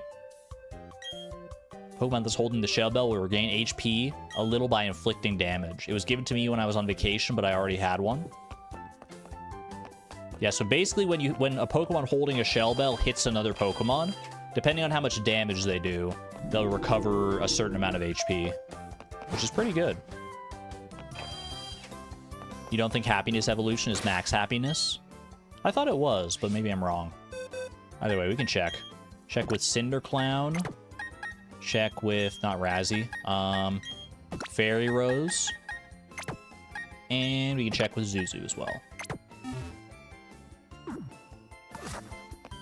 Just walk into strangers' houses, yeah. That's how RPGs work. That's just the code we all abide by. We understand when we play an RPG that we have free license to walk into any building unless you walk up to the door and it says this building is locked. They wouldn't put items in these people's houses if they didn't want you to come in there, right? It's very friendly towards you. I can tell you that you treat it kindly. So that's not a ribbon either, because that's the same that we got. That's the same answer we got for Ice Pip. So it must not be max friendship to get the evolutions then. Yeah, so we're not quite there with anybody yet. Okay. Fair enough, fair enough. What's this? The Poffin House. Delicious Poffins. I just got a Poffin case. This is where I need to be. Here you may cook berries and turn them into Poffins. Tell me about cooking. Throw the berry into the pot and get stirring. Watch for an arrow to show you which direction to stir. Be quick. If you stir too slowly, you'll burn the batter, but not too quick.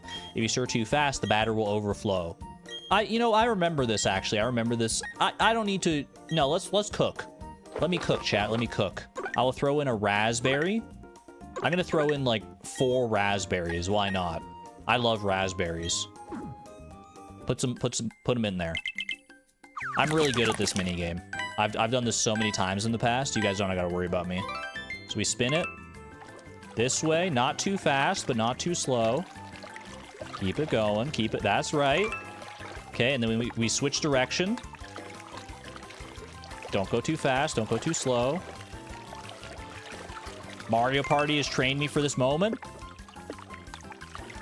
Doesn't putting in multiple of the same kind of ruin it? I don't know. That's the part of Poffins that I don't really know too much about, to be honest with you, is like what berry combinations do what.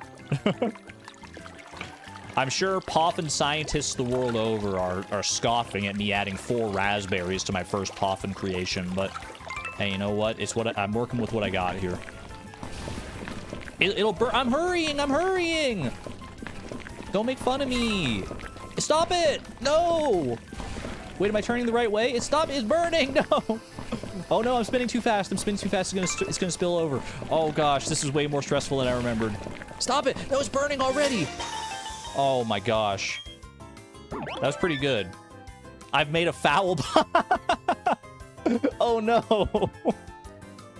Oh, man. Well, that's awkward. I've made four level 2 foul poffins. I mean, just because it's called a foul poffin doesn't mean that it's bad, right? You put away the foul poffins in the poffin case. Let me try it again. All right, fine. We'll mix it up this time. Raspberry, bluckberry, nanab, and pineapple. There. If variety is the spice of life, 4 different berries. I know what I'm doing. Let me cook. I'm honest. We're gonna make actually like delicious poffins this time. Incoming, level 10 poffins at least. Spin, spin, spin, spin. You gotta spin it faster, I think. I'm not spinning it fast enough. Oh, bro, why is it my control stick? Okay, hold on. That's more like it. Yeah, yeah. Slow down a little. Too fast, overflow. What are you talking about? I was still so far from the line. I need a perfect poffin. I'm not good at spinning clockwise, is what I'm learning. My thumb doesn't work that way. Okay, I'm much better at spinning the other way. Only mess with poffins when getting Milotic. I've tried to get Milotic in the past, and even then I don't know. Why is it burning? Dude, I'm spinning it fast, I swear. I'm not bad at cooking. This is not indicative of my real life cooking skills, chat. I can actually cook. All right, no foul poffins this time. Sweet poffin, level 7 sweet poffin, I'll take it. Nice pink sweet poffin. I will not keep cooking poffins, thank you very much. Please visit again whenever you get the urge to cook. I'll visit again once my thumb has recovered from all the spinning. I got some berries. To make delicious poffins, the key ingredient is a rare berry. Poffins will come out yummy if you cook berries as quickly as possible, but still slowly enough that you don't spill the batter. Can you tell me about, like, which berries I actually need, though? Eating good food makes people in Pokemon more energetic and happy. In that sense, we're exactly alike. So true. You wouldn't want me to Gyarados on an empty stomach, would you? Let's get cooking. Here's my advice on cooking tasty poffins for your Pokemon crew. In the beginning, while it's still a batter, swirl it gently to avoid spillage. When it starts to harden, churn it fast in big circles. At the end, make a wish for it to turn scrumptious and whirl it in. That's the part I was missing, chat. I didn't realize I had to make a wish at the end. Poffin Lady didn't tell me that. I feel like I got scammed out of my berries there. What on earth? One of your most prized Pokemon is a shiny Milotic that you spent way too many hours hunting Feebas for. Must have been worth it, though, in the end. I used the Water Stone on my Pokemon, and it evolved. Can I get a Water Stone myself? I always forget that there's a church here. It feels, like, out of place in a Pokemon game. I don't know if they've ever had, like, another church in a Pokemon game like this. There are still words that not everyone can describe. The words are love and joy. They don't really talk about, like, their Pokemon religion all that much. But I guess in the game where, like, they're featuring, like, the creation trio of Dialga, Palkia, Giratina, and like Arceus and everything, I suppose it actually does fit. Pokemon people, it's only natural that we are also very different. Make sure you never judge a Pokemon based on whether it's weak or strong. You must always look for the good inside of them. That's what counts. Are you telling me what I think you're telling me? That I need to start training up my Kricketune Lewis even more so that I can unleash his true potential as the anime protagonist we all know that he can be? The art of crafting things fatigues one's spirit. When the spirit is healed, the desire to make something returns. It is such a wondrous cycle. That's actually, like, kind of deep. You're so real for that one, dude. He's not wrong. Like, the creative process is a very fulfilling process, but if you do it too long and in the wrong direction, then you, like, burn yourself out. He's, like, literally talking about burnout right there. I love that. And there do I see my father, my son, my life. And there do I see nature, Pokemon, the world. It's a beautiful rendition. That people are so lonely is only natural. It gives me compassion for others. It's what makes me look forward to a better tomorrow. But there are still moments of fondness for the past. Time can heal some sadness, though. When people in Pokemon join hands, everyone's happy. It makes everyone come together. It could even make the world one. If only it were so easy, huh? Exclamation point optimism. There are still worlds that there are still words that not everyone can describe. The words are love and joy. It means something different to everybody. It's true. And some people are still figuring out what it means to them, and that's totally fine. Lining up my favorite statues in my underground secret base is what I live for. Now that's what I'm talking about. Can I get a beret like yours, by the way? I think there's a tower with gravestones in this game as well. I believe there is. Yeah, Salacion Tower.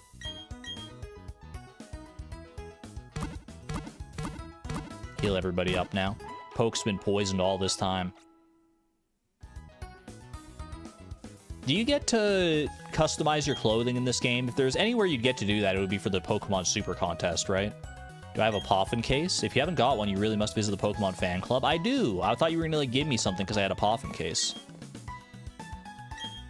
Gym Leader Fantina's not around. She must have heard that I'm around and chickened out. Who are you? Do you want to battle? Do you have a level 100 Mewtwo? Can I have it?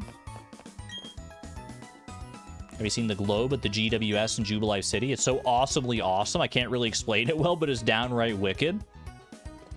Me, when I'm trying to, like, describe something in a way that sounds intelligent, but I keep fumbling over my words and not being able to find the right ones. Yeah, it's really awesomely awesome and super, like, it inspires awe.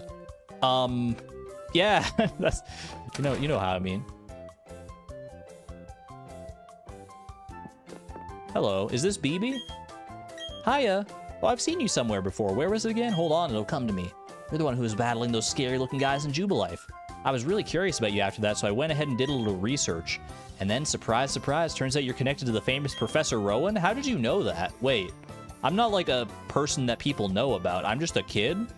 How did you research me? And you're going around defeating gym leaders, too. I seriously thought my eyes were gonna pop out of my head. Are they, like, writing news stories on me? Oh, sorry, there I go running my mouth again. It's me, BB. You remember me, don't you? I'm the one who gave you those ball capsules. And hey, you know those Pokemon boxes you've been using? I'm the system administrator of them. Did we know that before? Or were they still called someone's PC all the way up to this point? Hard to describe a word you can't pronounce well. That's also true. My Pokedex is a matter of public record. I haven't even shared my Pokedex findings with Professor Rowan since, like, I left Sandgem Town. I haven't even talked to that guy since Jubilife City.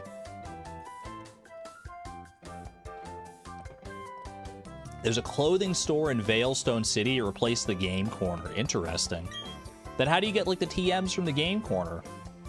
I know that they didn't want to do, like, a casino again because of, like, if you put gambling of any kind in a game, then it automatically, like, ups the rating and stuff. But surely there's another way. Like, they could do Voltorb Flip again from Heart Gold Soul Silver. I love that game. Whoop. We'll head up there in a second. I actually don't know if there's any other items around here to be had. Like, I feel like this building has nothing of interest in it. You know, let's just go talk to her. Let's go talk to Fantina here. What do you got for me? Oh my gosh, she's got just a scary, like, sinister smile. Why is she looking at me with those eyebrows, man? She's a menace. Oh, I'm sorry. Please excusez-moi. Are you entering the Super Contest show? Oh, enjoy yourself, please. Incidentally, Fantina, the Hearthome gym leader, also happens to be a Super Contest show expert. And you may ask yourself, how do I know this? Well, I am Fantina. You may challenge me, but not yet.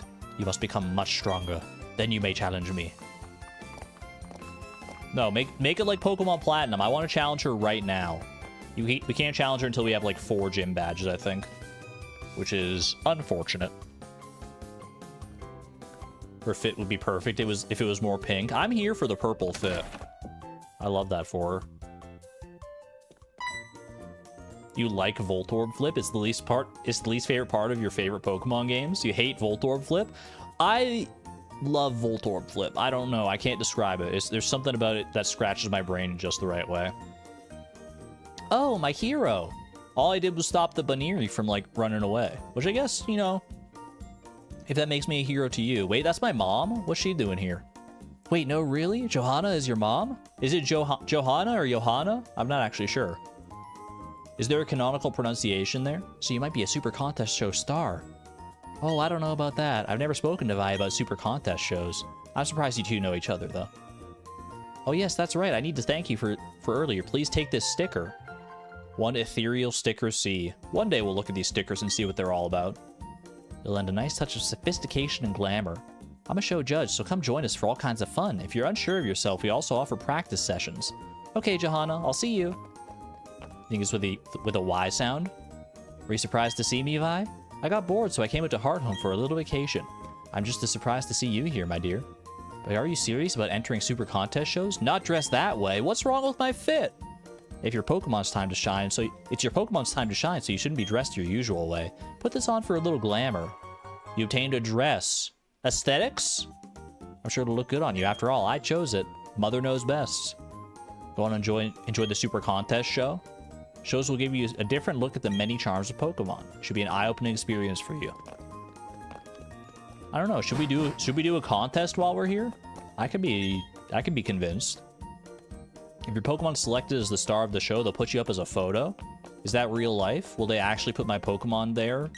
Or is she just, like, memeing on me? You're gonna enter a super contest show, and yup, you have a Poffin case. Let me give you this fabulously wonderful not coffin. That was a bad misspeak. This fabulously wonderful Poffin. Please don't give me a coffin. Feed that Poffin to a Pokemon you're gonna enter in a contest show. Oh, and a word of advice, go and take a run to the contest shows. However, the best way to get ready is to get some practice in first. You can take practice sessions on the counter on the right. I know what I'm doing. I don't need any practice here, I don't think. I think we'll just, like, dominate. Why is there this scary clown in the corner, though? Every super contest show has 3 parts, a visual dance and a contest move. Each contestant will be graded in these categories. Do-ho-ho. Do all clowns have to end their phrases with, like, do-ho-ho? Ooh, Golduck. Oh my gosh, that was such a scary cry. It actually kind of jump scared me. Give someone a fabulous coffin. That's one hell of a power move. Coolness contests. Okay. What, are you here to, like, tell me rankings and stuff? This is the reception counter for linked super contest shows. You and your friends may enter your Pokemon in the same super contest show together. Participate via... Wait, you can do, like, online, like, battles in contests against people? You could never do this in the original game, I don't think. Wait, that's kind of fun. Maybe one day. All right, if I'm gonna put somebody in a contest here, who should it be? Which of our Pokemon is most fitting of a contest? I could see Snilk in a contest. That would be kind of funny. Pie in a contest? Poke?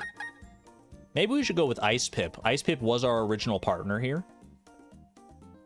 Gonna be honest, he thought this was a fashion show. Zabia, you're not far off.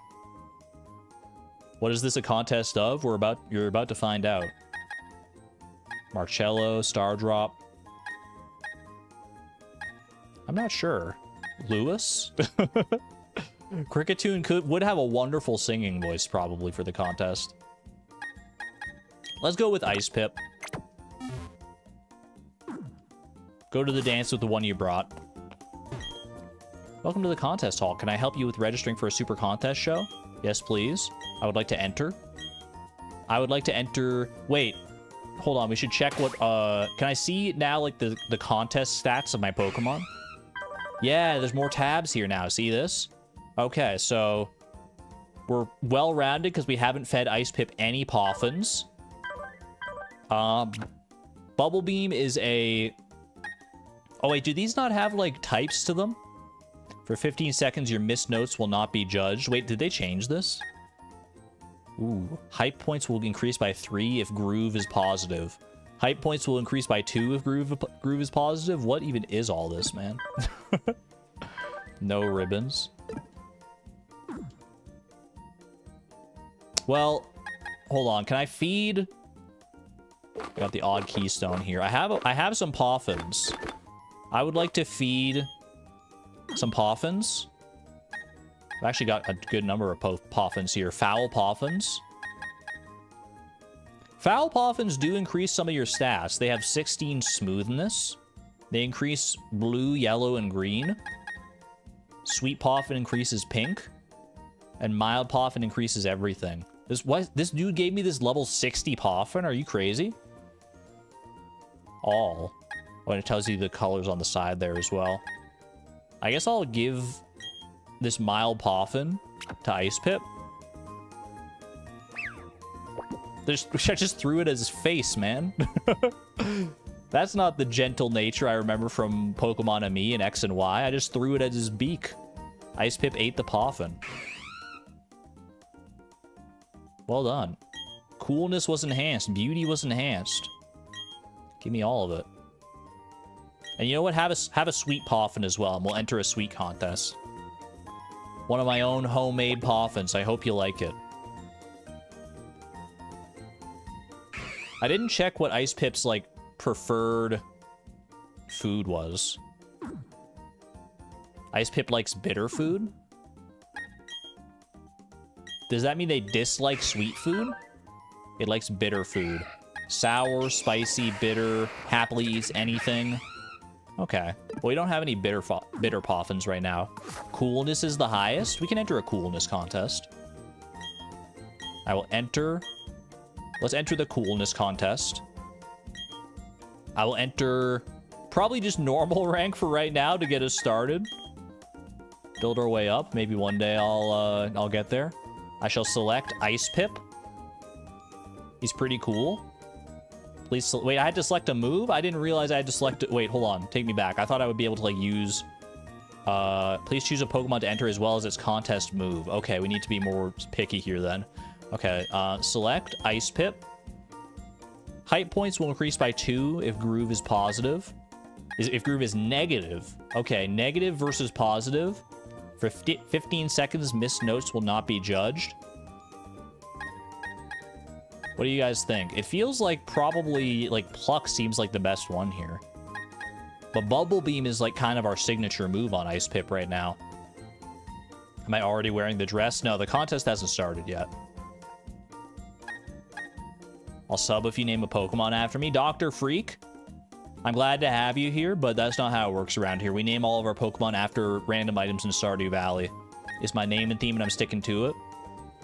But hey, I hope you stick around regardless. No worries if you don't, though. Pluck? Pluck is the best one here. I'm just going to go with Bubble Beam, though. It feels more fitting of Ice Pip. Please choose a ball capsule that I will use in the contest show. Do I need to set these up beforehand? Select a style before you start. Oh, I have an empty ball capsule. That's probably not going to help me here. This might be a little awkward.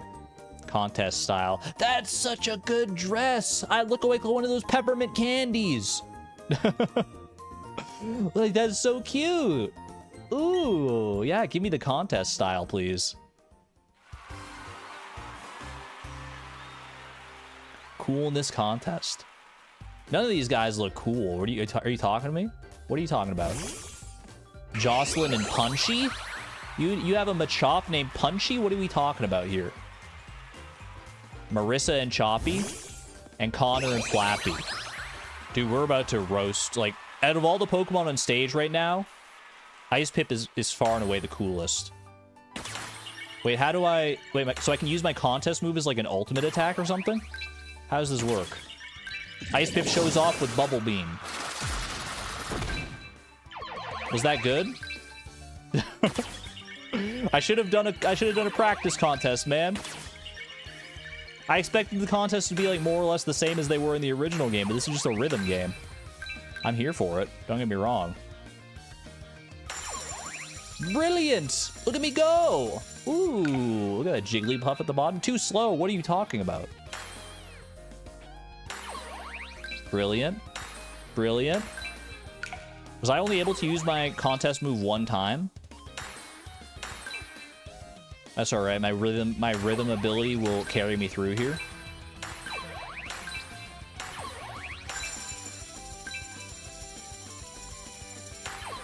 Oh, now we're cooking. Now we're cooking. Now that I remember there's like a slight delay because I'm playing this through the OBS capture window. Brilliant. Brilliant. Brilliant Diamond and Shining Pearl. Let's go. Success. What does a successful super contest show? You got some haul points. Man, you have to do a lot of contests, huh? to rank up. The stars of the show are Vi and Ice Pip. Let's go. Wouldn't have it any other way, man. Wouldn't have it any other way. Look at that. We nailed the dance. Could do better on the visual and the move portion. But honestly, I had no idea what the heck I was doing. So I'm pretty happy about that. I'm pretty happy with my performance. Congratulations on being the stars of the show. Please accept this coolness sticker A as your reward. We look forward to your participation another time. Man. I mean, contests usually take like, back in the day, back in the original Diamond, Pearl, Platinum, contests, you'd like go into a contest, you're there for like 15, 20 minutes because you're like picking moves, you're doing all sorts of stuff. It kind of does sadden me that it's just been reduced to like a little like rhythm game like that, but it does mean you can knock them out a lot faster.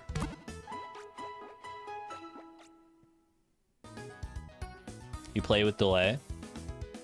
Not usually, but honestly, like it works better for me to play through the OBS capture window for Switch games specifically. And usually in a Pokemon game, you don't need like high reaction speeds anyway. All right. I think that's just about it for Heart Home. We can head into the gym here. Oh, we have to check out Amity Square as well. So this is not the third gym, because like Fantina said earlier, she's not going to be here until we're stronger. Being here tells me that you're going to challenge the gym leader. Well, I hate to break it to you, but that's impossible. You're wondering why? The answer is she's not here. Where the heck did she even go? She just like vanished off the face of the earth.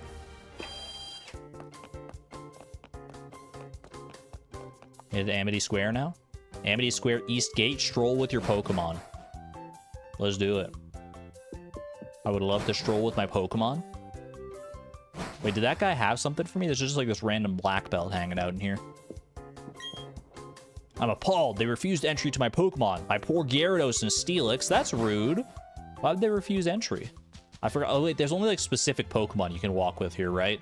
You can take a cute Pokemon out for a stroll in Amity Square. Only cute Pokemon, huh? What the heck, man?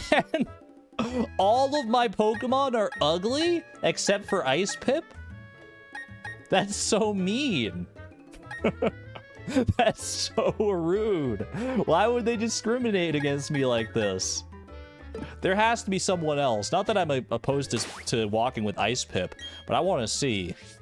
Are any of my Pokemon cute enough? Zuzu, you're cute, obviously.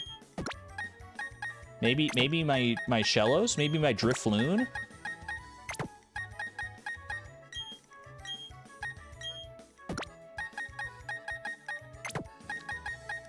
He already said that his Steelix and his Gyarados got refused, so probably not going to work there. What about Ghastly?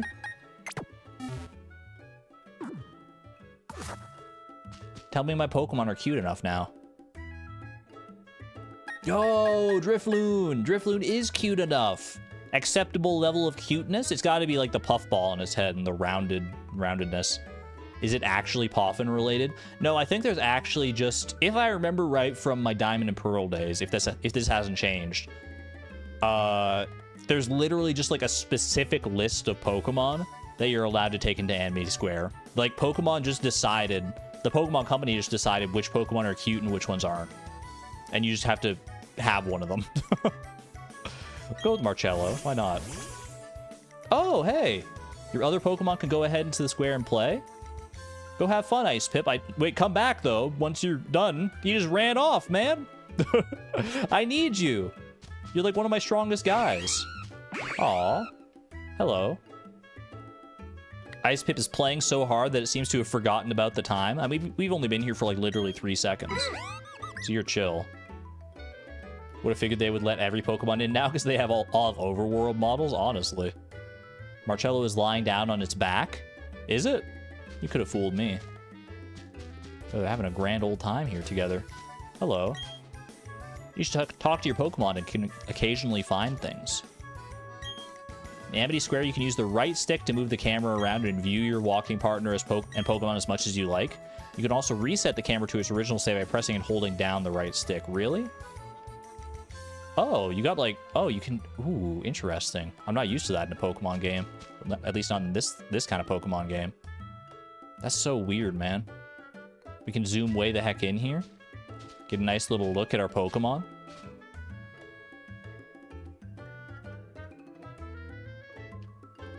This is so, like, counterintuitive, though, the way this is controlled. So the way you zoom in and out, like, to zoom in, I tilt the control stick to the right, and to zoom out, I tilt it left, and then tilting it up and down is kind of more intuitive, I guess, but it's so strange. Oh, you have a Drifloon, too. Drifloon buddies. Why is your Drifloon floating so much higher than mine, though? Those runes are from a long, long time ago. We got items here. The spooky plate, we'll take it. Trees being born were... Wait, 3 beings were born to bind time and space. Nothing to do with trees. I just misread that. I think there's, like, areas in here where you can, like, teleport to different buildings and stuff, too, right? Amulet coin. That's so good! If a Pokemon's holding an amulet coin and it takes part in battle, then it, like... I don't know if it doubles the amount of money you receive at the end of the battle, but it greatly increases it. It's, like, really, really good for that. So grinding money, especially combine that with the Versus Seeker to let you, like, challenge multiple Pokemon. Volt Switch, that's also a very good move. Okay. Yo, Amity Square is cooking here. I do like Volt Switch. I just can't believe it. I'm so overjoyed with my Pikachu. Wherever I go, my Pikachu follows me without hesitation. It's just the 2 of us. Woohoo! Hope you don't mind me intruding on your space. Pikachu! Definitely dying to know where it was in Scarlet and Violet. Amity, not Amity. The Amulet coin is very important. TM45 Attract. That also has its niche use cases. What are you doing out here? Here you may cook berries and turn them into poffins. I don't know why they have one here as well as in, like, their own dedicated building, but go off, I guess. Ooh, little Happiny. Hello. Happiny appears to be drowsy. That's actually a very cute visual, like a little Happiny slowly nodding off to sleep as it walks around. I come here with my Happiny every single day. I can let it run free without any worries at all. It's like an off-leash park. I love it. In Amity Square, you can press the plus button or the minus button to gather up all your Pokemon that are playing there. Just press and hold the plus or minus button and let your Pokemon return to what they were doing. I mean, you guys can go off on your own if you want to. But they're just content to follow me around, I suppose. Am I able to get up to these other buildings? I swear you were. Like I thought there was like a teleport or something that gets you to those buildings. Maybe not anymore. If I go in, like, in here and just, like, find the right spot. Hello. Ice Pip is feeling a nice breeze.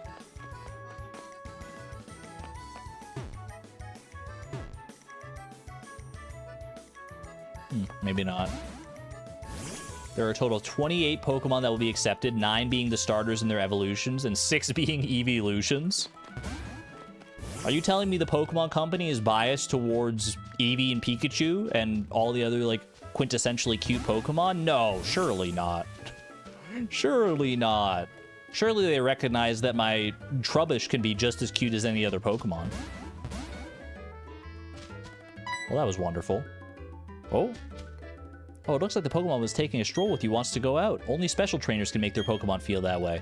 I'm pretty sure that your Pokemon will be delighted if you let them out of their Pokeballs outside the square, too. Can I do that now?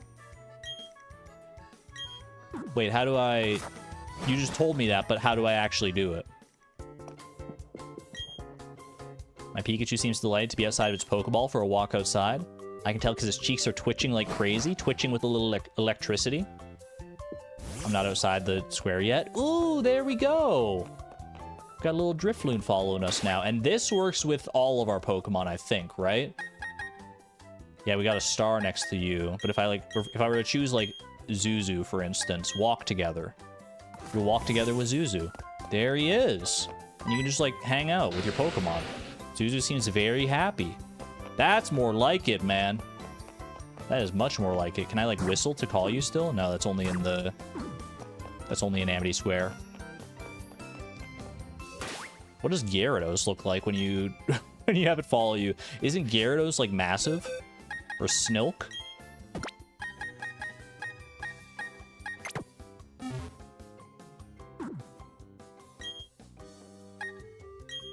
Walk together with Snilk, please. Bro, that's the tiniest Onix I've ever seen in my life. He's such a small boy. Why are you so small, Snilk? Snilk yawned loudly. What about Gyarados? Now I have to find out.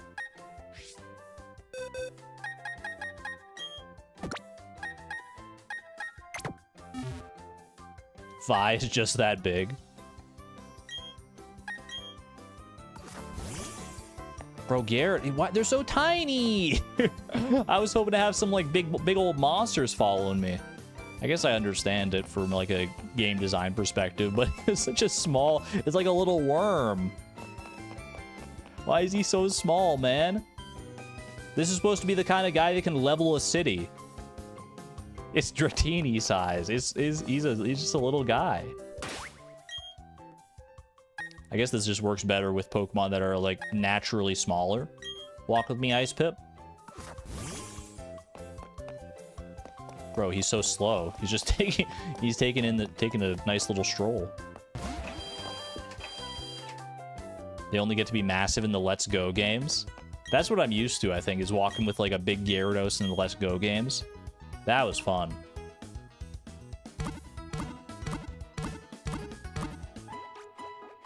And Heart Gold, Soul Silver, yeah. Like the big Pokemon would actually take up like multiple tiles in those games. I remember that. All right. Well, that's pretty much it for Heart Home City here, I believe. So we need to move on. But I think there's a rival battle coming up, isn't there? We're going up against Barry shortly here. I believe when we try to leave Heart Home City, we'll get ambushed by Barry. Let's see. Is there like a list of all the rival battles on here? Pokemon Trainer Barry. Yeah, here we go. Barry in Heart Home City. Okay. Since we chose Piplup. This is going to be his team because we chose Piplup. This is what we're going up against here.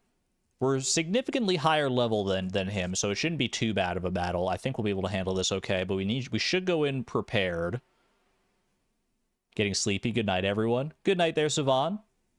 I might end off things here after this Barry fight, honestly, because there is a long way to go still between us and the next gym. So maybe we'll take on Barry and then we'll call it a stream there. I feel like we're getting to that point of the stream. We're closing in on 4.5 hours anyway, so let's prepare for this fight. Let's get it done, and then we'll call it there. I think it's a good stopping point. I mean, honestly, here's a question that I don't know the answer to. Because depending on the Pokemon game, I do think they send out their Pokemon either in like this order specifically every time, or they can mix it up based on like what Pokemon you have out. Because like I'm thinking like if I lead with Pi, my Luxio, to take on Starly, and then we like one-shot it with Spark, is he going to send out Weasel next because it's just the next in the Pokemon order? Or is he actually going to send out like Ponyta or Grotle because it has a better type matchup? I do not know. I just know that he always is going to lead with Starly. If he went right into Weasel next, that would be honestly perfect because obviously Pi can handle both Starly and Weasel pretty readily. We don't even have to really worry too much about any of this. Endeavor's a little spooky if we don't one-shot, but we should one-shot. I feel confident that we can.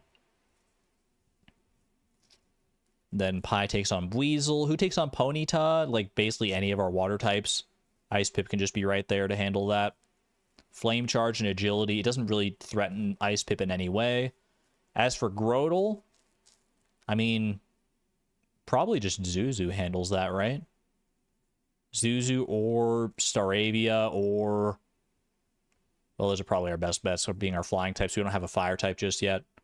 Yeah, honestly, I think this fight is going to be pretty easy. Just looking at the movesets here and everything, I don't think we really need to prepare any more than this. I think we're like just good to go take him on and just beat him up a little bit.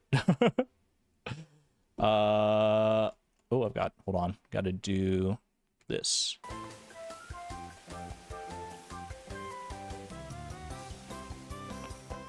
So let's see. Let's get the right Pokemon going here. Let's have Pi at the helm. Well, I'll get Pi in there, and then, so we'll put Pi at the helm. For Ponyta, we want Ice Pip. We want... For Grotle, we want both Zuzu and Stardrop as options here. And who do we have in the back for support? I guess Salmon Berry is fine, because it's also a water type for Ponyta. And then, like... Maybe Bait? I feel like Bait could do well against Grotle if we needed it to, because it does have the Venoshock, which is super effective, and Grotle can't really do much to Bait. Alright. I think I'm content with that. You know what? I want to walk with you, Pi. I want to walk with you right now. You're so cute. I do love Luxio, man. That's a really fun design for a Pokemon. Looking around restlessly. Are you doing okay? Are you okay, Luxio? Okay. Do I need my Pokemon to hold any berries or anything? I think we'll be alright, to be honest with you. Well, I guess there's no reason not to have them hold some Oran berries. Just in case Barry does some shenanigans and messes with me, but we should be fine. Although, honestly, I kind of want... Maybe I just want you to hold an amulet coin. Yeah, I'll leave you an amulet coin. I'm feeling confident enough. And then we'll go berries for everybody else. Actually, go with the amulet coin on... do it on Pi there. Because Pi is leading, so we're guaranteed to get the effect of the amulet coin. Depending on how we switch. Give an item here. Go for the Oran berries.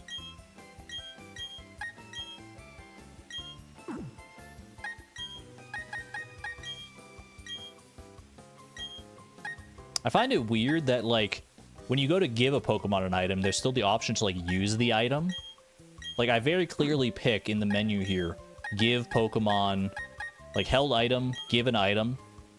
And then it's like, are you sure you want to give it to the Pokemon instead of just use it? That's, like, seems like such a weird design. I don't know. Held item, give here. Boom and boom. Alright. Locked in. Let me... Hold on, I'm just heading over here to fix something up. Alright, chat. We ready? I think we are ready for Barry. I don't think he poses much of a threat to me here. I will go ahead and save just to be on the safe side here in case of, like, crashes or whatever. Who knows, but... Let's get it done, shall we? There he is. Barry, my guy. Ta-da! Kept me waiting again, Vi. We'll see how much tougher you and I have gotten right here, right now. Hey, you're a trainer now. You're expected to be ready for battle. No whining, no waiting. Thankfully, I have the gift of clairvoyance, Barry. So I knew to be well prepared for this. Let's freaking go. Pokemon Trainer Barry sent out Starly.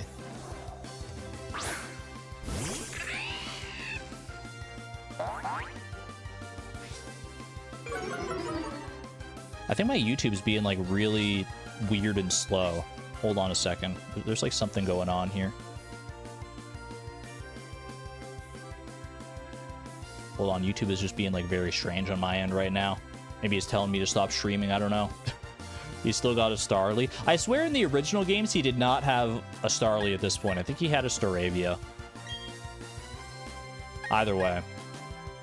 In any case, I do think... Did he even intimidate me? I wasn't paying attention because I was looking at my YouTube thing.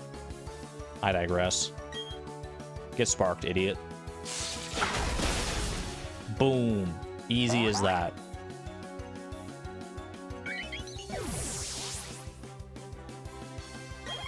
Moment of truth. Will he actually be foolish enough to send out his Weasel? He will. So they just send them out in party order. I don't know if that'll hold true for all of the battles in the game, but good to know at least. What are you gonna do to me? He's probably gonna, like, quick attack or something here. Oh, he's actually just faster, straight up. Okay, interesting. Pi flinched and couldn't move. Pi, I'm gonna need you to not do that again. Okay, well, that works too. Lights out, Weasel. Get out of here.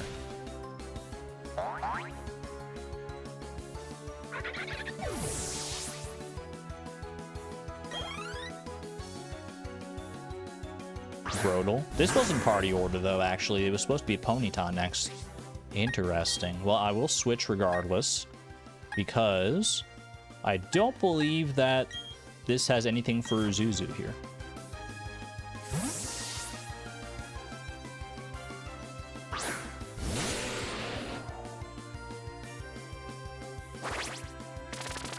Bite can cause flinches and crunch can lower defense, yeah. You just set up Stealth Rocks.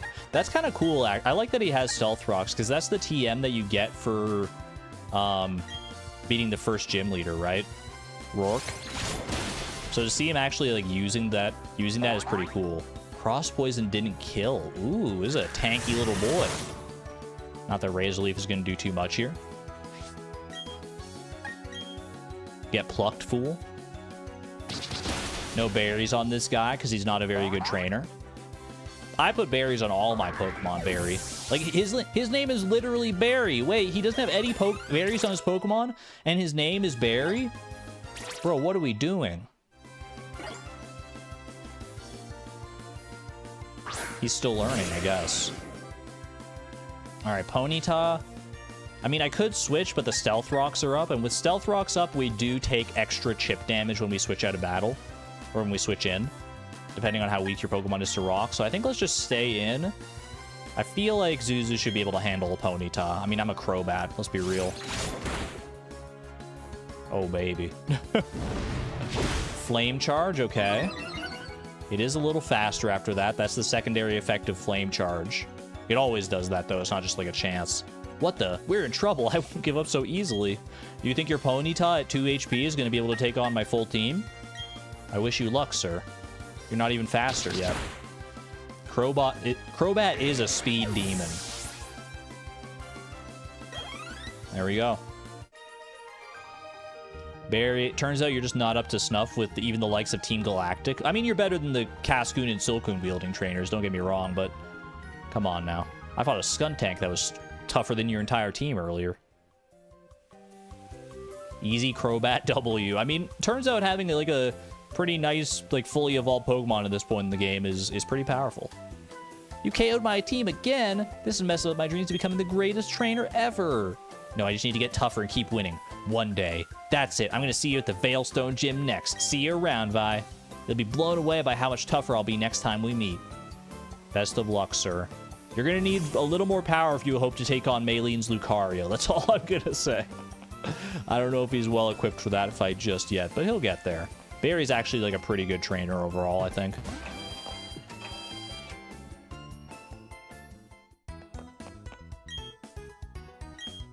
Why are you surprised you literally lost every battle? He's only lost every battle against me. We can assume that Barry is actually, like, cleaning up against all the other trainers. Maybe if it actually evolves his Starly, he'll stand a chance. That's the crazy thing. He could have evolved his Starly. He should have evolved his Star. I never understand that. Like, I kind of get it from a game balance perspective, but, like, it always feels so weird and, like, disingenuous when you see, like, someone, like, one of your rivals has, like, a level 19 Starly or whatever the case may be, when it, like, you're like, wait a second, I have one of those. It could have evolved into a Staravia right now. Why did he not do it? And the answer is, like, the game is just, like, taking it easy on you. Maybe he just likes it, I guess, but he does eventually evolve it into Staravia, so who knows, man. Level 50 baby Pokemon. I digress. Chat, like I said, I think that's probably a good place as any to end things off. We didn't get into too much danger this time. Probably the, like, spookiest battle today was against that Skuntank. But next time, I think we will maybe going up against Maylene. We'll probably be able to get up to the next gym next time. And that is going to be a spooky fight, because she is not to be trifled with. That Lucario has caused many children a great deal of nightmares and strife. Not even people doing Nuzlocks, but people just, like, playing the game. I feel like you're not ready for Lucario a lot of the time. At least as a kid. You evolved your Bulbasaur by accident. It was so sad. There are sometimes good reasons to leave your Pokemon unevolved, especially if you just like how cute they are. I digress. Chat, thank you very much. I hope you enjoyed the stream today. If you missed last stream when I said this, I will not be streaming at all next week. I'm going to be taking the week off for next week on streams. I should still be streaming Spiritfarer this Sunday. I'll let you know if I'm not going to do that, but that is still the plan right now. But next week no streams, and then we'll be back to it in, I guess that'll be in April once I get back. Since it's the weekend, you'll be hanging out in the community gaming section. Looking forward to seeing who shows up for the Don't Starve Together event on Saturday. Definitely good shout, Miss Palindrome. Check out the community gaming section of the Discord. A lot of fun stuff happening there, including that Don't Starve Together event, so be there or be square. I'm probably going to be square because I got other stuff I got to do, unfortunately, but I hope you all have a fun time with it. Thank you all for joining me for this leg of the Nuzlocke. I'm going to get the heck out of here. Have a great weekend. Have a great next week, because I won't see you. I'll still be working on stuff behind the scenes. I may appear in the Discord from time to time, but regardless, be good to one another. Be good to yourselves. This is Argon Matrix, signing on out, friends. Thank you, and have a wonderful night. Bye-bye. Bro, I'm getting dizzy. Do you have anything to say goodbye, Pi? Pi seems so happy that it's Wait, that's so cute. All right, see you, everyone.